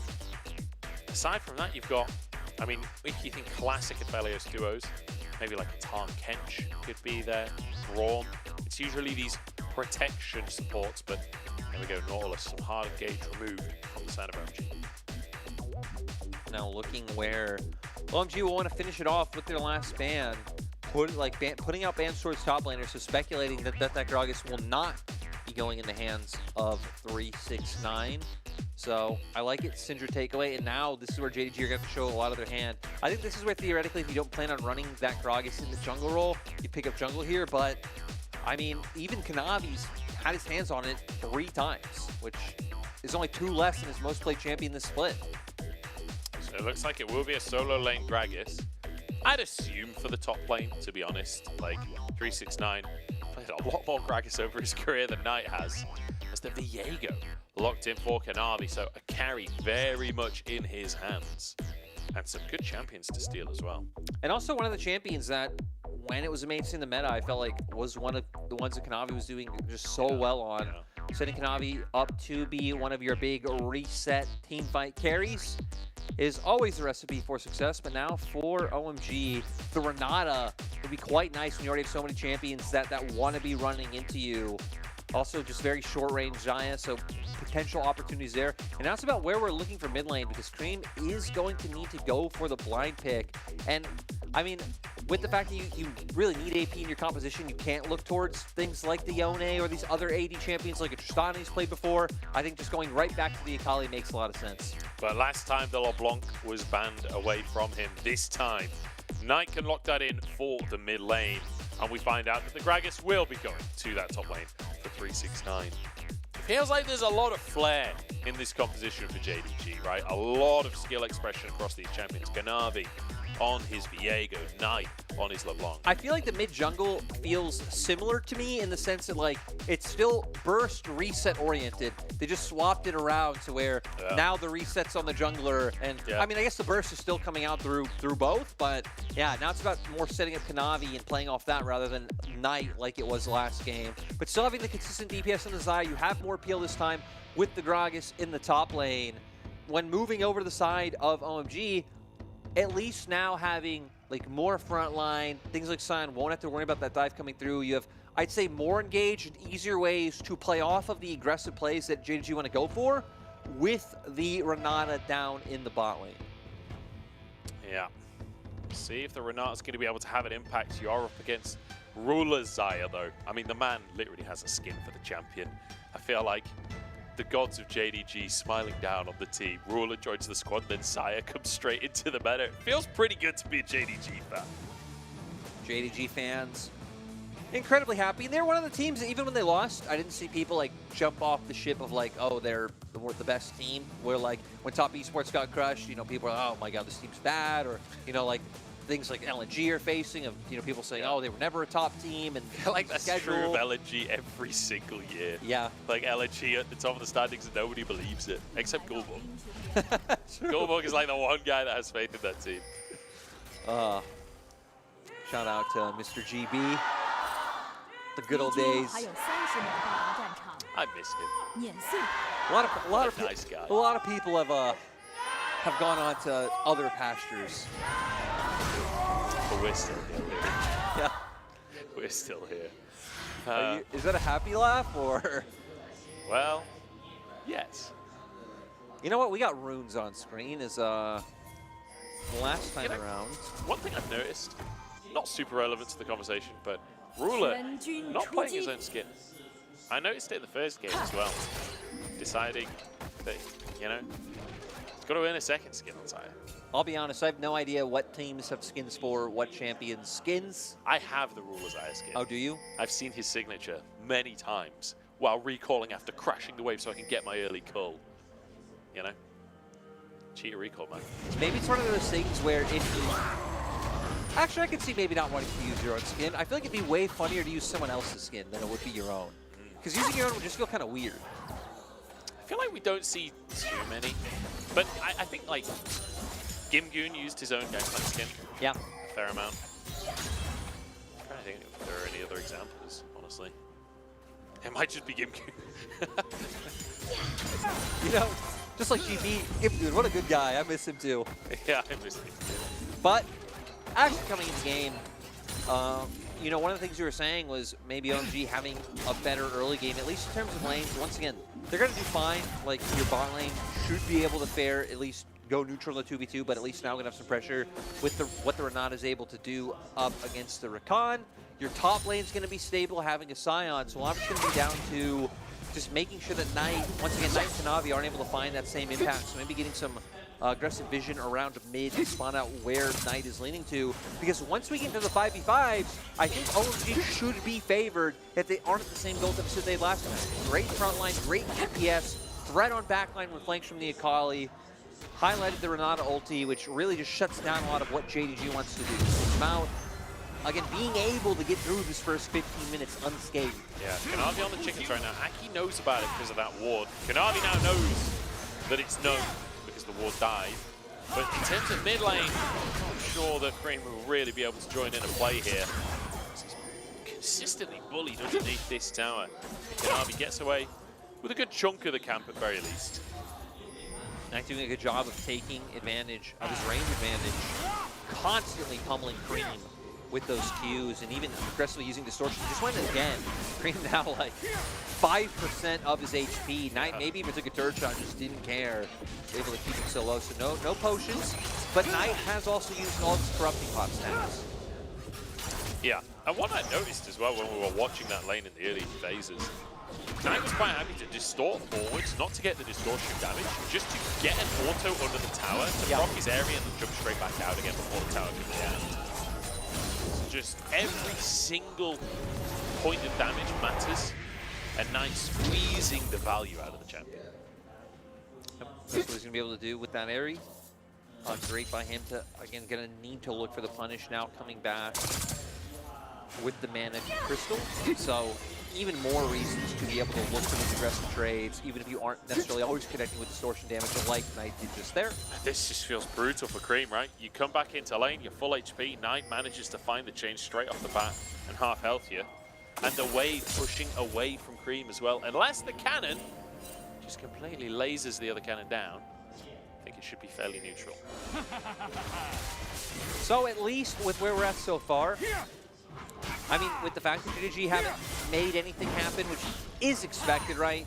For Viego, it's usually about getting that level 6 online before you really see like a huge shift in tempo of the game. Things for OMG have been fine. We'll see if they stay fine. Navi does have Smite. Yeah, both junglers with Smite available here. Taken by Aki. And now the duel, but Aki not having any of it. Zips straight over the wall. Can I double check it in case that is a clone? In case it's not a clone, so. I love watching 369's Gragas and how little he knows he has to care about anything. Always having the safety in the belly bop to be able to get away, or even just say hello to you after casually getting your turret plate down to like 5 HP. Yeah, that next demolish is going to get some serious value right there. It's 369 just completely and utterly ignoring Chanji. Chanji doing a fine job though, maintaining CS, which is all he really needs to do in this matchup for the early stages. Now both AD carries coming back with some items. Noon Quiver for Abel. We got tier 2 boots and a longsword for Ruler. Oh. That's close. If Chanji goes just a little bit further upwards, perhaps 369 can finish a kill there. TP available for Chanji, so he shouldn't make the too much sense. Even with his HP, that would have been a bit of a tall ask for 369 to be able to find the kill. But this one I'm focused on bot lane. This is where OMG need to find something. It's where they've been strong so far in this game. Missing just to zip out. Now Kanavi to target instead as Aki goes forwards. But Ruler still more than willing to be a part of this play. Stepping forwards, aggressing on towards Abel, and forcing OMG back. Feathers don't connect though. I think that'll be the end of the play. Kanavi, and even JDG's bot lane are dodging out, doing a great job of making sure that the gank doesn't come through. Abel's been able to find a small advantage for himself in terms of CS, and we've seen they've been the ones keeping up that pressure in the bot lane. I feel like Missing having a great split so far as well. Like knowing his limits on this Rakan, knows that he can jump in and still be able to get back out to Ruler. And I feel like I've seen a few Rakans recently in the LPL that don't necessarily know the limits of the champion super well. Often go too deep. Not been seeing that from Missing. No, Missing has been a standout. Which is great to see, right? Thinking back to the earlier days on WE where he did look good and, you know, maybe not the superstar that it feels like he's really making his way towards becoming these days, but still always a player of promise. Then when WE went through those tough times, really hard for anyone on that team to shine through, even though we knew talent was there. So getting his chance once again with this JDG squad to look good. I might need to not care about Missing right now. Navi, he's going to be fine. He's going to get out. As his ultimate, worst case scenario, it's 2v3 on the top side, but JDG will be safe. Look at the CS advantage in mid lane. Yeah. Huge. Yeah. Coming out from Knight. Gonna get this wave in. Cream will be able to get back in time, but this is where JDG's gold lead is coming from. 1K gold lead right now. Hey, this is his Knight basically saying, oh, what's that? You've got a jungler that can't really do anything until level 6. Well, let me remind you why you banned LeBlanc in game number 1. Let me remind you how bad this matchup is. 800 gold lead on Knight in that mid lane. 369 was one making up the rest of the gold lead that JDG have in top. So great by the two soul laners. Missing. Oh, but zips on out. And it's often the way with Rakan. Ruler will be able to clear this wave away. It is a small CS lead in the bottom side in favor of OMG, but it doesn't feel like it matters as much as that one in the mid lane because the one in the mid lane is just so huge. But also there's a lead in the jungle here for Kanavi. He's managed to get himself a bit of a CS lead and also looking towards that Herald. He's missing, moving over. Cream might be too far up in the lane, but the perfect execution used just defensively here to keep himself alive. So you're going to maintain control of mid. They pick up Rift Herald. 369 to the top and hasn't had to move down. It is giving over plates to the OMG bot lane. So all inning on Abel to be the big carry. We said for OMG, it's much more about when their composition groups up as 5 rather than in these first 15 minutes when it is just a bunch of isolated parts. You do have a lot of ways to, again, turn JDG's engages and make them your own. It's going to come down to once we start seeing these neutrals come up. So, hell, it's probably good for OMG that JDG haven't started stacking early dragons or able to look for that off their bot prio, but might get a fight now. Trying to start something, Missing with a knock-up, but it's onto the clone. Knight has moved over as well. Ruler is actually flanking on the Xayah here, trying to pinch OMG. He's forcing them towards that drive rush. They could make a play on towards Ruler themselves. Featherstorm available. Not enough threat there from OMG to force it out. Feeling confident because he has a Featherstorm, has a Cleanse Flash all available, and OMG's composition definitely wants you right in front of them to get max value out of the Renata ult, into Cyclone, into, again, how all of these moving pieces just work together to be able to burst JDG out in one go. And now it's going to set up for Herald, but I think OMG might just be able to stop this. This is kind of a weird herald, honestly. Like, perhaps not intended to be thrown. Shanji knocked back here. 369 is a tank, but he's doing a lot of damage. That barrel's zoning. Shanji gets another grasp. Proc needs cooldowns. Shanji has a shield. 369, a valiant attempt. He has E and flash. Is he going to go for it? Proxy's W flashes under the tower. You called it, Lyric. 369 walks away with his life with a solo kill. This man's the best Gragas player in the world. That's all there is to say about it. It's kind of funny to say about a non-jungler, even if Gragas has been met in the top lane for a while now, but 369 really has made his champion his own. Like, it feels weird to say, but if there's any champion I would like to give a skin to, even if they don't win Worlds, I feel like 369 deserves a Gragas skin. I feel like 369 is Gragas. I feel like there would need to be some kind of pizza-based animation in there. There's a little jab at Karsa that ended up being the case. If 369 ever gets a Gragas skin, please make him eat pizza in the recall or something. Getting to see how it goes down. Goes for the ult. Beautiful. Even right into the grass proc to get more damage coming on through. Shanji able to dodge around the Q, but he's just so low at this point. He's in a tough spot though, right? Either you leave and you're giving up 1.5, maybe 2 waves, or you accept the death and then maybe use your passive to at least pick up some of that, but 369 now having Sunfire Cape online. We have Black Cleaver coming out for Kanavi. A lot of these item breakpoints being hit by the top side of the map for JDG. Again, we need to pull attention to bottom lane for OMG, because that is where the Gale Force fleet are able. 369 really wants to get this plate, but his Sunfire Cape is ruining everything. Stays close enough that he can grab it. He's just proxy waves. He doesn't care at this point. Do whatever he wants, get the ward down. I kind of even expect him to just stay over for the ground, but I guess leaving that for your own jungler who has Smite makes a lot more sense, and be able to get more value out from that is JDG actually might look towards mid first. Cream has flash, and I think he should have Shroud up. Shuriken lands. All the chains not going to be committed to there from Knight. I thought he was just going to keep going further on there, trying to set up for Kanavi. But Kanavi going to be happy to take these wolves and continue to build himself this lead over Aki, who's moving in right now. Smite fight, Kanavi wins it. Shanji moving over, try and collapse on the JDG jungler. But Viego does as Viego will do. Ults out. Feels really low. Close one, but can't quite find the knockup. Able to walk away. I feel like that has been the story of this game so far. Like, very close to things happening, but both teams playing this very slow and steady and careful. And JDG, I mean, they're just incrementing small advantages. So they've been fine with how things have gone. But even for OMG, 369 will be fine. I love how he jumps in, starts hitting 369. He's like, actually, I don't want this at all. And just jumps back over the wall, abandons Shanji for the 1v1. But again, theoretically for OMG, there has been no huge explosion so far. So you're still going to get to a point where hopefully you can take these front to back.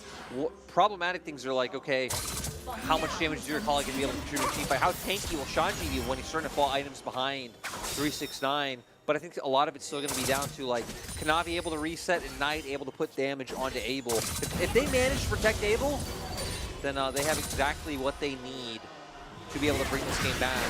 Aki actually ulting Kanavi here. Kanavi's ult still on cooldown right now. Kanavi down. Cream with a kill. This Knight barely dodges a Shuriken. Perfect execution still in play here for Cream, and he uses it just to get a little bit more harassed down. Kanavi not able to flash away. His ult was just about to be up and off. Cooldown wasn't, but probably wouldn't even have time to react, just with the CC chain coming through and then Cream able to follow up so quickly. Rick Herald is going to be up in 30 seconds, so this at least should be able to turn into OMG, hopefully getting some vision. You can see they've already rotated Abel up here in anticipation to make sure they're the team favored to get this objective. Yeah. Huge that Cream is grabbing that kill onto Kanavi as well, right after the huge CS lead that Knight's been able to find himself in that mid lane. Cream closing that goal gap slightly. Still be a pretty hefty lead for Knight, I'd wager, but at least being able to get closer to those items. Like Cream finishing that mythic is going to be so crucial for OMG being able to function in these team fights. Yeah, and I feel like his role is going to be one of the more interesting ones because there's no easy target for you to jump on. We already highlighted for Ruler having like the feathers, Knight now being on a very mobile mage on the LeBlanc. So it's really going to be, feels like potentially a counter reaction to whatever JDG are looking to do, unless Aki or Sean can find the CC. Then you're just jumping on whichever target does get locked down. Knight actually almost going down here. Knight burning on him as well. Huge little combo. Huge little combo. That doesn't make sense. A medium combo then. From Abel and PP got onto Knight. It just shows, like, being LeBlanc, having to jump into champions like the Renata, having the handshake there, sets up for a lot of damage to be traded in return. JDG, in the meantime, Havoc Kanavi just starting this one up. The TP coming through from Shanji. We'll have a fight on our hands here. 4v5 for now as Knight up to the top side. Cream already arriving. Herald 4K. JDG don't want to let this one go without a fight. Knight over the wall, trying to find his opportunity. Shanji goes in. Herald already taken by OMG now. The hostile takeover is pretty massive. Cream with the backside of the play, and in goes the Cyclone. JDG picked apart by OMG. A Herald and 2 kills. One of those things we were highlighting for OMG. This is where their composition thrives. Hostile takeover, able to zone people back. Shanji's just presence, not allowing people to walk through. And now we're going to be able to go forward with the Herald. This is going to be a mid lane turret. This should even be able to guarantee a second charge if they want to. Looks like they will back away. The Ruler should be able to finish this one off. Yep, okay, just managed to find the eye. So valuing the tempo from the reset, which right, up to 50 seconds to be able to get there and hopefully contest. We see here again, Shanji's presence in the first 6, zoning them out from the play, using the ulti to find the knockup on Kanavi, then hostile takeover. So many ways to zone the members of JDG out when their composition of champions that want to jump in, that want to find backline access. It just sets up for Cream and Aki to start being able to pick up those kills. OMG now off of those tempo resets, trying to contest this Drake. Kanavi pulling it out of the pit. Still DPSing away. Aki in the area. 2K on the Drake though. This might just go down, but the reset comes through. Aki now in the back of the pit. 2K on the Dragon. I think JDG might be backing away. Kanavi moves back in. It's a smite by Kanavi, wins it for the second time today. And now Abel in trouble as Ruler just dives onto the enemy AD carry. But Abel survives. The reset comes through from Renata. And it's 2 kills for OMG. JDG losing back-to-back fights. Cream wants more, but he won't find it. The Renata pick continues to find value against JDG. Abel managing to survive. Sadly, they don't pick up the Dragon. That does go the way of JDG. Still, OMG are going to be happy, furthering their gold lead, picking up another turret on top of this, and just setting themselves up to continue to win future fights. Yeah, and you know, Kanavi seems to be the one struggling a bit in this game on his Viego. Gets the smite, and after that, the fight kicks off. So close to finishing Abel, but yeah, Viego ult, not really impactful whatsoever. Gets taken down right away. And for JDG in these circumstances, and pretty much in any fight going forward, you don't want to look for exactly a 5v5. You need to find those moments, like right before a fight starts or like during the setup, to find an isolated kill, get a pick, and then potentially it's like, hey, we've already got our reset online for the Viego, like Knight's cooldowns can come back on very quickly, and then you could start turning that into, you know, a winning skirmish for your side. Because any fight like that will just go the way of OMG. Yeah. And worth mentioning to Cream, we said, you know, he needs to get his Mythic online. 3-0-2 now off the back of these last 2 fights. He's starting to become scary, and still, it's going to be difficult to find that impact in these team fights against a composition like this, but if there's an Akali that can do it, it's Cream's. Cream shown his mechanical prowess on the champion. And Abel having a great game as well, as he's been able to just kind of sit back, scale up, which is exactly what you want as an Aphelios. And the Renata from PP God saving his skin in that previous fight. I really just can't, like, over-highlight how good I think this Renata is into what JDG have picked up and just how fights are going to have to be taken. Not like JDG really have a composition that can play out through sides. Like, Gragas going to be a wash. Cream going to be getting to a point where he's the one that has pressure over the LeBlanc side of the matchup, and it isn't just about, you know, being locked in a lane where you're getting poked out. It's these extended side lanes where all the mobility and all-in potential that Cream has will be able to pay off. Yeah. Start trying to find those opportunities. Still a big CS lead in that side lane for Knight. Has been able to maintain what he built up earlier on in the game. But now we're kind of in a weird spot for JDG, where we're beyond 15 minutes, we're 20 minutes now. JDG significantly behind in gold. This is a rare sight. This is not something that you get to see very often when you're watching the LPL. JDG almost always massively ahead by this point in the game. And these are the challenges for top teams. Like, can you win when you didn't just dominate them? Yeah, and you know, even especially when you talk about like we'll say macro, right? There's a lot of different aspects to macro, but like macro when you're behind is very different from macro when you were ahead. Again, the types of compositions you have and like the comeback mechanisms. Because for JDG, we said it's about picks. I feel like the best would be isolating people right before an objective's coming up in like terms of like transition or setup period. But even here, finding someone before the setup. Cream dashes out, the quickness won't land.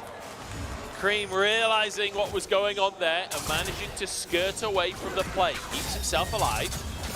A little bit of damage out from Knight there, but crucially, the death rush doesn't work out. And now OMG perhaps with an answer as they all move towards this top side, clearing vision. Kanavi and Missing want to protect their mid laner. The wave should be cleared here. I don't think OMG can continue. Gonna have to back off. Still lose nothing for the rotation over. They'd already pushed in mid. They have full control. They've already taken down mid tier 1. No, Ruler's caught out in the jungle. Ozaki will be able to find the second Cyclone. He might just get the solo kill with the feathers. Won't find the route. Ruler walks away. I can't believe he's got away with that one, but he has. Funnily enough, that actually might be in favor of JDG. Ruler didn't burn Flash. You wanted your feathers up, which will still be rough. But you've gotten BB God's Flash, you've gotten Aki's. No ults on either side. So we might be missing a bunch of ults for the Dragon coming up in 20 seconds. They'll all be a little bit after. So a lot's going to come down to like how the usual stare-off or standoff happens right before that objective. We see here, steps a bit too close to a ward. No wards there. Aki going to the Cyclone. I'm more surprised by the amount of damage that he has. Rails. But then Aki barely dodges that route. That route hits. It's a kill for Kanavi, guaranteed. Because also just the amount of damage that Xayah route does, like you max the E, it really does rail you. But again, going into this fight, no hostile takeover. Cyclone will be up soon. But I'm surprised JDG, they don't even want to opt into it, valuing maybe the feathers higher than some of these key abilities. Flash is being down for OMG. Yeah, Knight going for the tier 1 up in this top side. As it looks like Shanji will start that Drake off. Zaki moves over. No, just gets a vision. But Aki will be able to do it anyway. It's 369 threatening a little bit. And JDG decided, look, we just want to scale up. We don't want to fight right now. We don't feel like we can win that fight. Like you said, the ultimate for Ruler, crucial, and will only just come up now as we speak. I feel like the like losses on the side of OMG are the more important thing here, because it's not going to get easier as the game goes on. I mean, April's going to be huge. Even Akali, who is going to be able to do more than a LeBlanc. It's very different, so saying do more is kind of weird. Like, Akali will be able to win those all-ins, but of course LeBlanc becomes a bit of like a poke mage in terms of how you're just like going in and out to find this damage off.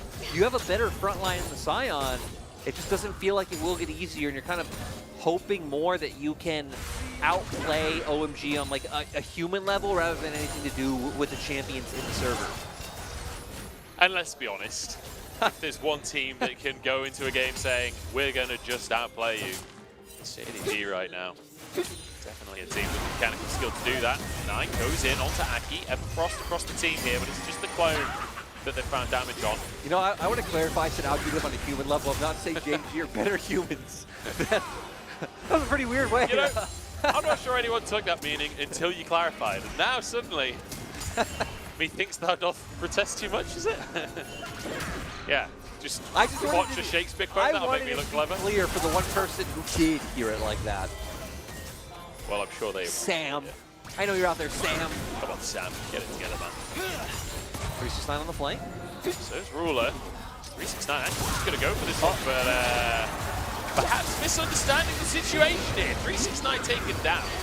Missing with the quickness as well as Knight looks for a bit more damage. Shanji straight on in, but I mean, nobody can hurt him at this point. No, he's unkillable on the Scion. Oh, wait. Wait, the re-engage comes on through. Missing down though, and they actually can't finish the kill onto PP God. An attempt from JDG, but it ain't a good one. And now Knight being chased down. Oh, the Shuriken lands as well! But Knight zips back to his portal and walks away somehow. PP God even manages to keep himself alive. This time, all of them funneling onto him, but OMG are not playing a comp that you could just funnel into. They thought they found a bit of an opening. They thought they found someone who was exposed, but once again, not the right member. And it feels so hard to do when you have OMG grouped up with Renata around. If Renata isn't there, maybe it's a different story because you're missing those really two key abilities to be able to control zones and keep someone alive. We're going to see here, 369, like you said, kind of misreading the positions of the situation where the spike immediately does go down. And then we see OMG, rightfully so, want to look for a re-engage. But I guess the perplexing part is here, where JDG are going to look to go on to PP God. They think they found him just trapped out, but comes through with the ultimate, manages to keep himself alive. And then with so many members, not even a full screen away, like a solid like 5.5 mouse clicks. If you have like the really tiny clicks like Faker, then you're doing fine. Right. You don't want Faker's mouse clicks? I've seen his mouse clicks. I don't know them well enough to use it as a unit of measurement. More of a T-Mos kind of guy. We'll say 3 T-Mos away. Okay, I'm with you now. OMG, about 3 T-Mos away from winning this game as well. With Baron in pocket, 8-1. And I feel like they've not really had that big hero moment for themselves across the course of this game, but they've not needed. Look, the hero moment needs to be built up by you casting to build up the hero moment. So if you start like talking up in anticipation for JDG to do something, they'll do it. They'll do it. Give it a try. You think I can make JDG win this game with a single bit of shoutcasting? Well, Ruler in the brush, looking to catch the next wave. Aki pushing the wave. Shanji gets a knock up onto 369. Here it goes. Pushing forward. Grasp. Brock. Abel in trouble. Walking away though. Keeps himself alive. The Featherstone find the root and missing. Barely lives. See? The hero play almost happened. You built it up. Sadly though, hostile takeover. Too much of them. It is too much. A pretty good ability. Yeah. To be said. Shanji in from the side. Hits the wall. Sion is one of the most comical champions in this entire game, has to be said. Abel just charging forwards. Some of the funny of an old Sion, but still well pretty done. hilarious. Old Sion was literally a cartoon character. And OG might actually be able to just end the game. With Baron Bluff, they've still got health bars to work with. And Abel is just an absolute monster on 3 items, red, white weapons. I mean, this is the dream scenario to try and force the end of the game. OMG stepping forwards, looking for an upset, looking to keep their series alive. Ultimate's being blasted on either side. Knight tries to threaten the back line. Ruler in trouble though. Featherstorm comes out, gets back onto Fountain as Konami falls the flash.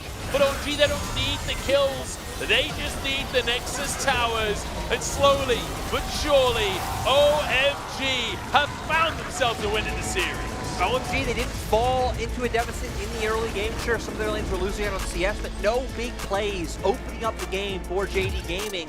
And we got to a point where we saw, again, the value of the Renata, I feel like was the biggest thing. Yeah. The hostile takeover and the hey, buddy, you're not going to die ability, those coming in huge. Yeah. And, I mean, just overall, right? You now have the Sion that we even saw in, like, the one fight around Herald.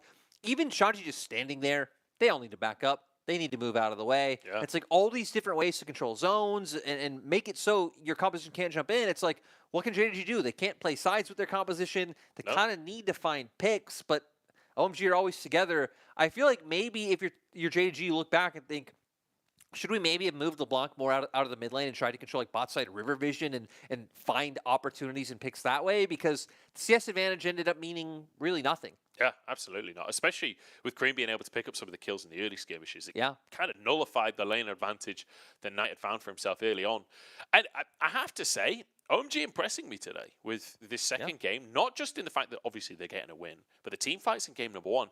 And the way that they've won game number 2 is not how you usually think of OMG getting wins, right? With like Shanji and Cream on this team, Aki, like very aggressive players, very stylish players. Like a slow, calculated win like this is not the first thing that comes to mind, but OMG showing that They have more than one string to their bow. I feel like if it was like a tree of different styles, it still falls under like, in my mind, OMG have always been like insane at team fighting. Yeah. But it's just not the like. It's like dive comps. It's not exactly. It's not like the crazy. Hey, we're like coordinating all these engages. But that I think shows more skill in my mind than like.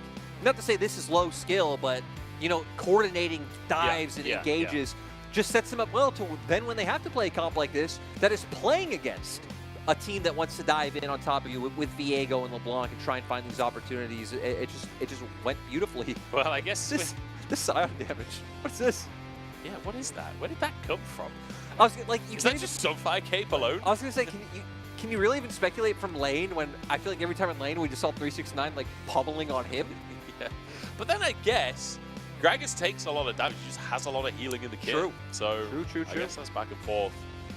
Yeah, a weird game for JDG, but a phenomenal game from OMG. And you know, you said that having to play against the dive comp. I guess when your bread and butter was those dive comps, you know how to play against them as well, and showing that they can absolutely do that, finding themselves that advantage. And a phenomenal game number 2 from OMG. JDG being pushed to 3 games here. And I'm really excited to see what their answer will be for map 3. We're going to jump into a break. We'll be right back.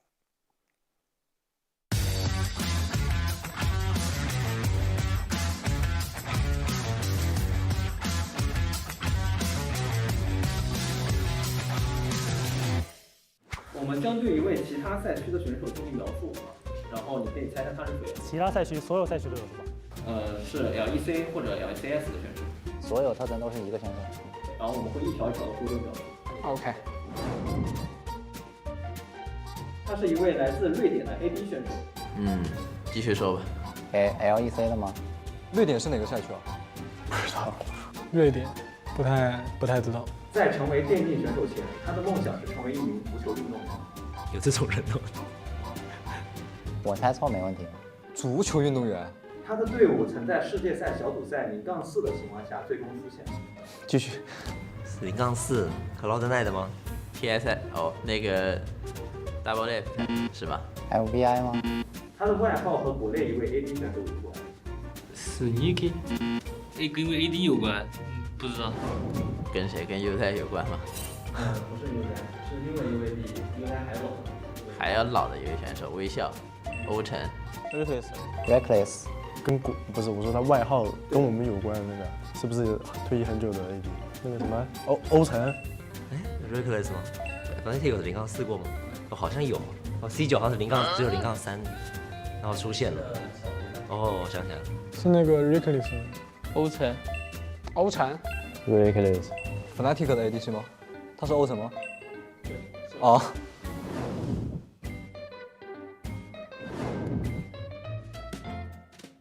他是一位来自北美的选手，他曾8次进入世界赛，打过1次 MSI 比赛。Impact。123。G2 的杨狗什么或者 Caps 我。不是。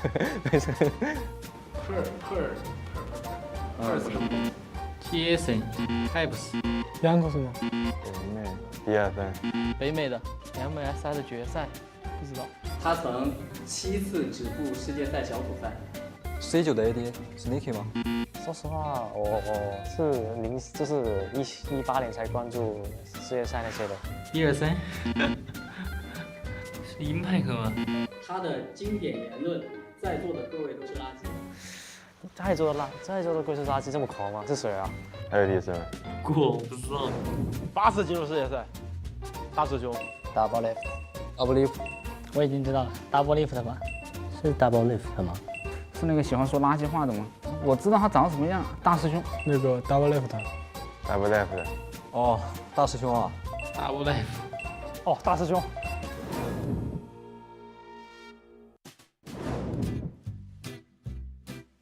他是一位来自 LEC 赛区的辅助选手。好，继续。Mickey 或者 JJ。那个咋拼？阿莫什么 Mickey 什么的。所以欧洲辅助我不是知道很多，我只知道 Mickey 嘛，那个叫 Mickey， 还有 Helifan， 我只知道这2个辅助选手。辅助选手，不知道。下一条，这个有点难。扣JJ。他的绝活英雄是泰克。还是不错，就这样。他的生涯死亡数位居赛区第1。辅助选手。帅。不知道。没了。那这一定大家都知道，对啊，就那个嘛 ，Hit 还有吗？提示还有？没有了，但他可以给到你，他之前在荷兰几个待过。我大概知道是谁，那是Hilly桑吗？哦，LEC 的辅助选手，我想一下，那个就是马派克的那个，啊对，海底桑，海底桑，海德颂，哦不对，海德颂，海德颂嘛。哦，我知道了，海德颂。那个海德颂。我前段时间还看到，就是海里桑好像在欧洲的助攻榜是第1，所以我想，应该死亡数也是他。绝活派克，海里桑吗？海里桑啊，海里桑，海里桑，海里桑，我还跟他交换过队服呢。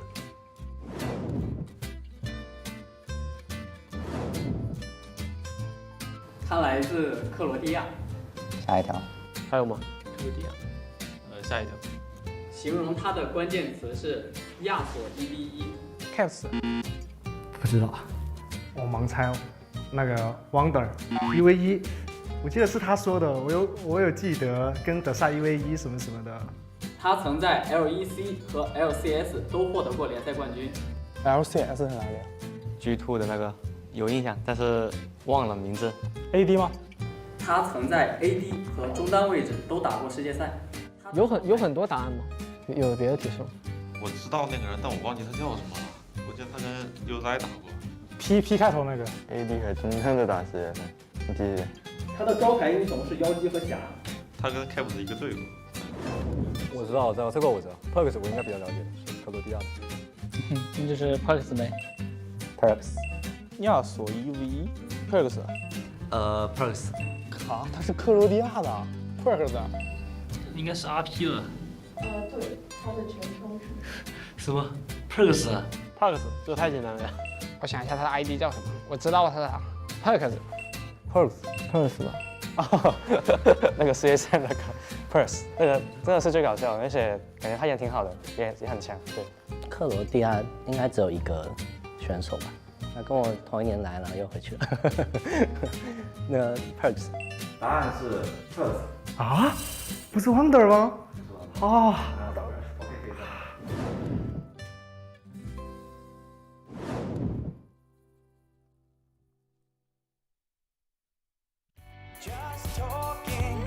Just talking, but seeing as you ask me, you know that I will call it how I feel it. It's only gonna happen if you want it to. It's only gonna happen if you want it. It's only gonna happen if you want it to. It's only gonna happen if you want it. If you want it to.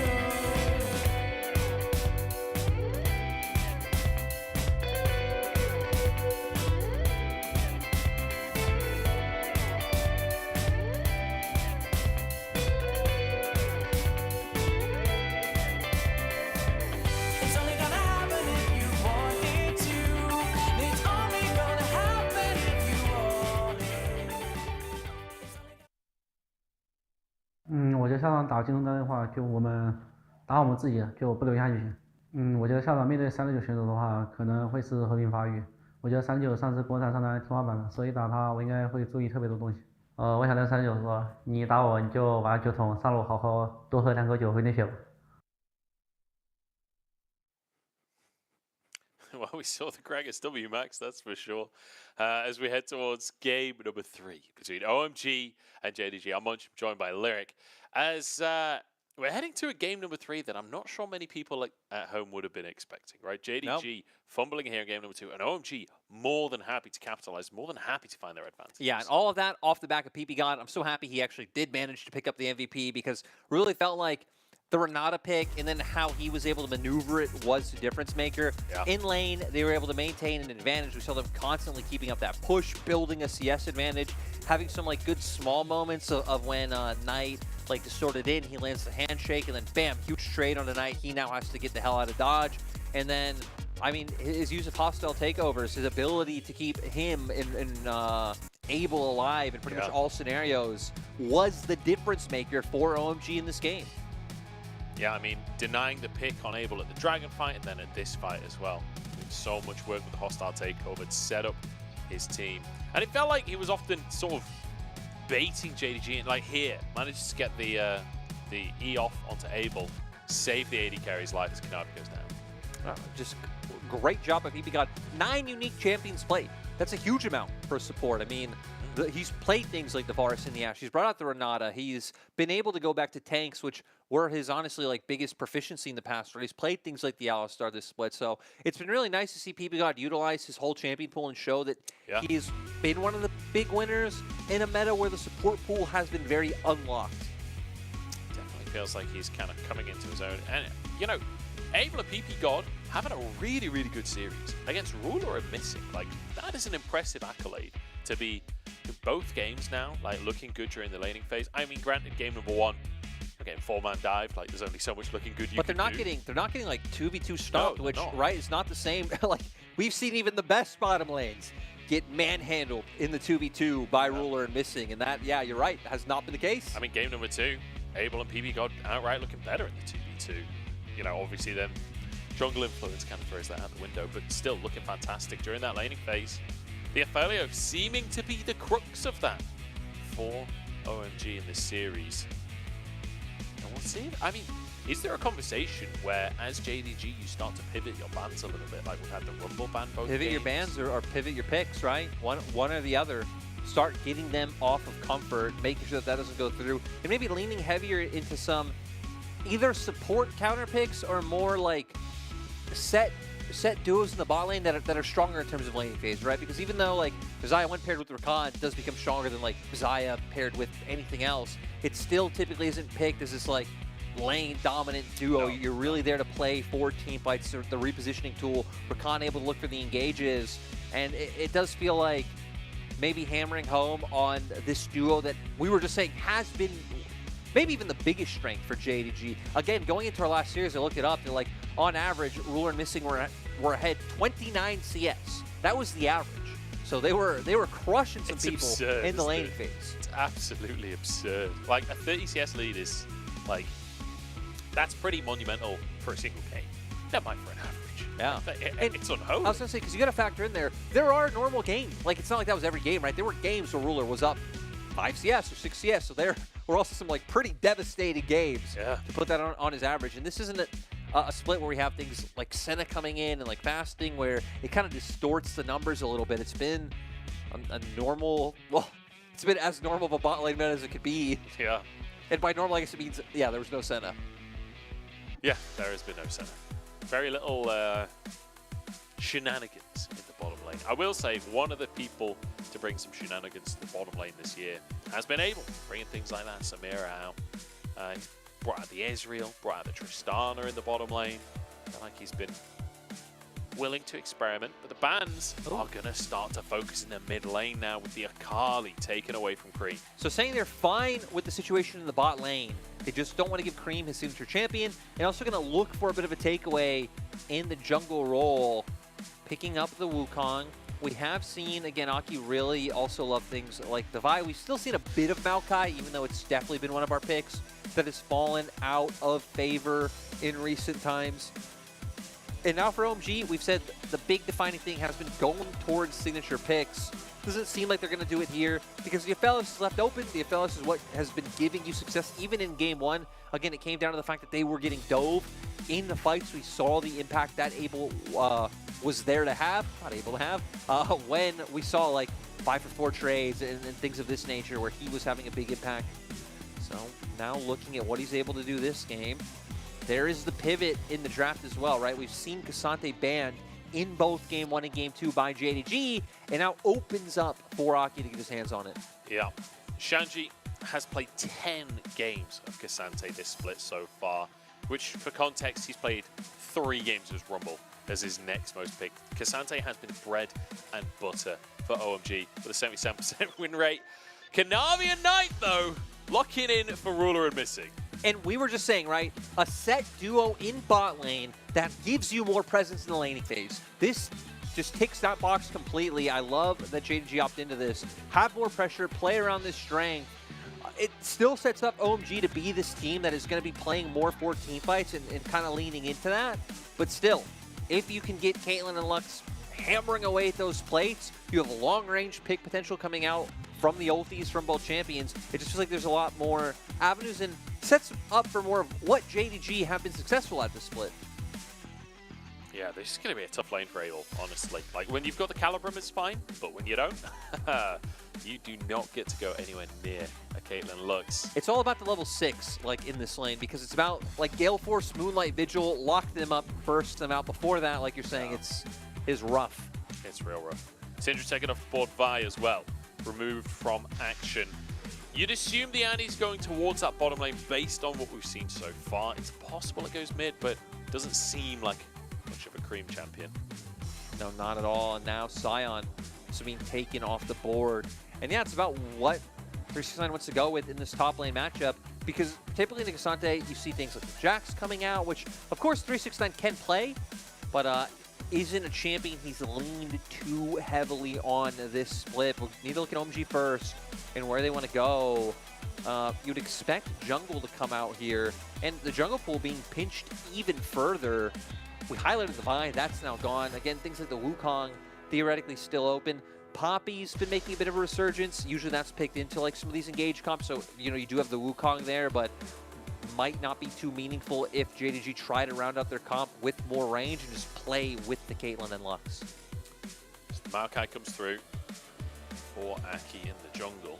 It's just going to be the mid laner remaining for OMG. There's JDG going for their pick into the Cassante. Renekton has quite often been the choice there. Fairly even lane, able to just go toe-to-toe with the Cassante. But I'm curious what Knight is willing to blind the mid lane here. Yeah, especially with the Syndra being gone, because that is where my mind would go for when you want to keep up that kind of dominant style of mid lane play. He's going to go straight to the Cassiopeia. Will be his first time piloting this champion this split. It's something we have seen a little bit regularly with people like Shanks, willing to bring it out quite freely. As you know, he's a main of that champion, so it makes sense. But still, yeah, going blind. Maybe even just looking at Cream's champion pool and saying, hey, you play a lot of these champions that want to dash in, that want to go toe-to-toe. You now have an AP jungler, so anticipating the Yone coming through, and the Yone is what's locked in. Cream's most played champion of the split, something that gives him playmaking potential. And OMG, I mean, if they can get through lanes, I think especially in that bottom lane, if they can make it unscathed through mid, you still have this opportunity to find those same engages, but it's different. Last time, you were playing around JDG's, like, bloodthirstiness and jumping onto you. You were taking advantage of that and turning it around. This time, to find winning fights, you're going to have to be the ones pulling the trigger. Yeah, very much a flip of the script from game number 2 here. And JDG, once again, really strong lanes, right? The Caitlyn Lux will, or at least should, find an advantage down in that bottom side. And Knight on the Cassiopeia, I'm excited to see how him and Cream will square up in that mid lane. Cassiopeia versus Yone. I mean, Cream certainly knows how to make things happen on the Yone, but Cassiopeia can be a suffocating champion to have to play against. Knight pulling out 2 champions. He hasn't played the split in this series so far. And in game 1, he picked up the MVP. Game 3 is going to be looking to do the same. JDG wanting to take advantage of OMG playing into them, throwing down the Cassiopeia W, using the ultimate, utilizing those traps, and making it so OMG can't find those trigger pools that they want. See if they can find their moments. OMG already proving themselves in this series, taking game number 2, a game that I don't think many people were expecting them to find. I think most people coming in expecting a JDG 2-0. OMG already making a statement for themselves and looking to follow it up in game number 3 for JDG. A 5-man stack towards the bottom side. EP God will spot this out. Should be able to walk away. With 369 showing, right, you know exactly what's going on. But going back to OMG, 2 series win streak. They've beaten IG, they've beaten NIP.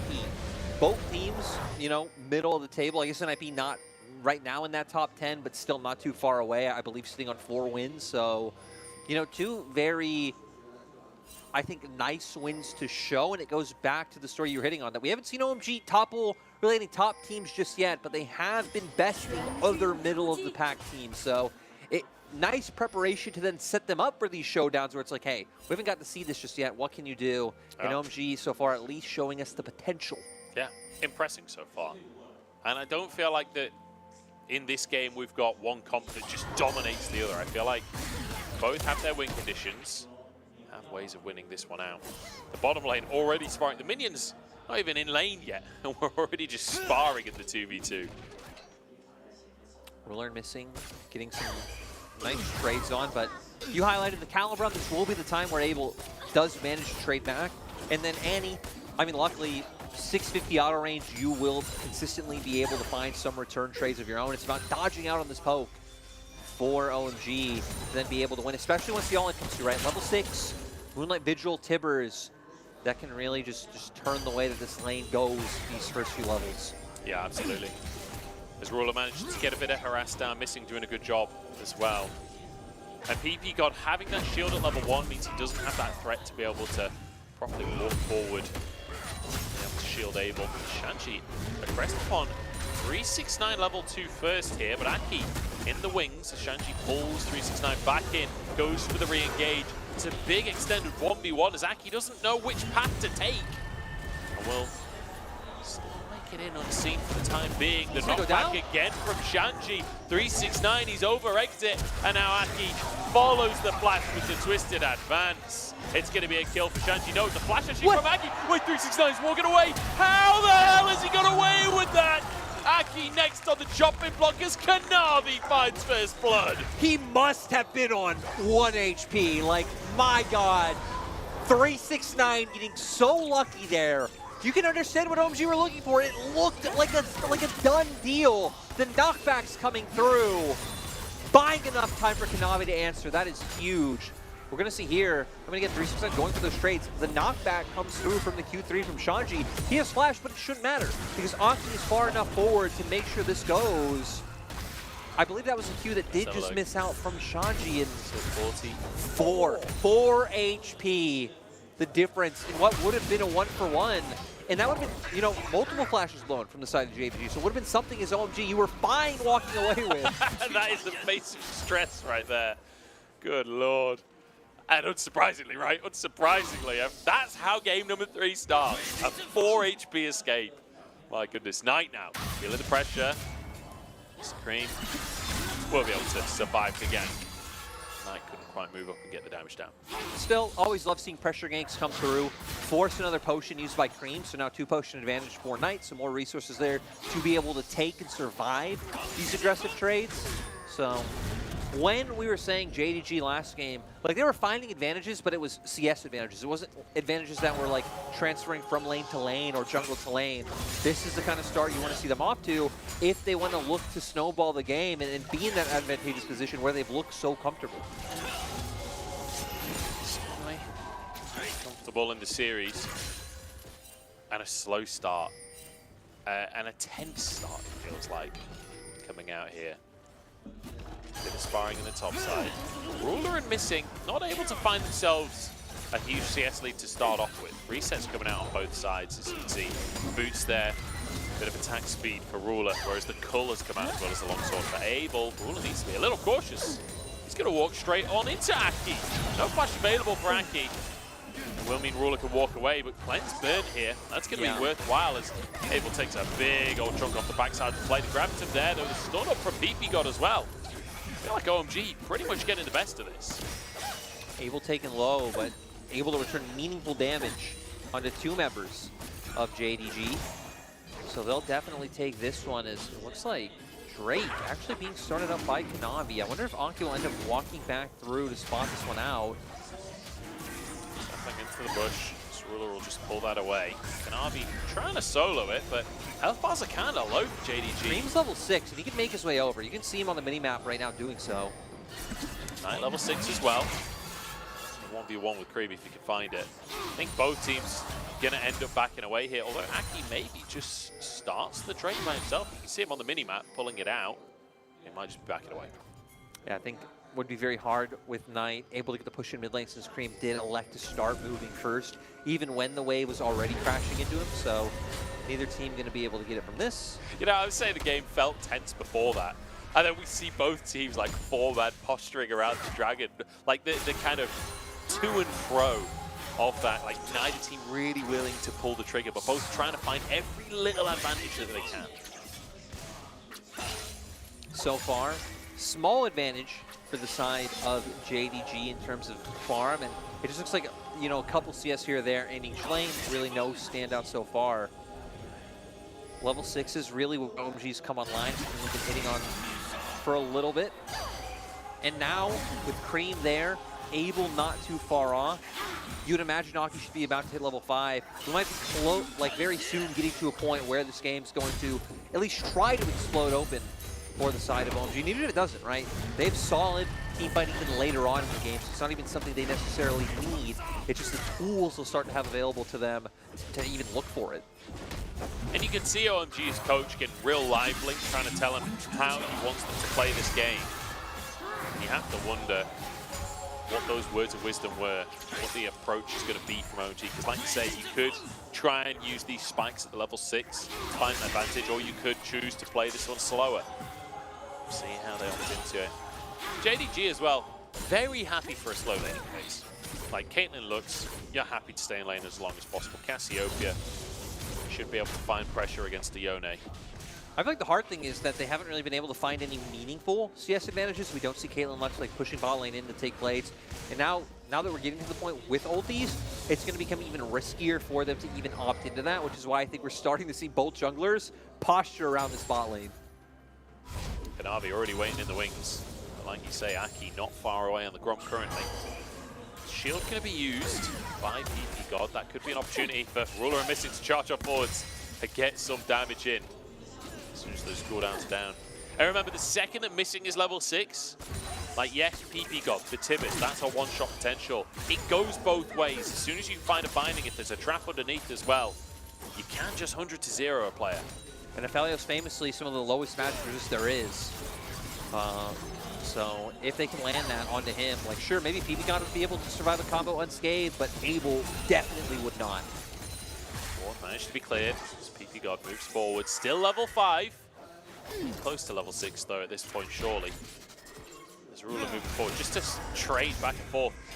On a knife's edge, honestly, this bottom lane. I feel like they're so desperate to make the play, but Kanavi trying to get in. Cream using that face seal to zip himself back out. That's pretty big, especially if they're looking to force an objective here, because now not having that ulti, you really didn't have to use anything from JDG's mid jungle to get that, and that's why they're looking to start the Drake up right now, because they know Cream's influence has been diminished. Yeah. And the pressure that OMG are putting on JDG here, a heavy favorite coming into today, but struggling to find these advantages, managing to finally force out the ultimate in the mid lane, and it leads them to a dragon. But the amount of time and resources that JDG are having to commit to just finding these small advantages, it's quite impressive from OMG. I love that you hit on the pressure and the expectations, right? Because I think it's always very easy to even just look at like player quality and create expectations, but look at like the accolades and where these players have been. Like JDG have won championships. JDG have players that have won worlds. OMG still just trying to climb the ranks in playoffs. After years of not making it, they've finally built a core that can consistently make playoffs.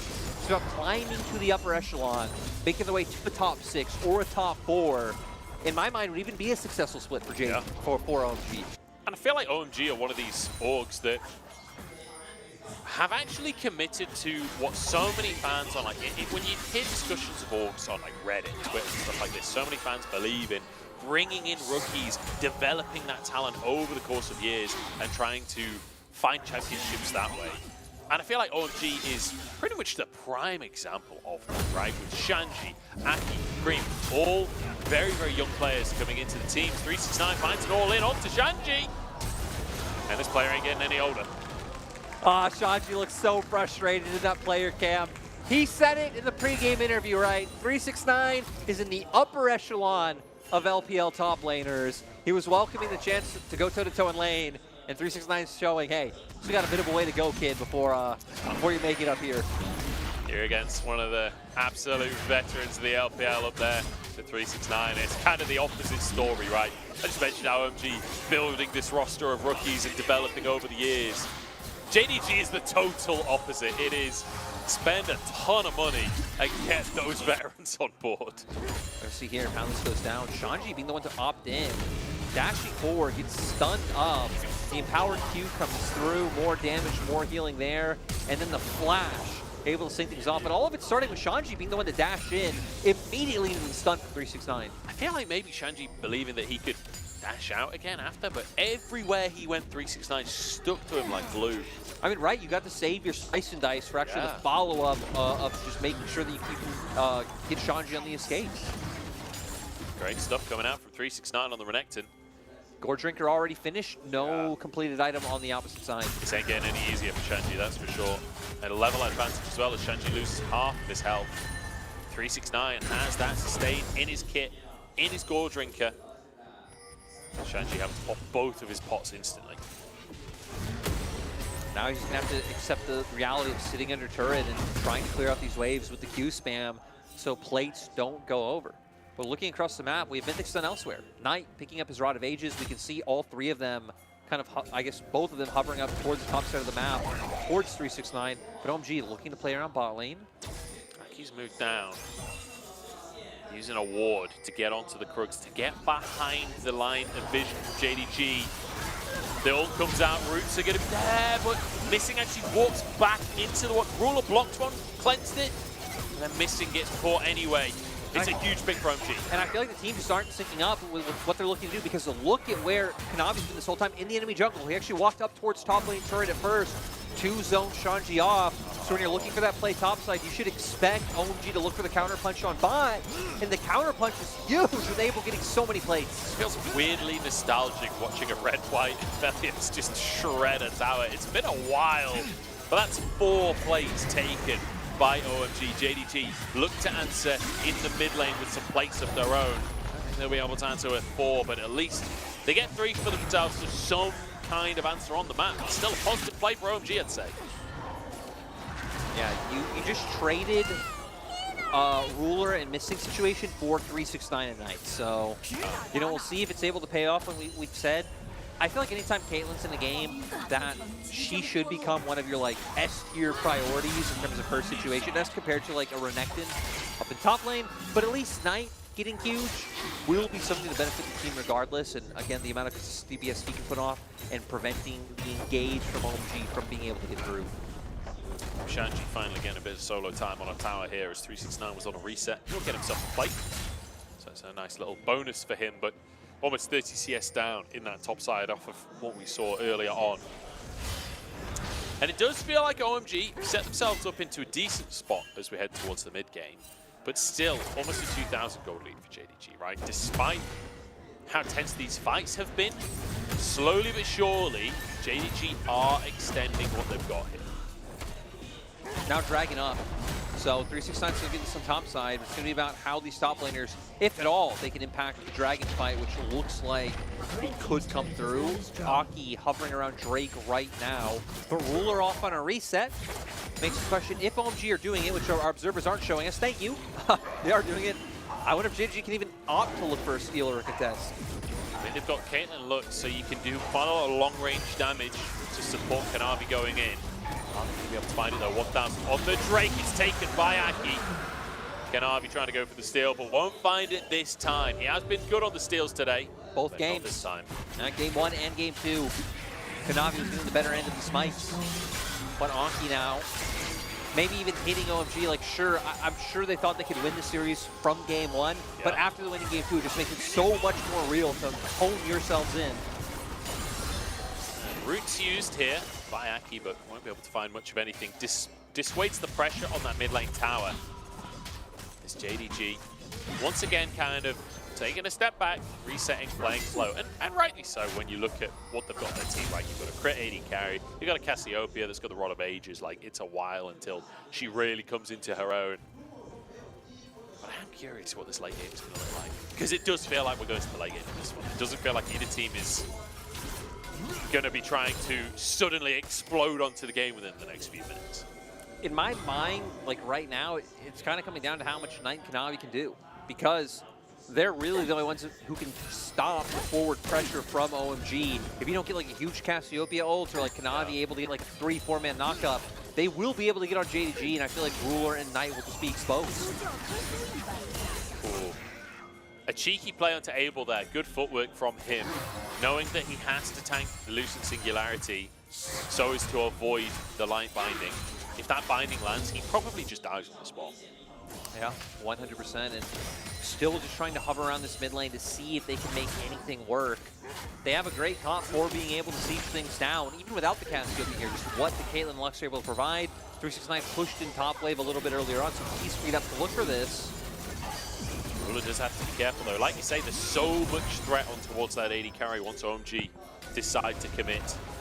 But slowly, they will find advantages. Slowly, they will find damage onto these towers unless OMG do commit to the play, right? Caitlyn, Lux is always going to be able to find that siege damage. Big damage on the bottom side to Cream, but dodges the stun. Kanavi trying to find a little bit more. Goes for it, and actually blocks the ultimate. Forces the flash so close to a pick onto Cream. Guarantees the turret in bot lane for Knight, so more gold in pocket. He might even just be sitting on his next item right now, and we can see Black Cleaver already coming out in top lane for 369, so getting further with those item breakpoints. Seraph's now there. So you could see the meaningful lead of like 3K for JDG because it's turning into items, and that's what you need. So make your way up towards that Rift Herald, and they should be feeling incredibly comfortable to look for a 5v5 right now. Yeah. Because this is the thing, we're talking scaling and whatnot, but when you get a breakpoint like this, like Archangels on a Cassiopeia, that's a big moment in the game, and you can use and abuse that fact. And with Kareem now, no flash, no ulti. It feels incredibly hard for OMG to even think about contesting if JDG, I'm sorry, I want to go for this. It feels so easy to say top east. I know. It feels so 369. But Shanji caught out on the top side. The laser even lands as well. But dashing away, 369 can't finish the kill off. Got getting a shield in at the end. Will be ult for ult on the top side. But now, this turns into the Herald that we were just talking about. Going to be open for JDG. They're able to maintain pressure in mid. So maybe if you're OMG here, you look for an opportunity to engage on the two-man core that is playing in the mid lane. So it's about Ruler missing, backing up, and respecting, which it looks exactly what they're doing. Yeah, Knight moves over to the mid lane as well, just to make sure that there's no dive threat available from the side of OMG, keeping the wave away from the tower. They suspect something. Cream is waiting with the chicken splash forward, comes out for PP God, and everybody just trying to escape. Knight finds a kill on PP God as Cream is there, but 369 waiting on the blink back. No summoners from Cream from the previous play, and 369 reading him like a book. JDG with the big brain, kiting them out. Sadly for Aki, following Knight's splash away. Like you said, Raid Boss 369 there and waiting. They break one turret down. Not gonna say. So Herald gonna be able to get a charge here, but once again, backing off, valuing like resets and the quicker timing you get to be on the map is, look at the mini map. Kanavi. He's just 1v1ing Shanji at this point. That's not a good sign for OMG that Shanji could be 1v1 by the enemy jungler. Will back away. Drake coming up in 20 seconds here. Kanavi was just at the top lane, 1v1ing. Like, that's not where he needs to be. 369, Dominus comes in. Kanavi on the top side of the play. Aki knocked up, walks away with the slide though. Kanavi forced to flash instead. TP comes out from Shanji, but a great little trap to deny the re-engage. They were able to get some summoners there. At the very least, got the flash from Abel, which means any fight that breaks out within the next few minutes, JDG should have a very easy time of finding that pressure. Will mean a dragon goes over to OMG, but look at the pains of the mid map. Is this Baron? Are you serious? They've got a Cassiopeia, they've got a Caitlyn. They do this so quickly. And JDG, they haven't even caught on. 20-minute Baron. OMG, they must be realizing it now. You can see the pinks coming out, but it's too late. It's way too late. Precisely 20 minutes. They did it in less than 15 seconds. One of the best trades you can ever hope for. JDG pick up a Baron. Now gold league 6,000. That's going to be up there for like a contestant for the record of fastest Baron ever, right? For the Cassiopeia, they're doing it exactly 20 minutes. I'm sure it's close, but I'm also sure we probably had like even more ridiculous combos with Cassiopeia doing Baron. But we're going to go back to the play, like you highlighted. 369 waiting at Raptors to make sure they pick up that kill. And then again, immediately, OMG thinking, oh, hey, well, you know, we're fine. We're gonna back off. Map's gonna reset. We're gonna take a dragon. JDG with this amazing siege coming out from Caitlyn Lux now, gonna start just breaking down these structures. And a huge gold swing has gone the way of JDG now. Look at the numbers at the top of your screen. It's almost 7,000 in favor of JDG. And now with the Baron, like Caitlyn Lux goes Super Saiyan.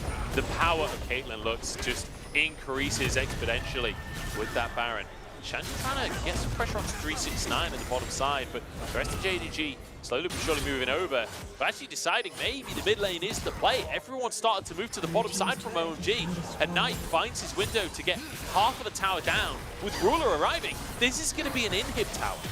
It just seems like OMG realized, hey, we don't feel comfortable looking for a 5v5 right now, which is why they're committing Cream so heavily to pushing a side lane. They feel like even if Cream was here, they don't think they'd be able to defend. It's about trying to find some gold elsewhere on the map, but hopefully they don't end up giving too much to the side of JDG. They might have already given too much at this point with a mid inhib going down and now pressure at the bottom lane as well. You still got a full minute of Baron here from JDG. The Caitlyn moving forwards as Aki takes a chunk. Ruler will back away. No follow-up on the roots for the time being. Shanti pushes forwards for JDG. They can keep this up all day. 6,000 gold. JDG are in the lead. They're going to keep looking for the siege. Like you said, they have the tools to keep this going. Shanti trying to put some pressure to a 369 able to TP in.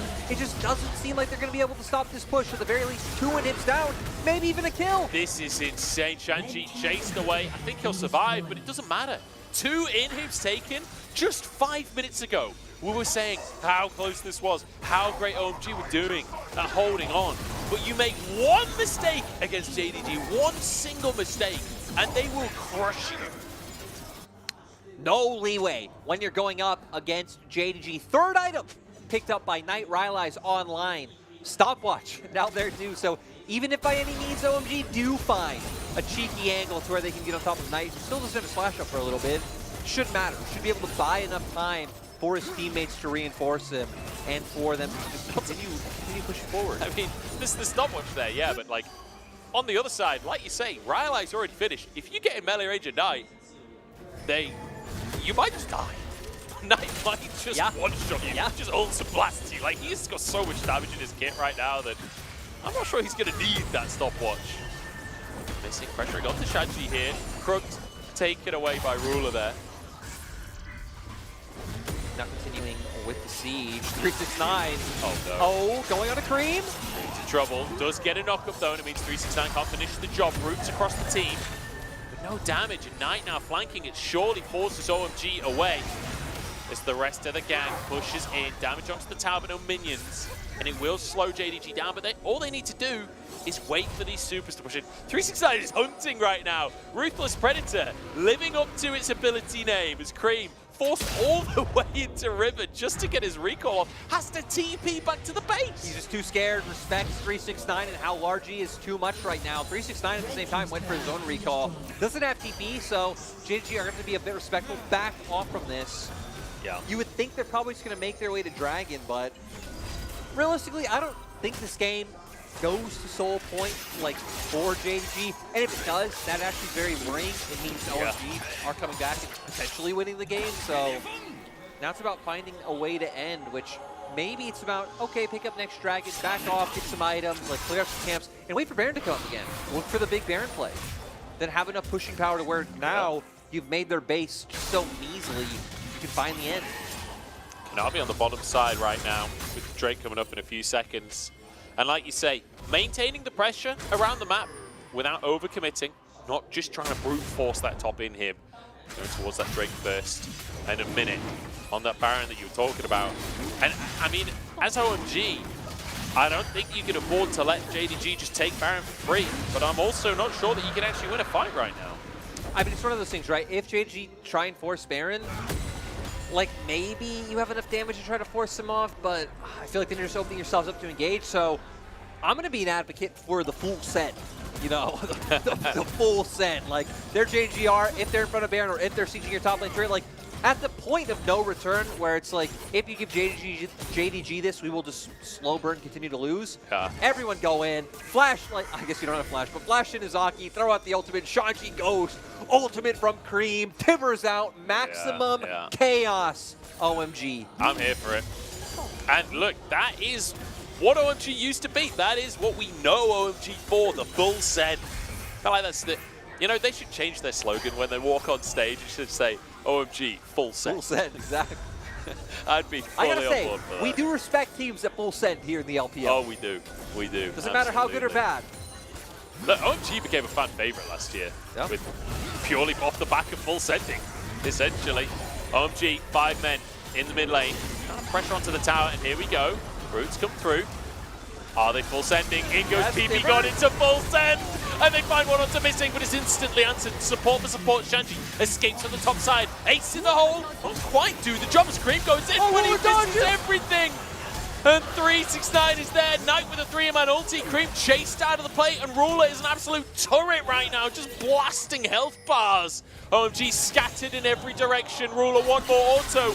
Will do the trick. No! Cream walks away as well. And now the re-engage for OMG. Have they actually done it? The full send might just have worked. Knight, low on HP, taken down. Able with a kill. 369 to the base right now. Oh my days. Cream moves back in. Couldn't go for the 1v1 before, but he wants to make it happen now. The reset from PP God as Ruler now in a 1v3 at Baron. They're going for Baron. If there's one thing we've learned, you never doubt the full send. OMG, they find some success. They get some kills. Now, I mean, their Baron not too fast. JDG do have a lot of time to react to this. PP God, take it back. Ruler has penned them into the pit as a Caitlyn. This is tough for OMG. 5k on the Baron, 369 behind enemy lines. Looking towards the blast cone. He gets stunned up there.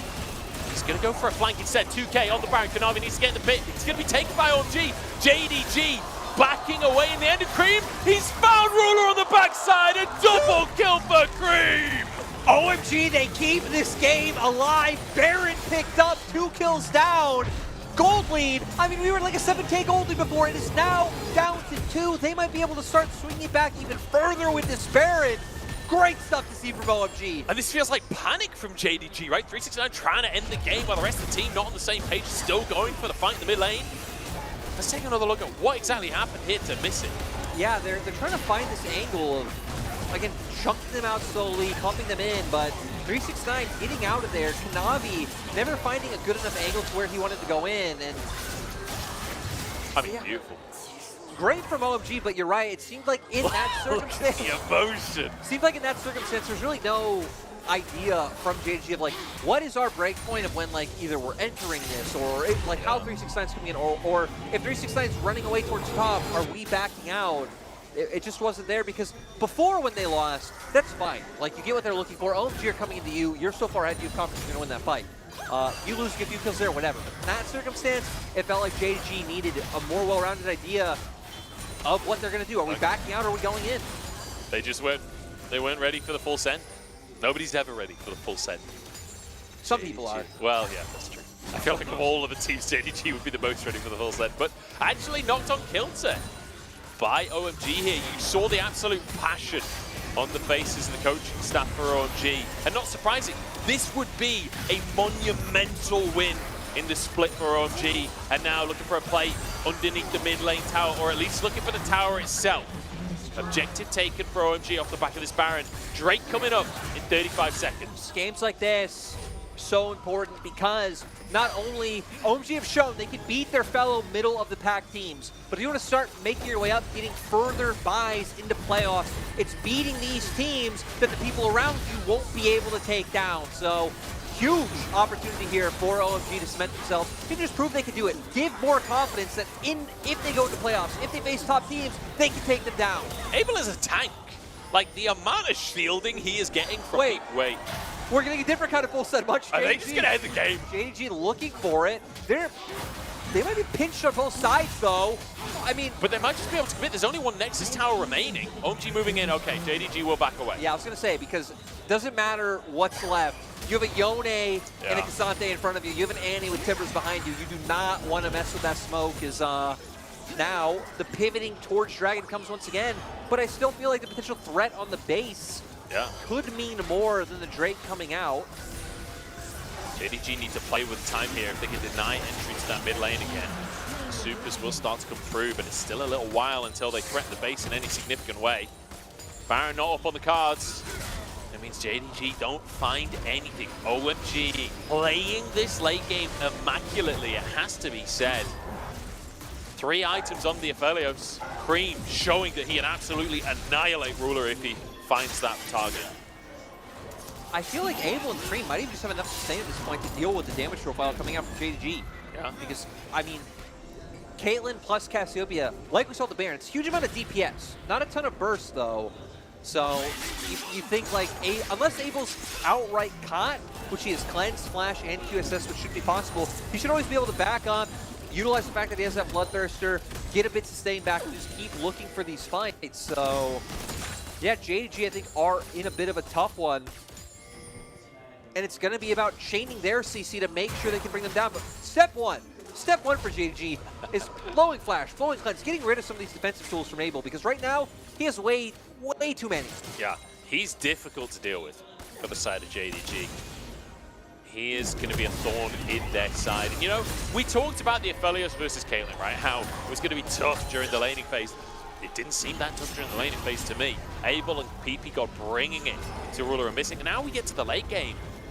I mean, Caitlyn's good when you already have the space and they're playing into you, but in a straight-up team fight, I favor Aphelios every day. Yeah, because Caitlyn's one of the 80 carries.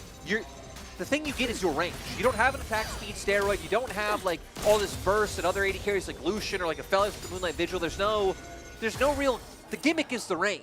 Yeah. So you aren't this like hyper carry or anything along those lines. Can you have that space? One of the big advantages of having a Caitlyn in the late game is you're acing the hole, right? Does massive damage. But when Abel's health bar is half shield permanently, you can't even poke him down.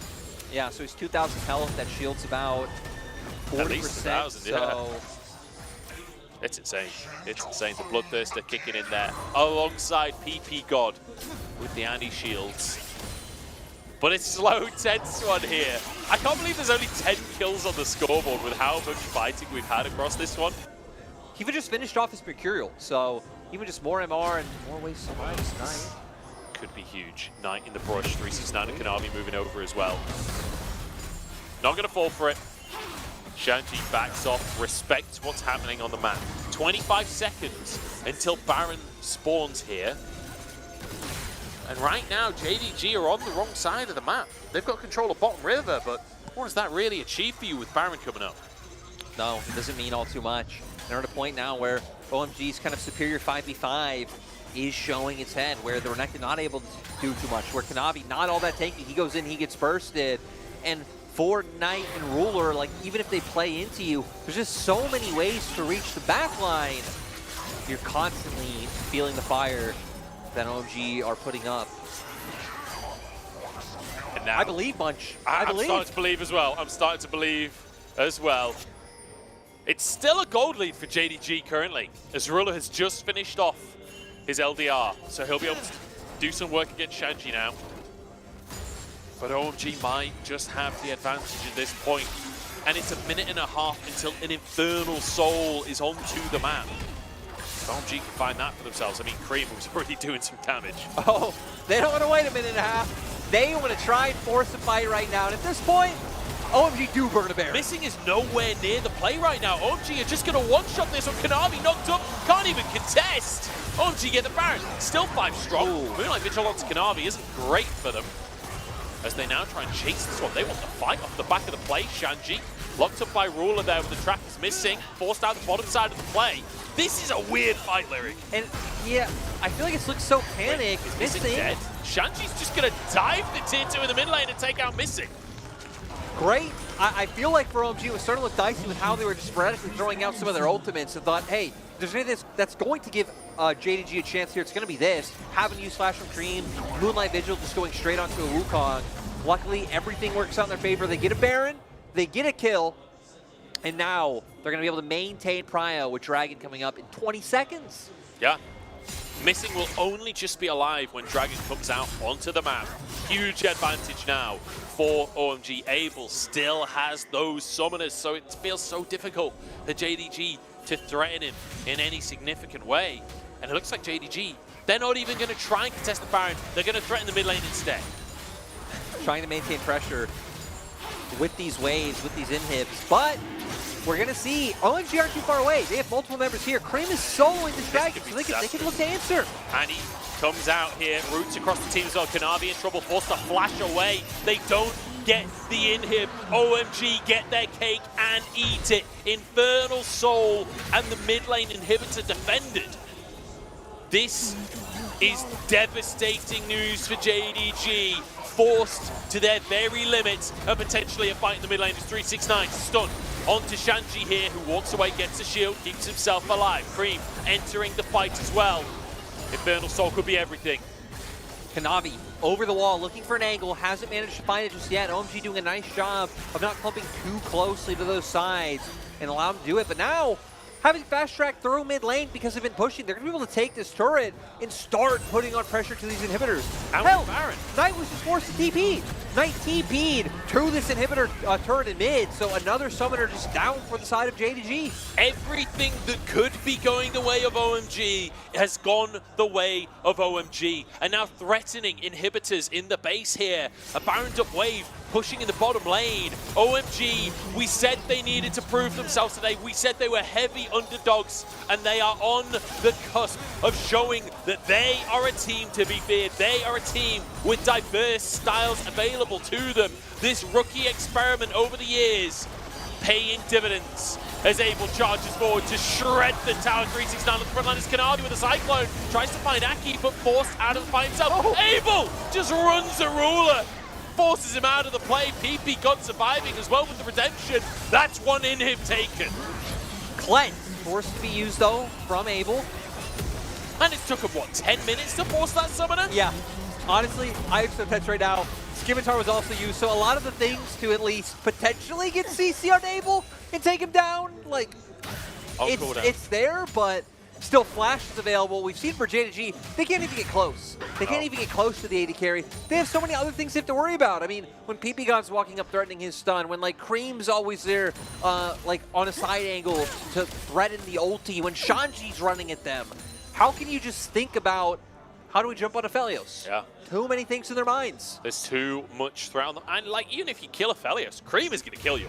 Yeah. Like, it's not like Aphelios is the only threat in this composition either. Even, I'm sure Aki's damage by the end of it too. Going to be like, yeah. You know?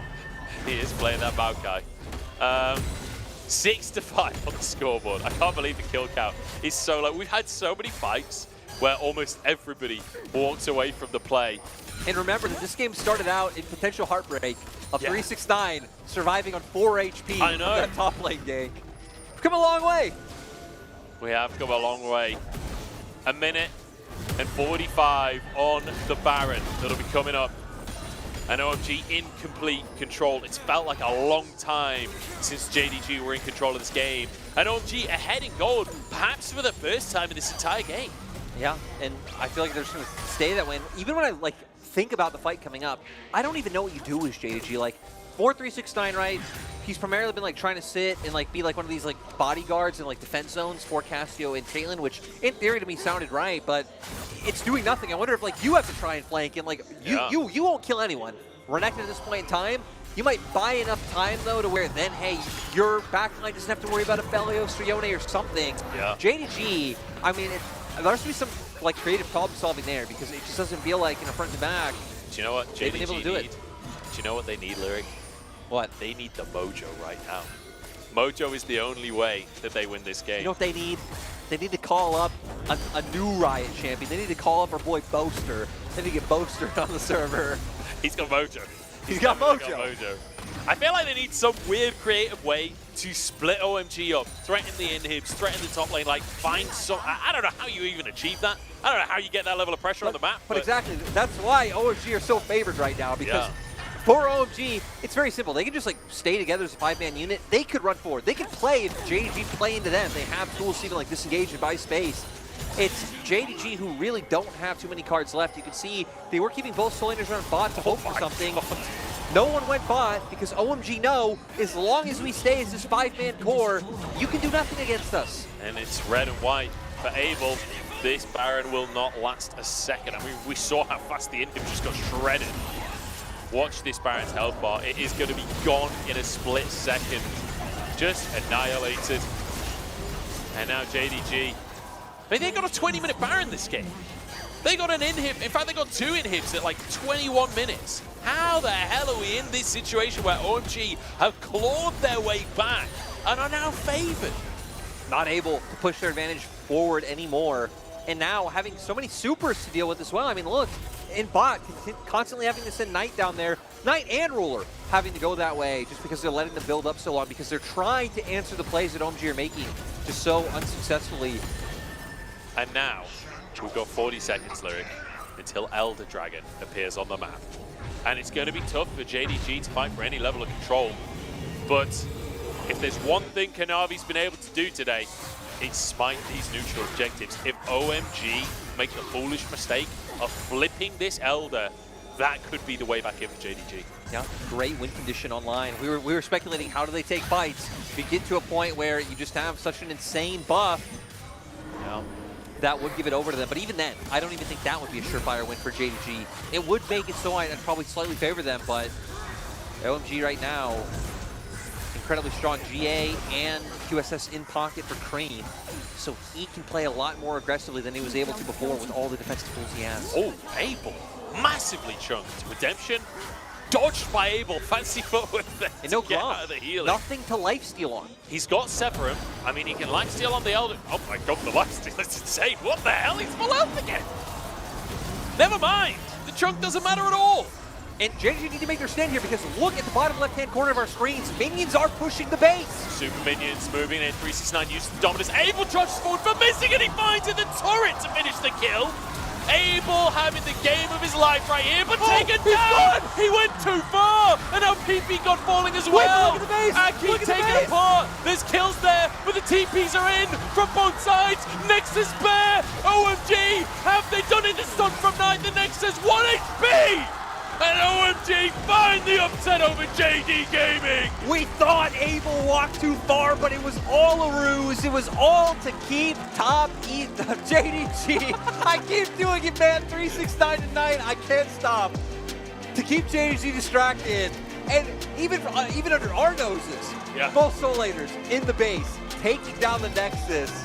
My God, the big brain coming out from OMG. OMG proving they can step up and take wins off the top dogs, cementing themselves better for, again, whatever best playoff position they can look to push for, as we only have a few weeks of LPL left. A huge win for OMG, and I thought Abel had fumbled at the end there. Like Gale forcing in for the kill onto the support, I was like, oh no, he's overdone it. Gets stunned, gets taken down. But it was all a cunning ruse. It just looked like he fumbled it because his solo laners are ending the game. It was when we both said, like, oh, they got him. I'm like, wait, where's anybody else? Yeah, where is the team?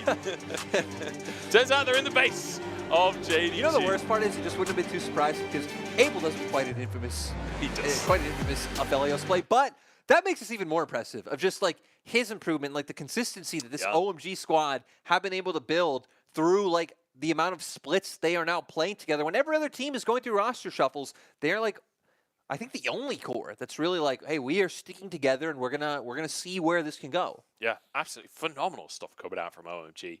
Really, really impressive. And like you say, that core staying together, Abel, very much the veteran for this squad. And now, you know, kind of the rebrand coming in this year, a huge upset to bolster themselves in the standings and to say to that kind of top 6, hey, you might not be as safe as you think you are up there. OMG now on the map, and a team I think everybody is going to have to keep their eye on. Yeah, OMG, now 3 series win streak as well, kind of just constantly building themselves up further and further. So I'm excited to see where this team goes. For JDG, kind of like with every JDG loss or any top team loss in the LPL, if you follow the LPL at all, these things happen. Like, you're going to see every split every year where teams who go on to win championships or finish top 2 or whatever drop like random series. RNG, when one of the splits they won a trophy, dropped the series to like WE when they were like 17th in the standing right before playoffs started. You know, so things for JDG to work on for sure, but there have been all split some small, minute details again when they don't have that lead, or some of these compositions they draft. It feels very hard to push forward, and they're only able to get you that lead. So, JDG kind of in the same spot they've always been, which is I'm still very confident in them, but there's still some things they can work on. But will they? Who knows? I mean, that's the question. They're to them. But yeah, we were right. The first time they were significantly ahead beyond 35 minutes for OMG. But look at that. I guess it's like 27, 28 minutes. That massive drop in gold. That really was the turning point. The fight that OMG were able to find, which was fine. It was in the Baron play off of it, where again, JDG just looks so... I mean, 3 of them looked like they wanted to contest. They wanted to whittle them down. They wanted to try and create health bars so then Kanavi can go in and you can start a fight. But then again, 369's coming around. He starts to back off already. The other members are still sticking around, and it all looked a little bit disorienting. I thought 369 was going to blast code into the pit. Me too. Like, kick things and then he off. just left. And he went for the flank. And Which I think even then, leaving might have been a fine call, but it's like, okay, 369's leaving to push top. You would think that these guys are going to leave to, do whatever. And you give over Baron, you'll still have a big gold lead, and that would be that. Well, we're going to head over to an interview off of the back of that win. We're going to chat to PP God, and I'm sure he is absolutely beaming right now. Hello there, welcome to Postgame Interview. I'm Christina. We're joined by PP God, the support for Oh My God. Congratulations on your reverse sweep in this best of 3. And did you predict you can take down JDG, who ranks the first place of standings in this way? And how do you feel right now? 欢迎 PP God 来到我们的赛后采访。恭喜 OM 今天在 BO3 当中让1追2，并且最后是以一个这样惊险的方式拿下了本局比赛。现在感觉怎么样？在这局比赛之前，有没有想过今天能拿下目前在积分榜排名第1的京东呢？现在的心情就有点小激动吧。就赛前的话，也想过，就至少能啃下1分吧。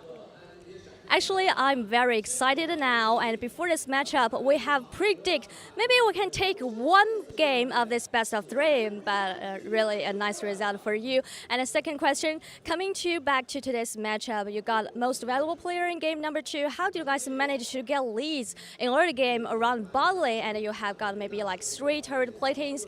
And how do you guys manage to snowball the game from bot lane to the whole game in game number 2? 那么在第2局的时候呢，这边是拿出了列娜塔，并且拿到了 MVP 嘛，在第2局的时候，下路可以说是你们前期2v2就已经赢下了，还磨掉了3层镀层。所以第2局大概来说，你们是怎么样从下路拿到优势，并且滚起雪球辐射全局呢？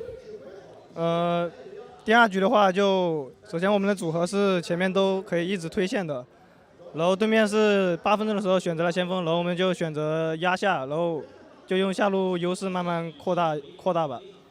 Actually, we picked the body who can push waves on bot lane, and in 8 minutes, our opponent was trying to secure the Rift Hold, so we just decided to get some leads on bot lane. And the next question, we have to touch on the game number 3, which is so intense. No one knows the result of the game until the last minute. My question is, how did you guys balance a late game, balance defending your Nexus, and who made that shot call to steal your opponent's Nexus? 那么我们不得不提到第3局，在后期的时候 ，OMG 这边其实自己的家这边也是只剩1个高地塔了嘛。你们是如何平衡守家，然后谁最后做了那一波？你们在远古龙的谁去做了那一波偷家的决策？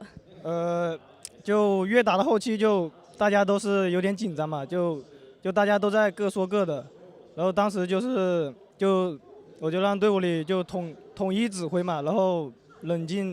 就让大家都冷静点，然后就听一个人的判断就行了。是听谁的判断最后？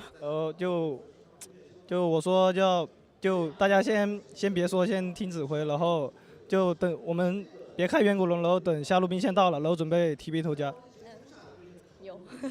Actually, in game number 3, coming to late game, everyone was so nervous, and everyone spoke something about and to share his ideas. That was a little bit chaotic, and so I told to my teammate, calm down and stop talking and other things. Don't drop the elders. Don't pay attention to the elders. When we have waves on bowling and just teleport to steal that nexus, I made that main shot call. Final question for you. Maybe OMG performs a little bit shaky in early stage of the regular season, but we have seen you guys bounce back and stabilize your performance. Final question for you is that, are you confident of taking down the 6 games in regular season and make the playoffs? 最后一个问题，虽然看到在整个赛季常规赛前期的时候 ，OMG 的局势好像是表现稍有不稳嘛，但是现在 OMG 好像打的是越来越好了，不管是翻盘还是滚雪球的局势，所以你觉得 OMG 是哪部分做的比以前做的更好了？现在还有6局比赛，有没有信心拿下这6局比赛，挺进季后赛？现在就主要我们中后期运营就比原来更好一点，然后还有是就后期就更冷静一点吧，就不会出现那种上头的那种行动。剩下的赛程还有6场。赛程6场就尽量多赢一点吧。Actually, we have improved our macros in mid to late game, and don't be so hasty in mid to late game and try to calm down and make more clear decisions. And in terms of the upcoming matchups, we will try our best to win more games, try to make playoffs. Thank you so much for joining me, P. God. 谢谢 P. God 来到我们赛后采访。Back to you guys. Thanks very much, Christina, and PP God, of course, as well. And fantastic to hear him saying, like, you know, I was the steady voice in the team. Yeah. Like, when we were all panicking, he made the call to go for the TP play, end the game. And, I mean, that's the game-winning call at the end of the day. Yeah, and great to see, right? I've said so many times, over the years, PP God's been highlighted as, like, a predominant voice in every roster he's now been a part of. So it's always what you want to see and what to expect from OMG. But, you know, Munch, we don't get breaks. We go right in the next game. So, PP God, you're awesome, but let's go. Draft of the next game. It's NIP versus RA? Sounds right. FPX. You know what? That was a long series. You know, that was a long series. You set yourself up for failure there. You didn't have to say team names. I also could have extended it long enough to where then... Yeah, it's on the screen. Yeah, you know. It's NIP versus FPX. Looking at the draft, though, Fiora comes on through for the side of FPX. You know, I was also an FPX, like believer, so it hurts me even more that I forgot them out of the two. If I forgot Nip, they're not V5 anymore, but yeah, Fiora looks cool. It does look cool. Very cool indeed, especially for all the French fans at home. They love Fiora and her outrageous accent. I've got it on good authority. Going to be an interesting draft. Ken in there as well, so a very wacky top lane, not something that we see too often. But Fairness up against Invincible. Should be an exciting matchup as Hacker having the early game pressure with the Sejuani. We so often see her going for those aggressive invades. I want to see that against Charlotte Bow. The place I want to keep my eyes on is especially the bot lane, right? Because when you're looking at both rosters and just names on the teams, Photic versus LWX is definitely the player-to-player matchup to watch. FPX, I love the pickup of Chocho as well. It's my first time getting to cast them with him on the Rift because Chocho was one of the best parts of anyone's Legend last year. Like, it's so weird to think about now where AL's bot lane is their biggest weakness to where playing around bot lane was AL's biggest strength with Chocho. So hopefully him and LWX can cement some sort of synergy and maybe even be able to start off with some wards. Just some wards, not any kills. Who was hoping for that? Yeah, I mean, the fact that Joe watched them walk in, wasn't super surprised that there's no kills coming on through there, but you don't know what Joel wants with his life. I feel like I do. I've watched enough Joel to know exactly what he wants with his life, and that is fighting, pure aggression. True. That's what he wants. True. And do you know what? Do you know who else wants fighting and pure aggression? Chocho does. So I'm hoping that this bottom lane is an absolute banger matchup because, like you said, Photic versus LWX is already exciting. And then when you pair these two supports into the mix, it's always going to be an absolute banger. Charlotte Bow starting bottom side. If there's anyone who can at least be a spiritual successor to how aggressive, like, no one can match Hung. Hung seriously was like the alpha Giga Chad of aggressiveness, but Chocho has shown close in his days. So yeah, bot lane, big focus point, how mid laners can impact that, especially for Pao being on the rise with the Realm Warp. But for NIP, it actually might be more about them influencing their top side, even if the, I'd say, bigger name players are in their bottom lane. Having the cannon, being able to shut down the Fiora, having the mixed damage there with your Lee Sin, and then the Realm Warps on top of it to really take Fearness out of the game, probably is the plan forward. We'll see if they're going to be able to find those advantages for themselves. And FPX at this point, desperate for some wins on the board. 1-9 in the standings. And that win back in week 3. It's a long old time ago since we saw them take down Ultra Prime. But we have seen them get games. Like, they took a game off LGD, they took a game off TT in their 2 most recent series. Like, this is a team that has shown that they can win games. It's just stringing them together. They seem to be consistent. A Hacker wanting to make a play in the mid lane on towards Pout here. Yeah, having Sejuani with the double melee. So hell, even though we are hyping up the names in the bot lane for both sides in terms of draft, there's going to be a lot about soul lane action, so a lot about these younger players, or even, you know, like people like Fearness who've been around for a little bit. Invincible's had, you know, come in and out over the past couple of years. It's about these guys really having to show their stuff up against one another. So at least not having to go up against some like big indomitable raid boss, which Shargy did just show us you could do. He put respect on 369's name in the interview and then still came out with a W. But not even having to do that, having to face your peers that you faced many times over the years in the LDL. Yeah, a ton of times. As, I mean, let's talk about this top lane matchup a little bit. Like the Kennen versus Fiora. You'd assume on paper, like, range advantage for the early levels, but so far Fearness with a bit of a CS. Yeah, having the Q available, you're just able to so easily look for those all-ins. And then a lot of the times, we actually just got a perfect example. You knew what was coming. You get to find the trade back, you know, you get the stun, and then you can try and whittle her down with the autos on the way out. But Fearness definitely having some good trade patterns with those all-ins. Votek getting the Gravitum on towards LWX here, Joel. Not with too much follow-up, just a bit of damage, but winning out these trades. This Aphelios Annie lane seems to be pretty terrifying to have to play against in the early game, honestly. Yeah, having like the Annie, which has some strong trade patterns, but also the range to be able to consistently whittle the enemy down, and then having the same kind of big bursty power spike in 6. Yeah. It definitely seems like she helps cover, not much of the weakness, but a little bit just with that range to be able to come out, and then completely aligns with being able to blow someone up. Yeah. Just like Aphelios wants to do.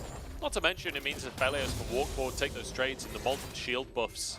Yeah. Meaning that, realistically, you don't ever want to go for that trade while the Annie shield is in play. Like, you're almost never going to win it, regardless of the champion matchup.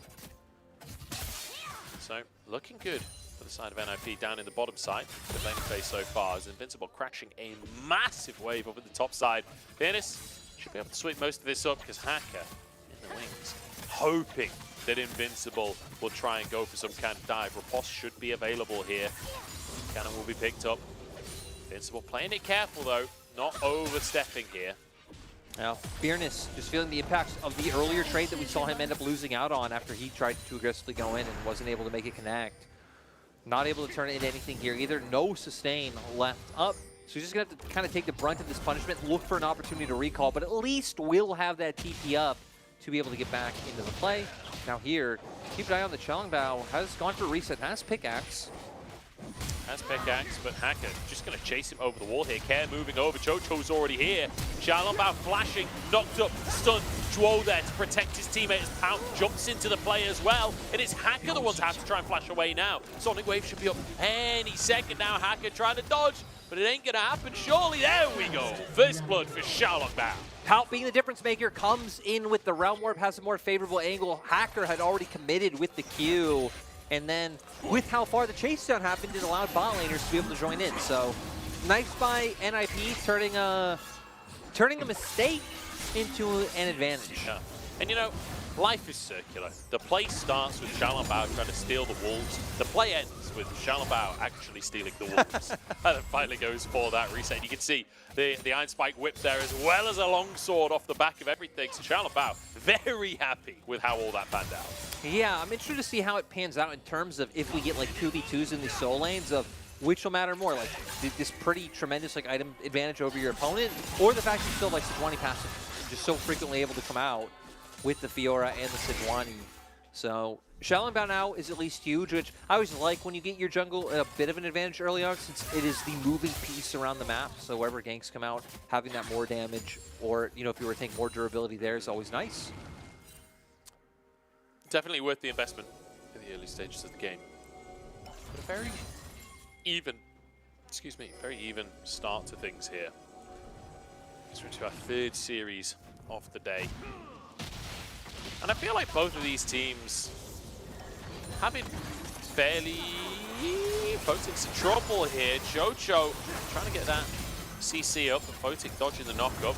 Now Droll gets a stun back out, but not really any answer coming out from NIP. Managed to keep the AD carry alive. No summoners burnt in the end, but... No, it seems like Xiaolongbao realizing, like, he wasn't sure, I think, or knew he couldn't hit the Sonic Wave from there, or even if he did, the damage wouldn't have been enough. I think it was that one. He definitely looked close enough range to be able to hit his Q, but maybe just thinking, hey, I don't want to show since we won't be able to kill. Photic sorting forward. Sadly, he didn't know he was on a ward, so... Yeah. Was still known that he was there regardless, if he was... intention was to just not show. Yeah. Full information was there. Is Hacker going to find the control ward in the river here? Drake is up and alive right now with care. Perhaps being able to find priority in this mid lane could be an option for FPX. Vision would be there for Xiaolongbao as the Scuttle Crab on their side currently. Xiaolongbao finding his Q, but I don't think that's a Q he can follow up on. It's LWX and Jojo trying to find a bit of damage, but Joe stops that right in its tracks. Now FPX looking for a bit of a cheeky play themselves, playing with Fog of War. Gonna end up giving that one up because we want to deny the vision that NIP have been able to scrounge together. And all of this FPX on both fronts, in river and in bot lane, looking to find these engages. Yeah, Joe taking a huge chunk of damage there. A great little combo from LWX and Jojo. Just getting the feathers in, getting a bit of damage down and backing off again. Making sure that Joe, if he ever gets to a position where Flash Tibbers could be an option, his health bar's so low that he'll have to trade his own life for it. And this game has stayed fairly even. You look across the board in terms of CS, it's, you know, all within touching distance. No huge explosions kind of really brought the game forward so far. And that's kind of understandable, I guess, when we look a little bit more at the comps, right? That definitely a lot of, like, elements there where Aphelios, Yone, Fiora, like these champions wanting more time to get items. I might need to pause. Jojo? Oh, Xiaolongbao gets predicted by Hacker's ultimate. Beautiful little shot there, the run walk from Pout to keep himself alive, but Jojo could be in trouble as Droll. Has the flash available, could go for a stun here, but won't go for it for the time being. Just going to clear the wave in the mid lane. But kind of looking forward, right, at what these compositions can do differently is like NIP with the team fighting, with things like the Slicing Maelstrom. We were already talking about the Aphelios before, the Moonlight Vigil. That'll be their pick potential with the Realm Warp. So for FPX, your team fighting's still strong, but you're also going to be able to come out with more soul lane and side lane pressure once Care and Fearness are in those, and maybe give yourselves areas to collapse or be able to find your own picks before a fight starts. So definitely both teams indexing into their own areas. Yeah. That can mean, even if the game is a bit slower right now, we're really going to get to see how each of them execute their own strategy as the game goes on. Yeah, we're going to have to see how they choose to approach this one. It's a fairly quiet one, but Drake up, Hacker starting it off. Stroll drops a ward over the wall, makes sure that he's got vision. Both AD carries in the vicinity, neither top laner with TP, so this will be 4v4. Draw no stun currently available, but is level 6 at this point, so Tibbers on the cards. But it looks like FPX have decided they're just going to back away from this one and allow the Drake over to NIP. In the meantime, all in on the top side, Fearness taking huge damage from Invincible. The Slicing Maelstrom winning out, a stun comes out as well from Invincible. Stays near the wall, so the Vitals can't be procced. Nice play by Invincible, realizing really the only trade patterns that Fearness can take to be able to find an advantage there. Chunks Fearness out low, and once again, Fearness playing for his life under his turnip, but 3v3 here. This is giving time for LWX to get that wave pushed in bot, which might be able to pull Photic down. So it seems like FPX trying to at least set up a trap and go for that. So now this might open up for Drake for FPX, but we see a trade. NIP able to get midway pushed in, FPX able to get bot. And now FPX group up to try and force this Drake, but NIP don't want to let it happen. I don't think they've got a choice at this point. It's too late. Tibbers in, but the Drake already taken. The fight to ensue is absolute chaos on the rift, but FPX, they thrive in the chaos. Pout the next target as the permafrost is there. A double kill for LWX as FPX take control of the game. The timing just a little bit off from NIP. We see Jwal going in first, Xiaolongbao a little bit after with the kick. By that point, Jwal's already gone down to where Care finding a great opportunity to ult. So FPX pick up Drake, they pick up a bunch of kills, and it goes back to what we were saying. This might be a team that is 1-9, but they have not just been getting 2-0'd outright. They have been picking up wins, and they're a team that you have to respect. Here it is, Jwal goes in, Xiaolongbao still not exactly here. He finds the kick onto the Yone. He actually might regret this at the end of the day, giving him more space to get even closer to his own 80 carry. There it is, able to go with the ultimate, it forces Voting to flash. And then with the CC there from Hacker, LWX able to pick up that final kill. So yeah, I think Xiaolongbao especially regretting it, but even then, even ignoring just the kicks, it wasn't the end-all be-all, right? The coordination not exactly there for NIP. Hacker might have found Xiaolongbao again, but the Warthog will keep him safe. Just looking at where the gold has ended up for FPX, you know, we talked about junglers having a bit of early gold can be nice for your team, but having 2 kills on both of your carries this early on, that's pretty good for the side of FPX. 4-1 on the scoreboard. Gold almost dead even at this point, though. So still going back and forth between the teams here. As you can see, both the mid and AD carry a reasonable lead for themselves, but nothing too dramatic. And Invincible kind of answering that in the top side. FPX has definitely started building the fundamentals as Pout. Pout just doesn't get to move. I mean, that's how you make a gank happen. Just run him down, and with no flash, no way to answer, no way to react. Rift Herald's up, so they're going to be able to start making their way over to this one. I wonder if we'll see Hacker lean top first, try to relieve pressure for Fearness, but he's like, Fearness, you're all right, buddy. You're on your own. We're going to get advantages elsewhere, even if elsewhere is like, we'll go with like 22 Faker mouse clicks away. 22 Faker mouse clicks. Okay, that's about 13 Teemos as an estimate, if my conversion is correct.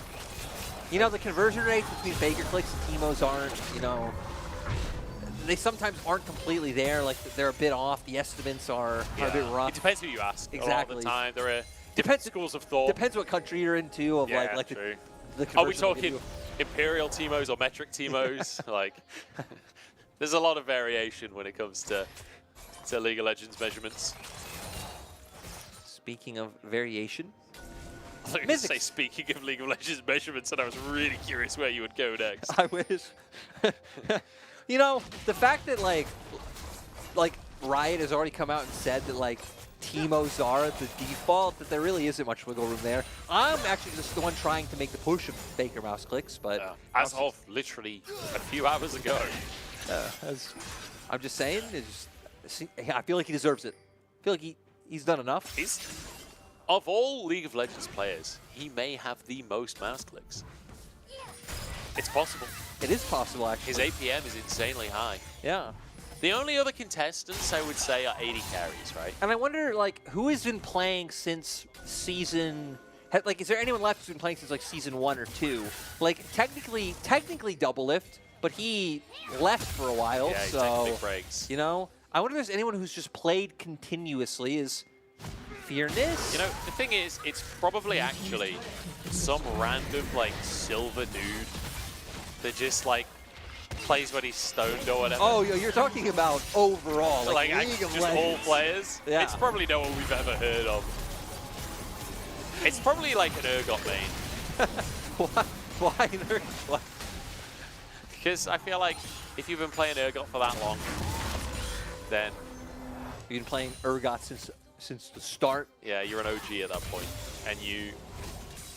Well... Since we've got that addictive mentality if you're willing to play Urgot for that long. As much as I am usually the one who brings us down the random paths, and I think I was that time as well, we can't go back to the game for 1 second just so people are like, what are you guys talking about? There's a game happening. So, we've seen much. Turrets traded, both sides. NIP getting top, bringing their jungle up, their FPX going towards spot, but that's not important anymore. We don't need to recap what has happened. We need to look forward. Dragon coming up.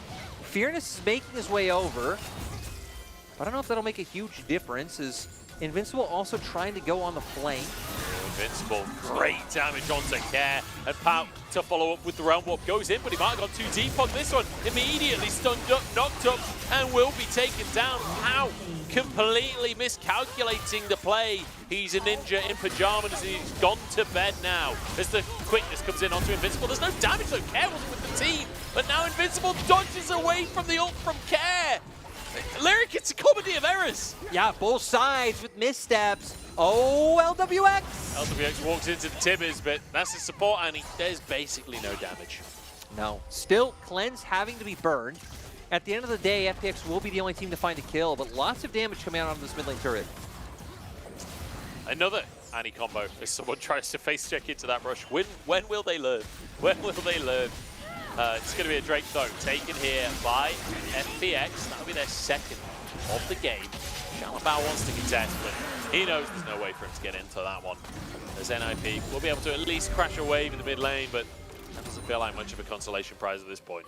No, and for NIP, I mean, right, we hit on their composition picks, Realm Warp to sides, looking to play, I think, with Shalabao quite a bit.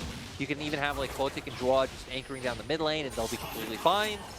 That play mostly available when both your solo laners have TPs available, so you can look to combo them forward, which they both will now.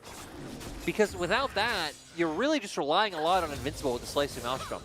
Yeah. Because FPX just have so many different ways to jump at you. They have some bursts, they have some DPS, they're like pretty covered in terms of like that damage profile. Even if it is all AD, there's no massive tank on the opposite side prioritizing armor anyway.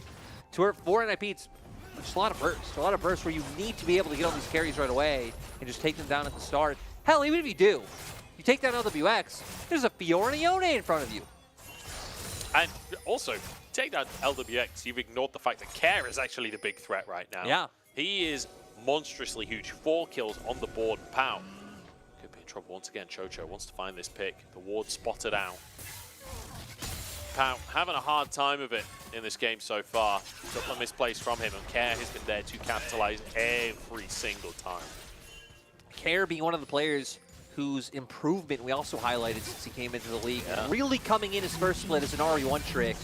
Not only in LPL, like in solo queue as well, was like hundreds of games on Ahri, single digits on anything else. But really diversifying his champion pool, improving it, working with his junglers, and really was the thing to band-aid this FPX roster when Gory was not working out. Yeah. I remember him having kind of a big Galio stint as well, just after when he initially came in. And I feel like that was maybe like, okay, here's how we're going to force you to play with the team and become part of the unit, you know? Yeah.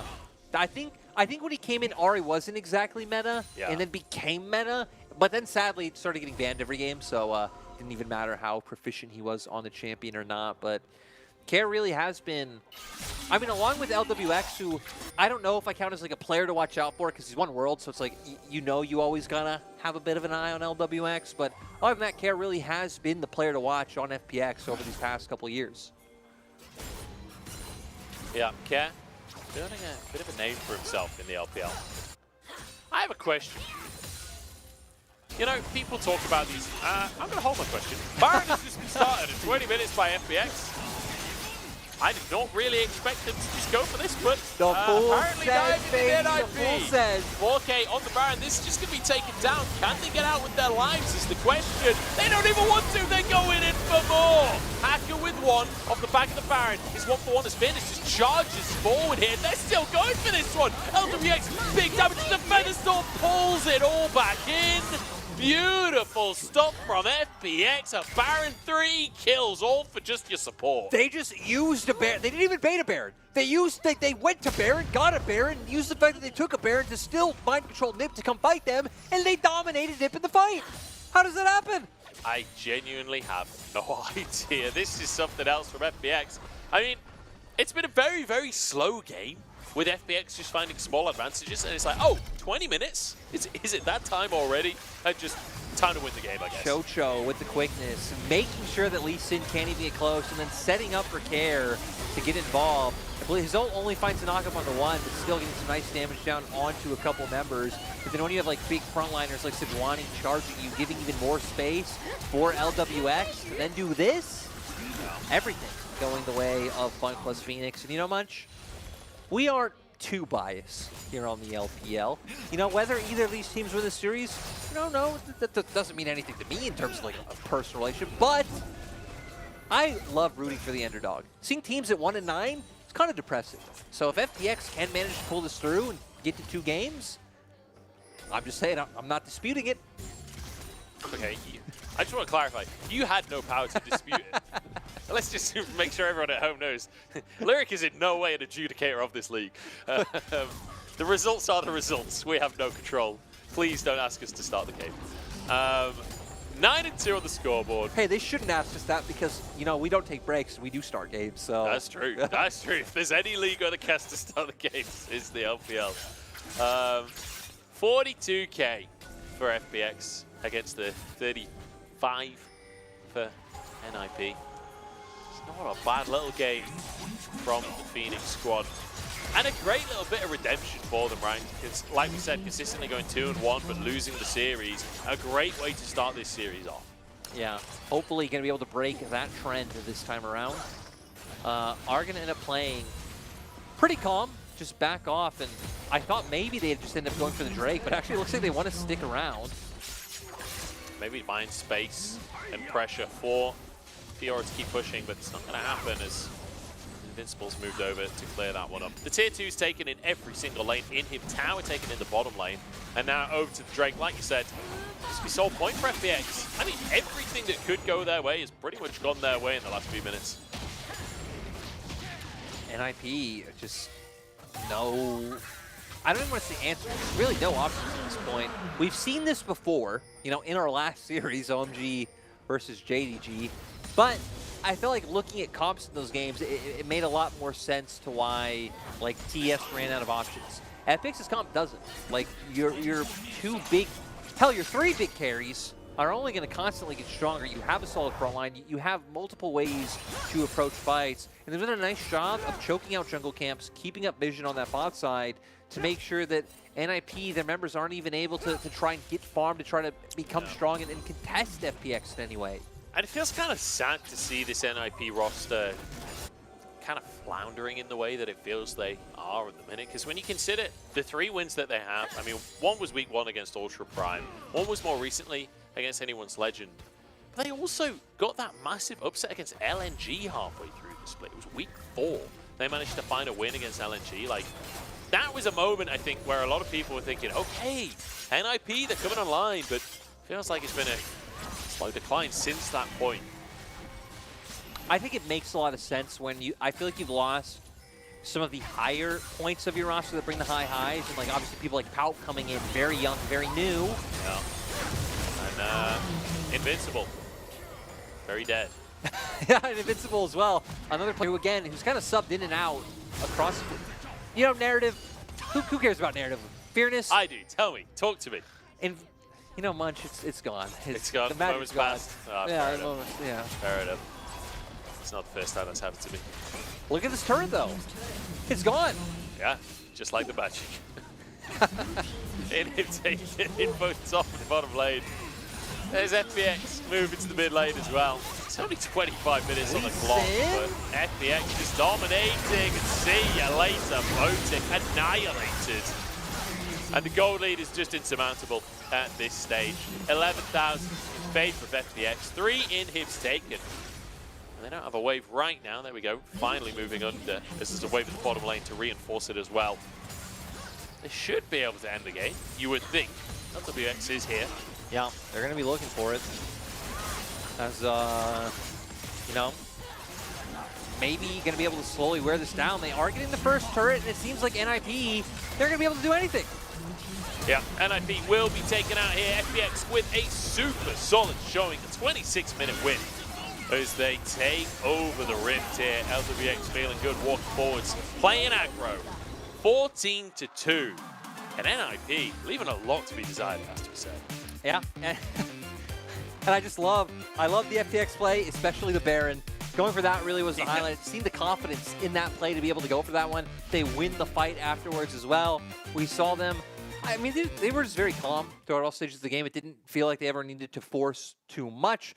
Like Jungle was interacting with the laners. We saw a lot, especially in terms of that mid lane, and Care having some really great ultimates to be able to set FPX up for success in the early game, and then it felt like the whole squad just came together after that.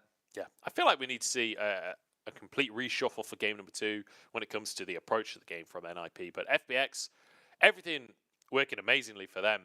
A great game. Sorry, I've got something in my eye and it is killing me.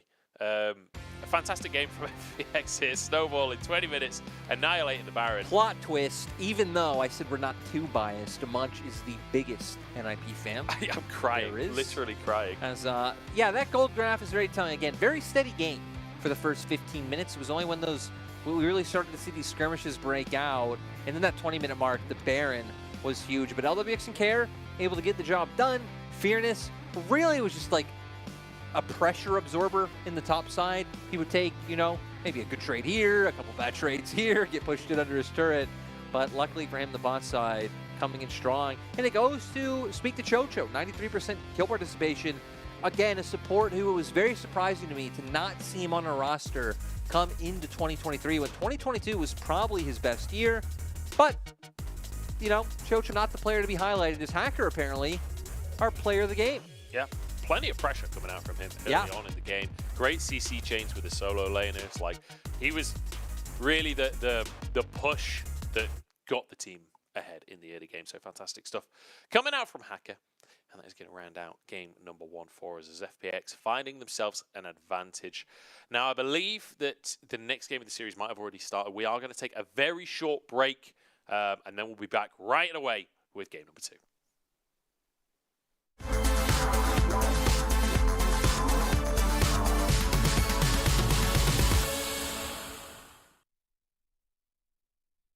Weibo Gaming annihilate the rest of them, even Gideon with a bit of help under his belt. Nothing stops Xiaohu right now as the Shy just running at the level 18 now as well. The whole team there. He's going to go into Maganar. No, he's denied. He's dead. At least they killed the Shy, but at what cost with a triple kill forward? Look at the man go. We haven't talked about him all game, but with a Quadra going over, Light Yagami, write it down. He is Kira with a Penta in his name. This time the Nautilus release, but JDG, they don't want to give this one out for free, it looks like. Ken Barrage is online. We go, Konami gets a great kick onto TN, he can't even repel! And Konami survives, the healing comes through! Look at this, the re-engage, Konami still going strong with the Conqueror! And one more Q will finish the chopper mark, dodges it, throws the thumbs up, and turns it around! Mark, so close and yet so far! Konami with the double! And Kitty, we talked a lot about the all-in skirmishing from Ultra Prime. It's set up for success already, or rather, it might not be because there's a gank at the top side. Harry gonna get the sun down. He holds onto his own summoner, tries to outplay it. The hop! No way does Harry get out of that! The hop juke, he gets whacked off an under turret. Ning, you hero, you absolute demon! Harry as well! Well-deserved first blood. Who's visiting his home as the door was unlocked. Chain Disruption does connect on the edge. That hitbox crazy, but the explosive cast may have killed Caster. Beautiful ulti coming through with Gideon's dying breath. Caster takes one more. All he needs to die. Doesn't land. No, Caster alive. He skirts out death and baits IG into their demise. Maybe JDG can still fight this one, even a man down. Ruler only just making his way over, but look at the damage out from Knight! Tien almost dies his jungler, but Ruler with the snipe from downtown, and here comes down the top side of the plate. Ching Tien over the wall, Jackula forced out as well. The stunts are there, and Ruler gets another! Still no answers. Someone's gonna pay for this. Watch me disappear. The days get longer, and I grow weary listening to my own excuses. Where does it begin? Where do I fit in? Will someone let me into this story? In my history, I am the absentee. Where's the part for me?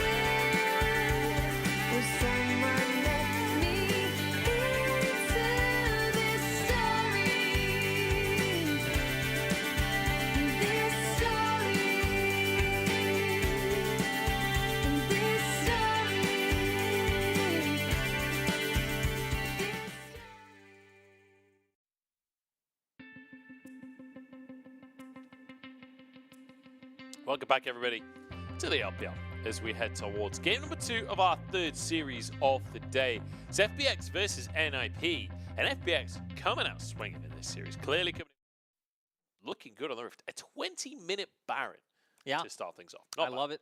We're going to see if they do it again in game 2, because I'm sure we already have draft ready, because, again, we're behind different stadiums, ends up happening. But, yeah, let's see if we can will drafts on the screen. There they are, as we see for FPX. You know, got the Tristana, Elise, Renekton, so incredibly potent soul lanes with jungle. On the side of NIP, you know, got more poke, got more disengage coming out with the Jason Varus. So I think 2 very explosive compositions, especially for FPX, which, like, if it gets ahead, it can just crush you in snowball, and if it falls behind, it can be quite rough. All the eggs in the Zeri basket with really no way to protect the Zeri. Yeah, can be a tough one if the Zeri ends up going down the Tristana. A potential threat there in the mid lane. I'm excited to see what Care can do with a champion that really has a lot of individual impact, but can go both ways with that individual impact, right? Sometimes you see Tristana's carrying, sometimes they go a little bit too deep. Pout, though, on the Gragas. We see another Gragas mid. It's not been super successful, it has to be said, the LPL. We'll see how Pout can do with it. Everyone seeing Faker do something and thinking that they themselves want to do it and realizing, hey, again, he's Faker. You just let him do his thing and you figure out your own thing, and then you both have your own things that are successful, and you're both just known for, you know, you're not known for being bad at mid lane Gragas. I think that's better for everybody.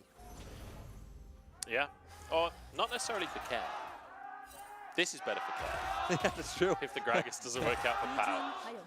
But almost everybody. Like you said, Care, I really feel like we will have to see Hacker and him link up and him be the explosive one. It's also why I didn't include him, and like, if they fall behind, they'll have him to rely on, because Astrostana, typically you want to be playing aggressive, you want to look for these all-ins, so that typically goes one way or the other. You're either finding kills and snowballing, or you're just falling behind, or even giving over kills if you're just going a bit too far in to be able to make these happen. Gragas is a good champion, I think, to deny some of that to come about. Sure, you're going to lose in terms of CS in the mid lane. You at least have your barrel, like your Q at the range, to be able to try to sneak back some farm. And if she ever rocket jumps on top of you, you have your belly bop, you have your ult to be able to hit her away. So definitely feels like there's a lot of options for Pout to not just get steamrolled in this mid lane matchup, unless Hacker's able to find a massive influence. Definitely agree with that one. I'm just glad that we get the Lee Sin Elise matchup back. I feel like Lee Sin Elise is always so much fun to watch, because you're pretty much always going to see some early shenanigans out of these two junglers. They're going to want to get in those lanes and really influence the early game. And it feels like for Elise, it's the game of, you know, the first few levels and snowballing that. Whereas Lee Sin, you know, not the greatest scaling champion, but scales better than Elise. It's one of those weird ones where, like, Elise's damage late is still good. Like, you can burst someone out just fine, but it's just like, it's your play pattern, and you're a squishy champion having to go in, like, range to be able, that you can be taken down. It's very hard to make work. And it's one of those things as well where it's like, you know, Lee Sin's kick is never not used.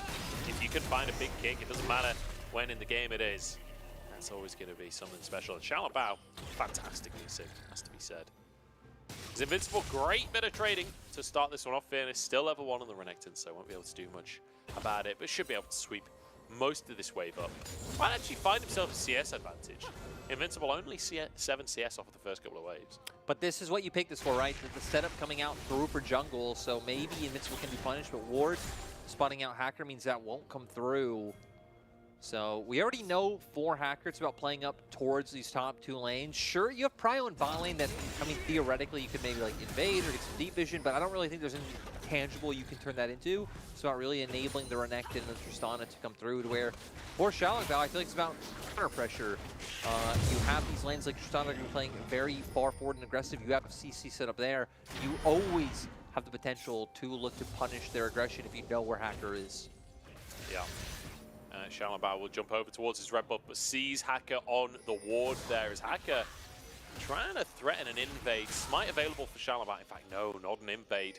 He's going up towards the top side. Invincible should know this is happening because of those wards, but has to play so far up in this lane. Shalom Bao now finishing his red buff. He can join in on the play. Does Hacker know that he's been spotted? I don't think he does. Goes in Spider Form to try and escape. No Spiderlings. will keep him safe. Cocoon available. Shalom Bao dodges it. Yeah, again, that's just one of like pretty much the only overall nuisance of the Elise is those Spiderlings able to absorb that Sonic Boom. Hell, even if like a Shock Blast came through, I guess depending on how close you are, an accelerated Shock Blast would still do quite a bit of damage, but yeah, able to utilize those. Shalom not able to find exactly what he wants, but Hacker, he knows what he wants. And he wants to make an impact in this top lane. Him and Shalom going face to face once again. They've given up on farming at this point. It's just a duel between the junglers. And Hacker winning out the trade at very least. The red buff in play though means Shalom should have a decent amount of regen. Skeety's going a hook down to the bottom side, but no significant follow-up from Bote. He just wants his minions. Not going to be able to find anything off this play. But like we said, bot lane, not really the place to watch anyway. None of the cool kids hanging out in the bot lane these days. It's about the Elise who are next to Tristana as Pout actually putting some pressure on. And that's what we talked about with Tristana's of, you know, sometimes overstaying or overstepping. Care actually taking a turret shot. Going to give Pout a good position in terms of that HP advantage. Would you say he needs to be a little more careful? I would say he needs to call his jungler, say, hey, you're a jungler, therefore you are gank my lane. Invincible might die as Fairness getting close to his Q. What? Invincible somehow wins out on Fairness. That made no sense. I don't know what just happened in the top side. Hacker now moving down to the bottom lane.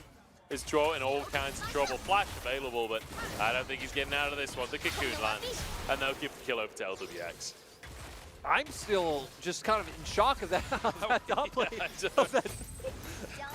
That was just a strange trade. It was just so like anticlimactic in terms of how it was built up. It was like Fairness just kind of stopped hitting him. He just got knocked back and just died. I love that's going to be the call that's clipped and put on Twitter as well. You know, it's going to be, yeah. I also want to go back in time and say, I don't think junglers are beneath laners. And, you know, it's great. Here we go. We get to see Fairness slice and dicing in. I mean, get some good damage, and then, yeah, kind of walks forward like he's going to go for the auto. Looks like he clicks back, decides not to, and then just kind of caught in this hodgepodge, which allows for the kiting to come through, as we're going to see here. Joel getting chunked incredibly low, and I mean, just Hacker able to walk through, connects the Cocoon, and makes sure that the kill goes down. Oh, Hacker caught out there by Joel, but the Spiderlings keeping him safe, couldn't be pulled back in. What a weird game this has been. There was some, I mean, the fact that that gank just stroll in and take yourself a kill without even like the pacing is very weird. It feels like these are things that you would see not amount to kills in like 90% of games. Yeah. And here we are, 1-1. Yeah. But Invincible very happy with the way that one's going. Has himself a bit of a CS lead. Obviously got that kill before. Will continue to snowball that one. Fairness having to go for this plated steel caps. Up the top side just to be able to keep himself safe there. Because Care now could be in a compromising position. Shalom in his brush. Hacker moves up to the top side. Fairness attempt number 2 onto the Jace. Can Invincible do it again? Yes, he can! And he dodges the Cocoon! Hacker's 2 levels down. I don't know if Hacker can win this one. Uses the Venomous Bite here. The Repel gets it back into play. Hacker flashes into the brush. Invincible 1v2. Can he find a Shock Blast? Can he find the miracle shot? The Cocoon doesn't land. Full range. And he does it! Invincible! It's exactly that! Invincible coming in over Rich at the start of the split, and now showing us in these 1v2s why he's here. Beautiful play coming from the Jace. Is he trying to execute to the minions? I don't think he can get away with it. Nope. Oh, there we go. He goes down. Care takes him in the end. He did his best. Yeah. I'm surprised. I guess he must have been TP'd behind or something. No, there was no TPs. How did he get in that spot where he couldn't escape? Maybe we, oh wait, we're not actually going to get to see is, we're just going to get a replay of the 1v2 kill coming through, building up as he gets stunned down, going to chase through and fall through as his Conqueror gets stacked up, goes for the Q, didn't even need the E there to finish that one off, it was just enough damage. You highlighted the sidestep of the Cocoon, and then here we go. Looks like it was a Q coming out that was just able to equalize that health trade. And now waiting for the cooldowns. Doesn't want to eat bolt spells coming through, but knows he can at least eat the spider. Because we actually have some action going on at bot lane. Yeah, arrow lands. Chocho in all kinds of trouble. Already down. Drop, finding that one. His LWX stacked up. Might just be able to turn this one around. Voting forced the flash. LWX doesn't follow it. And in the meantime, Shalabao finding fairness, but won't be able to commit to anything. A close one in the bottom side. Votic, if he has his W available, perhaps could look for LWX under the tower here. All of this coming about while FPX's top side were at least guaranteeing themselves a Rift Herald. Isn't going to stop the invade from coming through because KR still coming from base. Shalabao going for the blue buff. And Hacker will have to back away. Got Herald in the meantime. Let's take another look at what actually happened here. Oh, actually goes right next to him. Gets the auto out to get the stun on through. Nice chain CC there. As Shosho trying to play right next to his AD carry to potentially block some of the CC. Just ends up sending him to his downfall. I like what you did there. Chain CC, because it was the chain of corruption after Nautilus hit him with the anchor on the end of the chain. Like, good bit of wordplay there, Lyric. I like it. I like it. Yeah, you know. Definitely intentional. Now, we need to keep our eyes on what intention FPX have with this Rift Herald. Where do they go? Who do they want to give the money to? Because when we look at the lanes, they haven't like, I guess mid they've been able to maintain some pressure, so that would be where your mind kind of jumps to of an easy area. Both top and a little bit so bot. Bot looks like they've gotten one play, but haven't really been able to maintain push in those lanes. Oh, Care, good flash, keeps himself alive, dodges Sonic Wave. Sidestep. Yeah, well played by Kev. The kick goes in. Shalabao doesn't quite connect to the target though. Shalabao about to go down. K gets the reset, zips away and keeps himself alive. Hacker looking for more. Onto Pout here. No flash available for Pout. The laser comes out from LWX to grab himself a bonus kill. And now they have the Rift Herald that they can drop in mid lane, get even more gold onto Care. And I would have been so frustrated if Care went down after how much he dodged out, how he flashed away, used the ultimate. All really just well played by him. Gold well earned. His Chains of Corruption. Yeah, answered immediately by the lightning crash of LWX. Hacker into the lane to all the targets. Cocoon will be available. It lands. The damage is there. And it's a huge Zeri from LWX. It's a huge Tristana from Care. And it's a huge lead for FPX. Yeah, FPX 3K gold in advantage. Again, setting themselves up for potentially another win in the split. We're going to see here Care getting hit by the E-Flash. Cass comes out really like, you need to be so on point to time that perfectly, sidesteps the Sonic Wave, and then doing a nice job to kite them out. Ult comes out immediately. That's the most impressive thing in these plays, right? It's just how quickly he is able to react once, you know, he is not CC'd or once someone jumps in. Great reaction timings.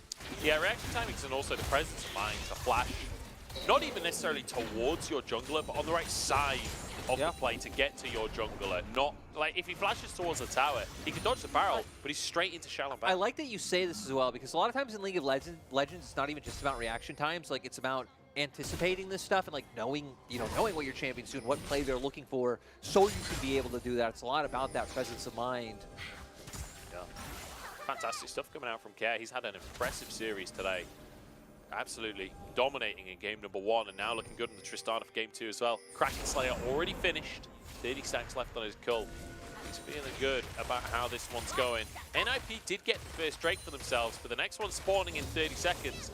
I don't think they're going to have a look in. No. Oh, Pout and Care going to meet up. Pout is maybe doomed on this one as Care just keeps this rolling. Ult available. Oh! Jumps in, gets the reset, jumps out. And Pout is being schooled in the mid lane as Care dodges yet another Q. I love how he shows no emotion as he just does that, dodges out on the Sonic Wave and walks out, building this lead even further. I love how FPX have been playing this like early mid game. I do want us to bear in mind the fact that even if NIP fall behind, I don't think they're ever out. They have a ton of range to play with. And I mean, look at FPX's comp. Like, really nothing they can do, you know, when arrows and accelerated shock blasts are just flying in their face. Yeah. So it's going to be on FPX to be able to keep this up, to start moving Care around the map, and I really think breaking structures down. Yeah, and they're doing exactly that as Care TPs to the top side to try and contest this Jace. Pow, moving into the mid lane. I mean, well, moving into the jungle, I suppose, but no idea that Care was there. Even just the perfect time of the rocket jump. As wait, we have a 2v2 kill in bot lane. Zeri. Oh, wow. Okay, LWX down. That's kind of a big deal. He had a shutdown, I believe. You know, we've had a lot in this series of like the action where we are in a replay and these teams, these teams not wanting to take their foot off the gas pedal.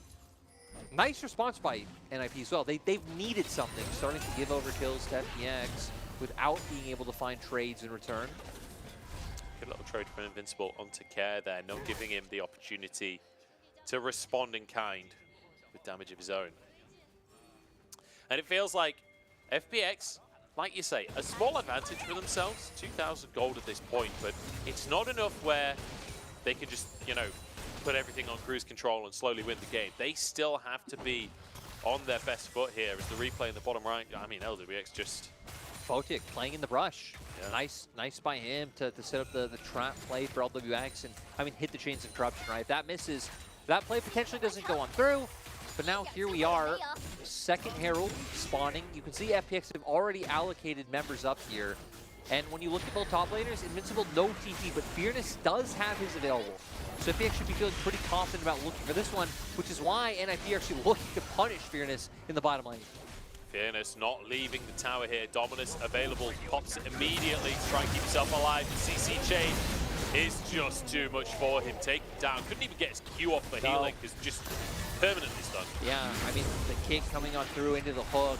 Joel didn't even need to use his ult either. Just enough burst damage coming off those first 2 bits of CC to be able to make sure that one goes through. So at least NIP will be able to answer this turret in bottom lane that FPX were just able to find. Looks like FPX might even still be staying around to keep more pressure on. They've got Herald. They're going to look for a tier 2 here. They might not even need Herald to get the tier 2. So NIP, sure, you do get a kill and a tower in the bottom side, but it's traded for 2 towers on that top side. Fearless TPing in just to defend his tier 2 tower. Will keep it alive for the time being as Invincible trying to put that pressure on. Yeah, utilizing TP from base, so having a lot of value in NIP not trying to equalize that gold lead, because talking about gold, 2 items on Care now. Bloodthirster picked up, and I mean, ever since the buffs came through for it, we've seen how much everyone has loved it. Pretty much, it's almost universally becoming like second item on so many of these like early marksman champions. And now Care going to be able to not only sustain, but also still keep up that demolition service that I feel like Tristana always brings to the Rift. Yeah, it's like Tristana, Ziggs, and Caitlyn. The 3 demolishers in the game, right? They just absolutely shred towers. And Care certainly bringing that to the bottom lane now. He did mid lane. He's done top lane. Time for this bot lane tier 1. And you can see Hacker immediately moves over to support the play. Jojo here trying to get vision as good cocoon, but no follow-up. But 4 people answering from NIP. But now a TP up towards the top side. I think NIP realizing they can't actually protect this tower. No, and I want us to go back to items just to hone in on, like, we highlighted Care having 2, so whole item up over his opposition, but FPX is the same. FPX having the Ginsus, he's a full item up over LWX, so teams really have just gotten and found, you know, their gold in different places so far. Yeah. But this might be another tower if Care can get some autos in. Won't happen, though, to demolish the bomb, sorry. Not going to be able to finish the tower off, but not far off. More autos on the next wave would do the job. It's just whether or not you can risk sticking around. Pow might be being too confident in the bottom side. Has to dash away, and that'll be the end of the tower. So another tier 2 taken by FPX. If there's one thing this team is doing well, it's snowballing off they really need. Yeah, they're doing a great job of also knowing what their comp is strong at, playing for the sieges on these turrets. They once again have a composition that can do a pretty fast Baron if they can ever get into a position where they can hoodwink NIP into being on that bottom half of the map. So I'm very interested to see how, if FPX can continue this momentum and keep recreating some of the things that they did very well in game number 1. Yeah, it would be impressive if they could do it. Just 2 games back-to-back like that. LWX, Shield Bow, and now a Phantom Dancer finished off as well. Zeri getting close to coming online, just needs that Infinity Edge to really start hammering home. But NIP, off the back of the resets from FPX, to be able to get themselves their second Drake, is only going to be that Cloud Drake, so not the end of the world for FPX, but a good little pickup for NIP nonetheless. Any objective is going to be very much well received on the side of NIP at this point. Still should have a decent time trying to turtle and deny any plays from coming down. It's not like FPX. Like, FPX have great siege, but at the same time, NIP have wave clear, NIP have ways to prevent them from coming onto these structures unless they're able to use, like, tempo and a turn to be able to get there first. So for NIP now, I think it's about trying to get a defensive vision line down, try and be able to actually take some of your own jungle camps, not allow the siege to go through, and again, buy time for that damage to come out, especially from Invincible. He really is the key player I'm looking at for NIP, not only because of his kills, but again, just any champion on the side of FPX, if they take an accelerated shock blast, will be happy.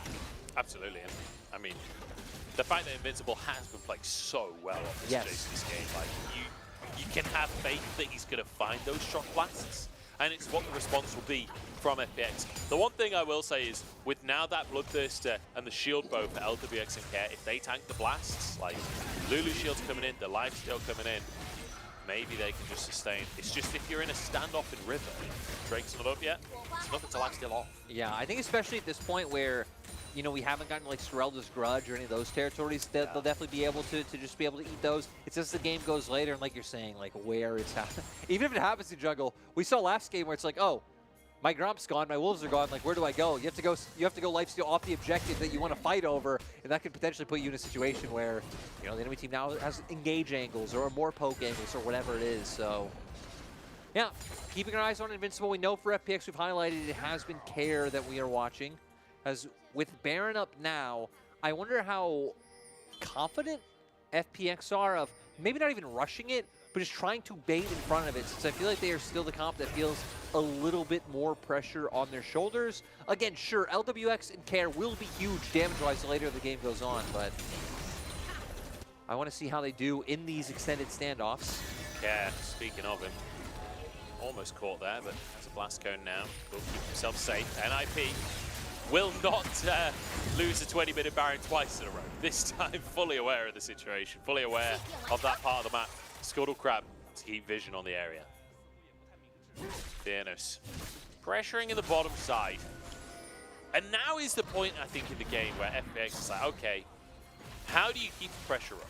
What do you do to pull them apart so you can continue to pressure onto these towers? Because we talked about Elise earlier, doesn't do so hot in the late game. The Renekton as well, one of those champions that, you know, can influence the game later on, but not exactly known for that being his strength. It's like, does this composition just start to stall out if they can't keep the ball rolling? I think they're finally just starting to realize what they need to do, which is utilize Care more in sides and trying to rotate first and like find maybe a fast collapse on mid lane. If Gragas ever oversteps answering the Tristana, well, you have the Elise, you can like kind of play her in between and find the pick, but Tristana definitely gonna be able to push those waves in a lot faster and have Gragas on the back foot. Cocoon landed, but that's a hook onto Chocho. Wildrose immediately used, but Chocho should go down in. No flash down the top side of the fight. Shalabao sacrifices his own life to finish the kill on the enemy support. That's a shock blast and a half onto LWX. It's not enough from NIP with the jungler down. I mean, overall in favor of FPX, trading support for jungle, but this is what we were hitting on. The extended standoffs where NIP's comp just feels like it will be able to do more. That one accelerated shock blast really is a bit of a game changer here in terms of what FPX will be able to look at. So where NIP can be able to hold strong, keep pressuring, and now they'll manage to be able to pick up their own jungle camps, which we saw for a little bit being choked down from FPX, well, by the side of FPX. Let's take a look as you can see Shalabao tried to check it earlier with a Sonic Wave, it was dodged. Cocoon lands, but then this hook controls.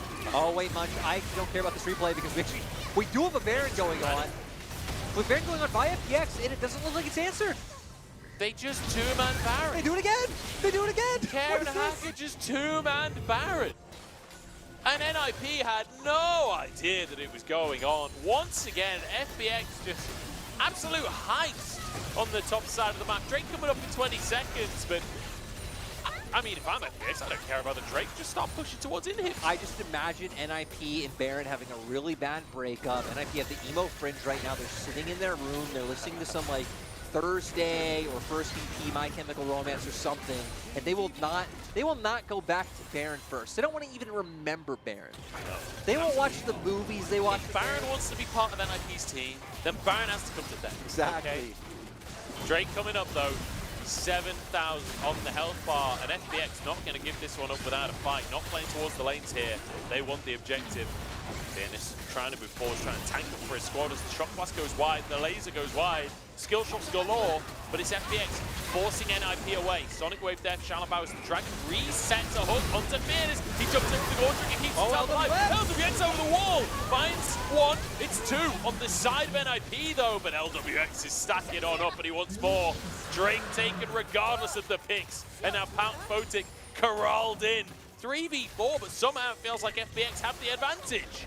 I honestly feel like NIP, I just don't know if they didn't realize waiting for that ult to time out, because they definitely should be able to win. Invincible, that bomb is going to do a lot of damage. Needs to stay away from Photic there. Invincible 1 HP, but walks away with his life. Like, had NIP just turned, hit a hook onto LWX, he would just be dead. Yeah. Care try to pressure. This is such a weird situation, but FPX not going to go down without a fight. Invincible! The wild growth across the team. What a play from FPX! They take NIP apart. LWX picked out of the base, but it doesn't matter. Just Care got the resets. 4 kills in a 3v5. That was honestly one of the best plays we've seen this year. Just the confidence to 2 members, 2 marksmen, 2 AD carries, jump into 4 members of NIP. They're going to take an inhib. They have a wave on bot. They're just going to be able to keep demolishing the base of NIP. I mean, LWX literally putting his body on the line, jumping in, using the wild growth from Chocho to knock up the whole squad, find those kills. Mid inhib down, they decide against over pushing in the bottom side because everyone respawning now for NIP, but yeah, I mean, just watch this slow-mo and take in the glory. I feel like there's no words that can do this justice. Yeah, his body line, Care. Care actually jumped in first, but LWX is timing it right and then going with the knockup, like you said, with the wild grow. I love it. I love the confidence. I love that they can like read the angles. They know they have the amount of burst necessary to be able to do it. Yeah. And then like the health bars were low enough for the members of NIP. Because I believe it was Pout who was on like 20% of his HP. It looked like Joao was like 60%. It's like, sure, it doesn't even matter if like people like Photic still are quite healthy. We have enough burst to take out these members first, and then we have a numbers advantage. Yeah. Oh, kick onto Fearless here. Could be in trouble. Is the Renekton, so has a bit of sustain as he's kicked back and will be taken down, but it took them so long to bring him down that the lightning is in tow now. Photic with a bomb on his head surely falls, and the resets are there. Pout next on the chopping block. A triple for LWX as FPX doing a victory lap in the base here. Invincible retreats to Fountain. But will FPX let him live? I'm not so sure that they will. LWX over the Nexus. In comes Care as well. And the unofficial Quadra comes on through. FPX dominate NIP. Great to see Chocho, who's only recently joined the team, come in. And now FPX be able to pick up another win. FPX now 2 series wins on the board. Care looking incredibly hyped. LWX looking really good. And somehow FPX mostly looking unfazed. Yeah, I mean, I guess when you've got a lead like that in the early game when you're mid laner, you're expecting the win, but even still, like, I feel like we're more excited about that win than they are. Yeah, and it was one of those things where, right, we were talking about how one of NIP's ways to come back in would be like extended standoffs and utilizing things like the accelerated shock blast. I love that FPX, I mean, FPX, we were talking about full send teams earlier, are apparently one of them. They're not even going to give like a chance for an extended standoff. No. They went through the one in mid lane, and they're like, oh, you know, our Zeri's getting half HP'd. We don't like this. And then ever since then, it was like, you know, just both of us jump in, and we make it work. And I love that it was like, you know, it's terrifying when the enemy AD carry is fed.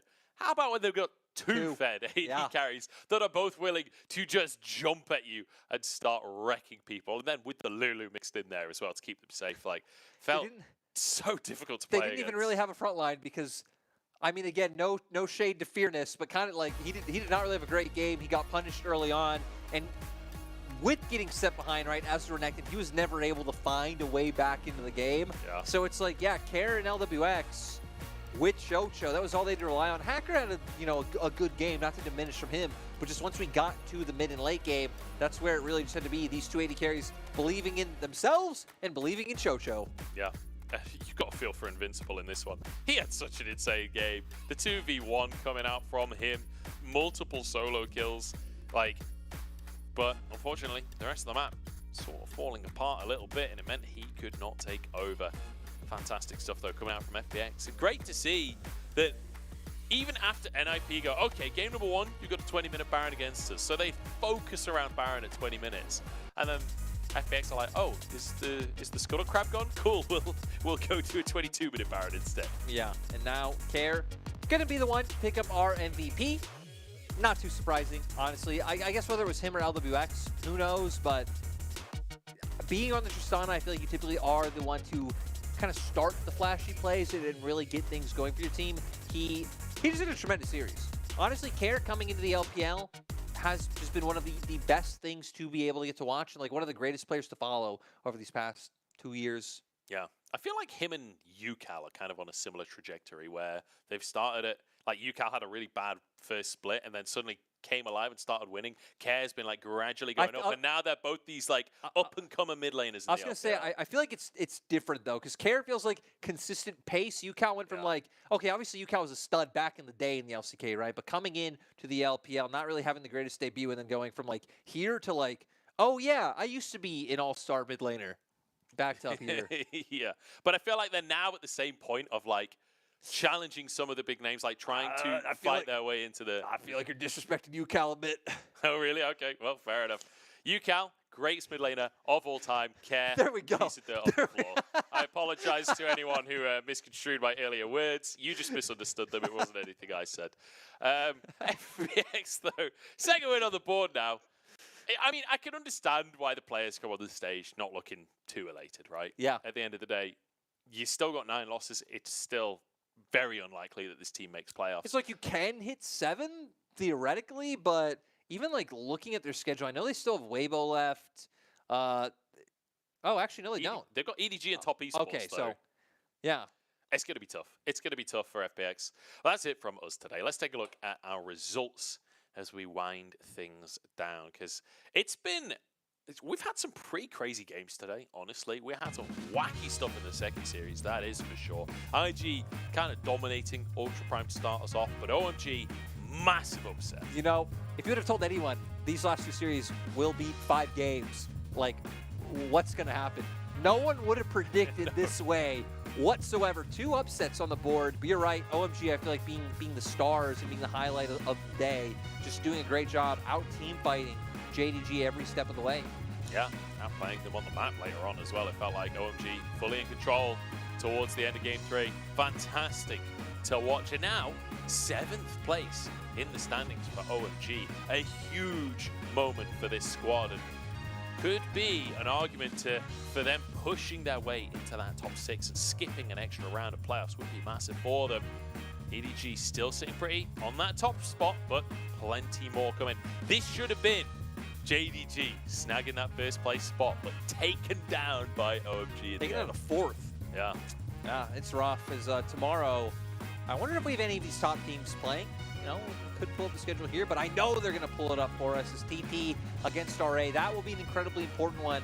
I think especially for TT, who have shown signs of brilliance, trying to cement themselves as one of those teams who, again, kind of fighting for a similar place as OMG. RA, they're close. They're just trying to break their way into being one of these playoff contending teams. Yeah. Pretty much that second matchup is very much the same of like, you are fighting to hold on to be a top 10 team in the league. Yeah, all 4 of those teams, honestly, like, yeah, I feel like are in a fairly similar position where obviously we've seen different levels of play from each of them, but in a similar place in the standings where every single win is going to count, and if you can chain maybe enough the most important day of like 4 playoffs, like one of the most important days we have going forward. Yeah, certainly for these teams. We'll see how that's all going to go tomorrow. We'll definitely be in chat, and we hope to see you there too. But until then, we'll see you in Champ Select.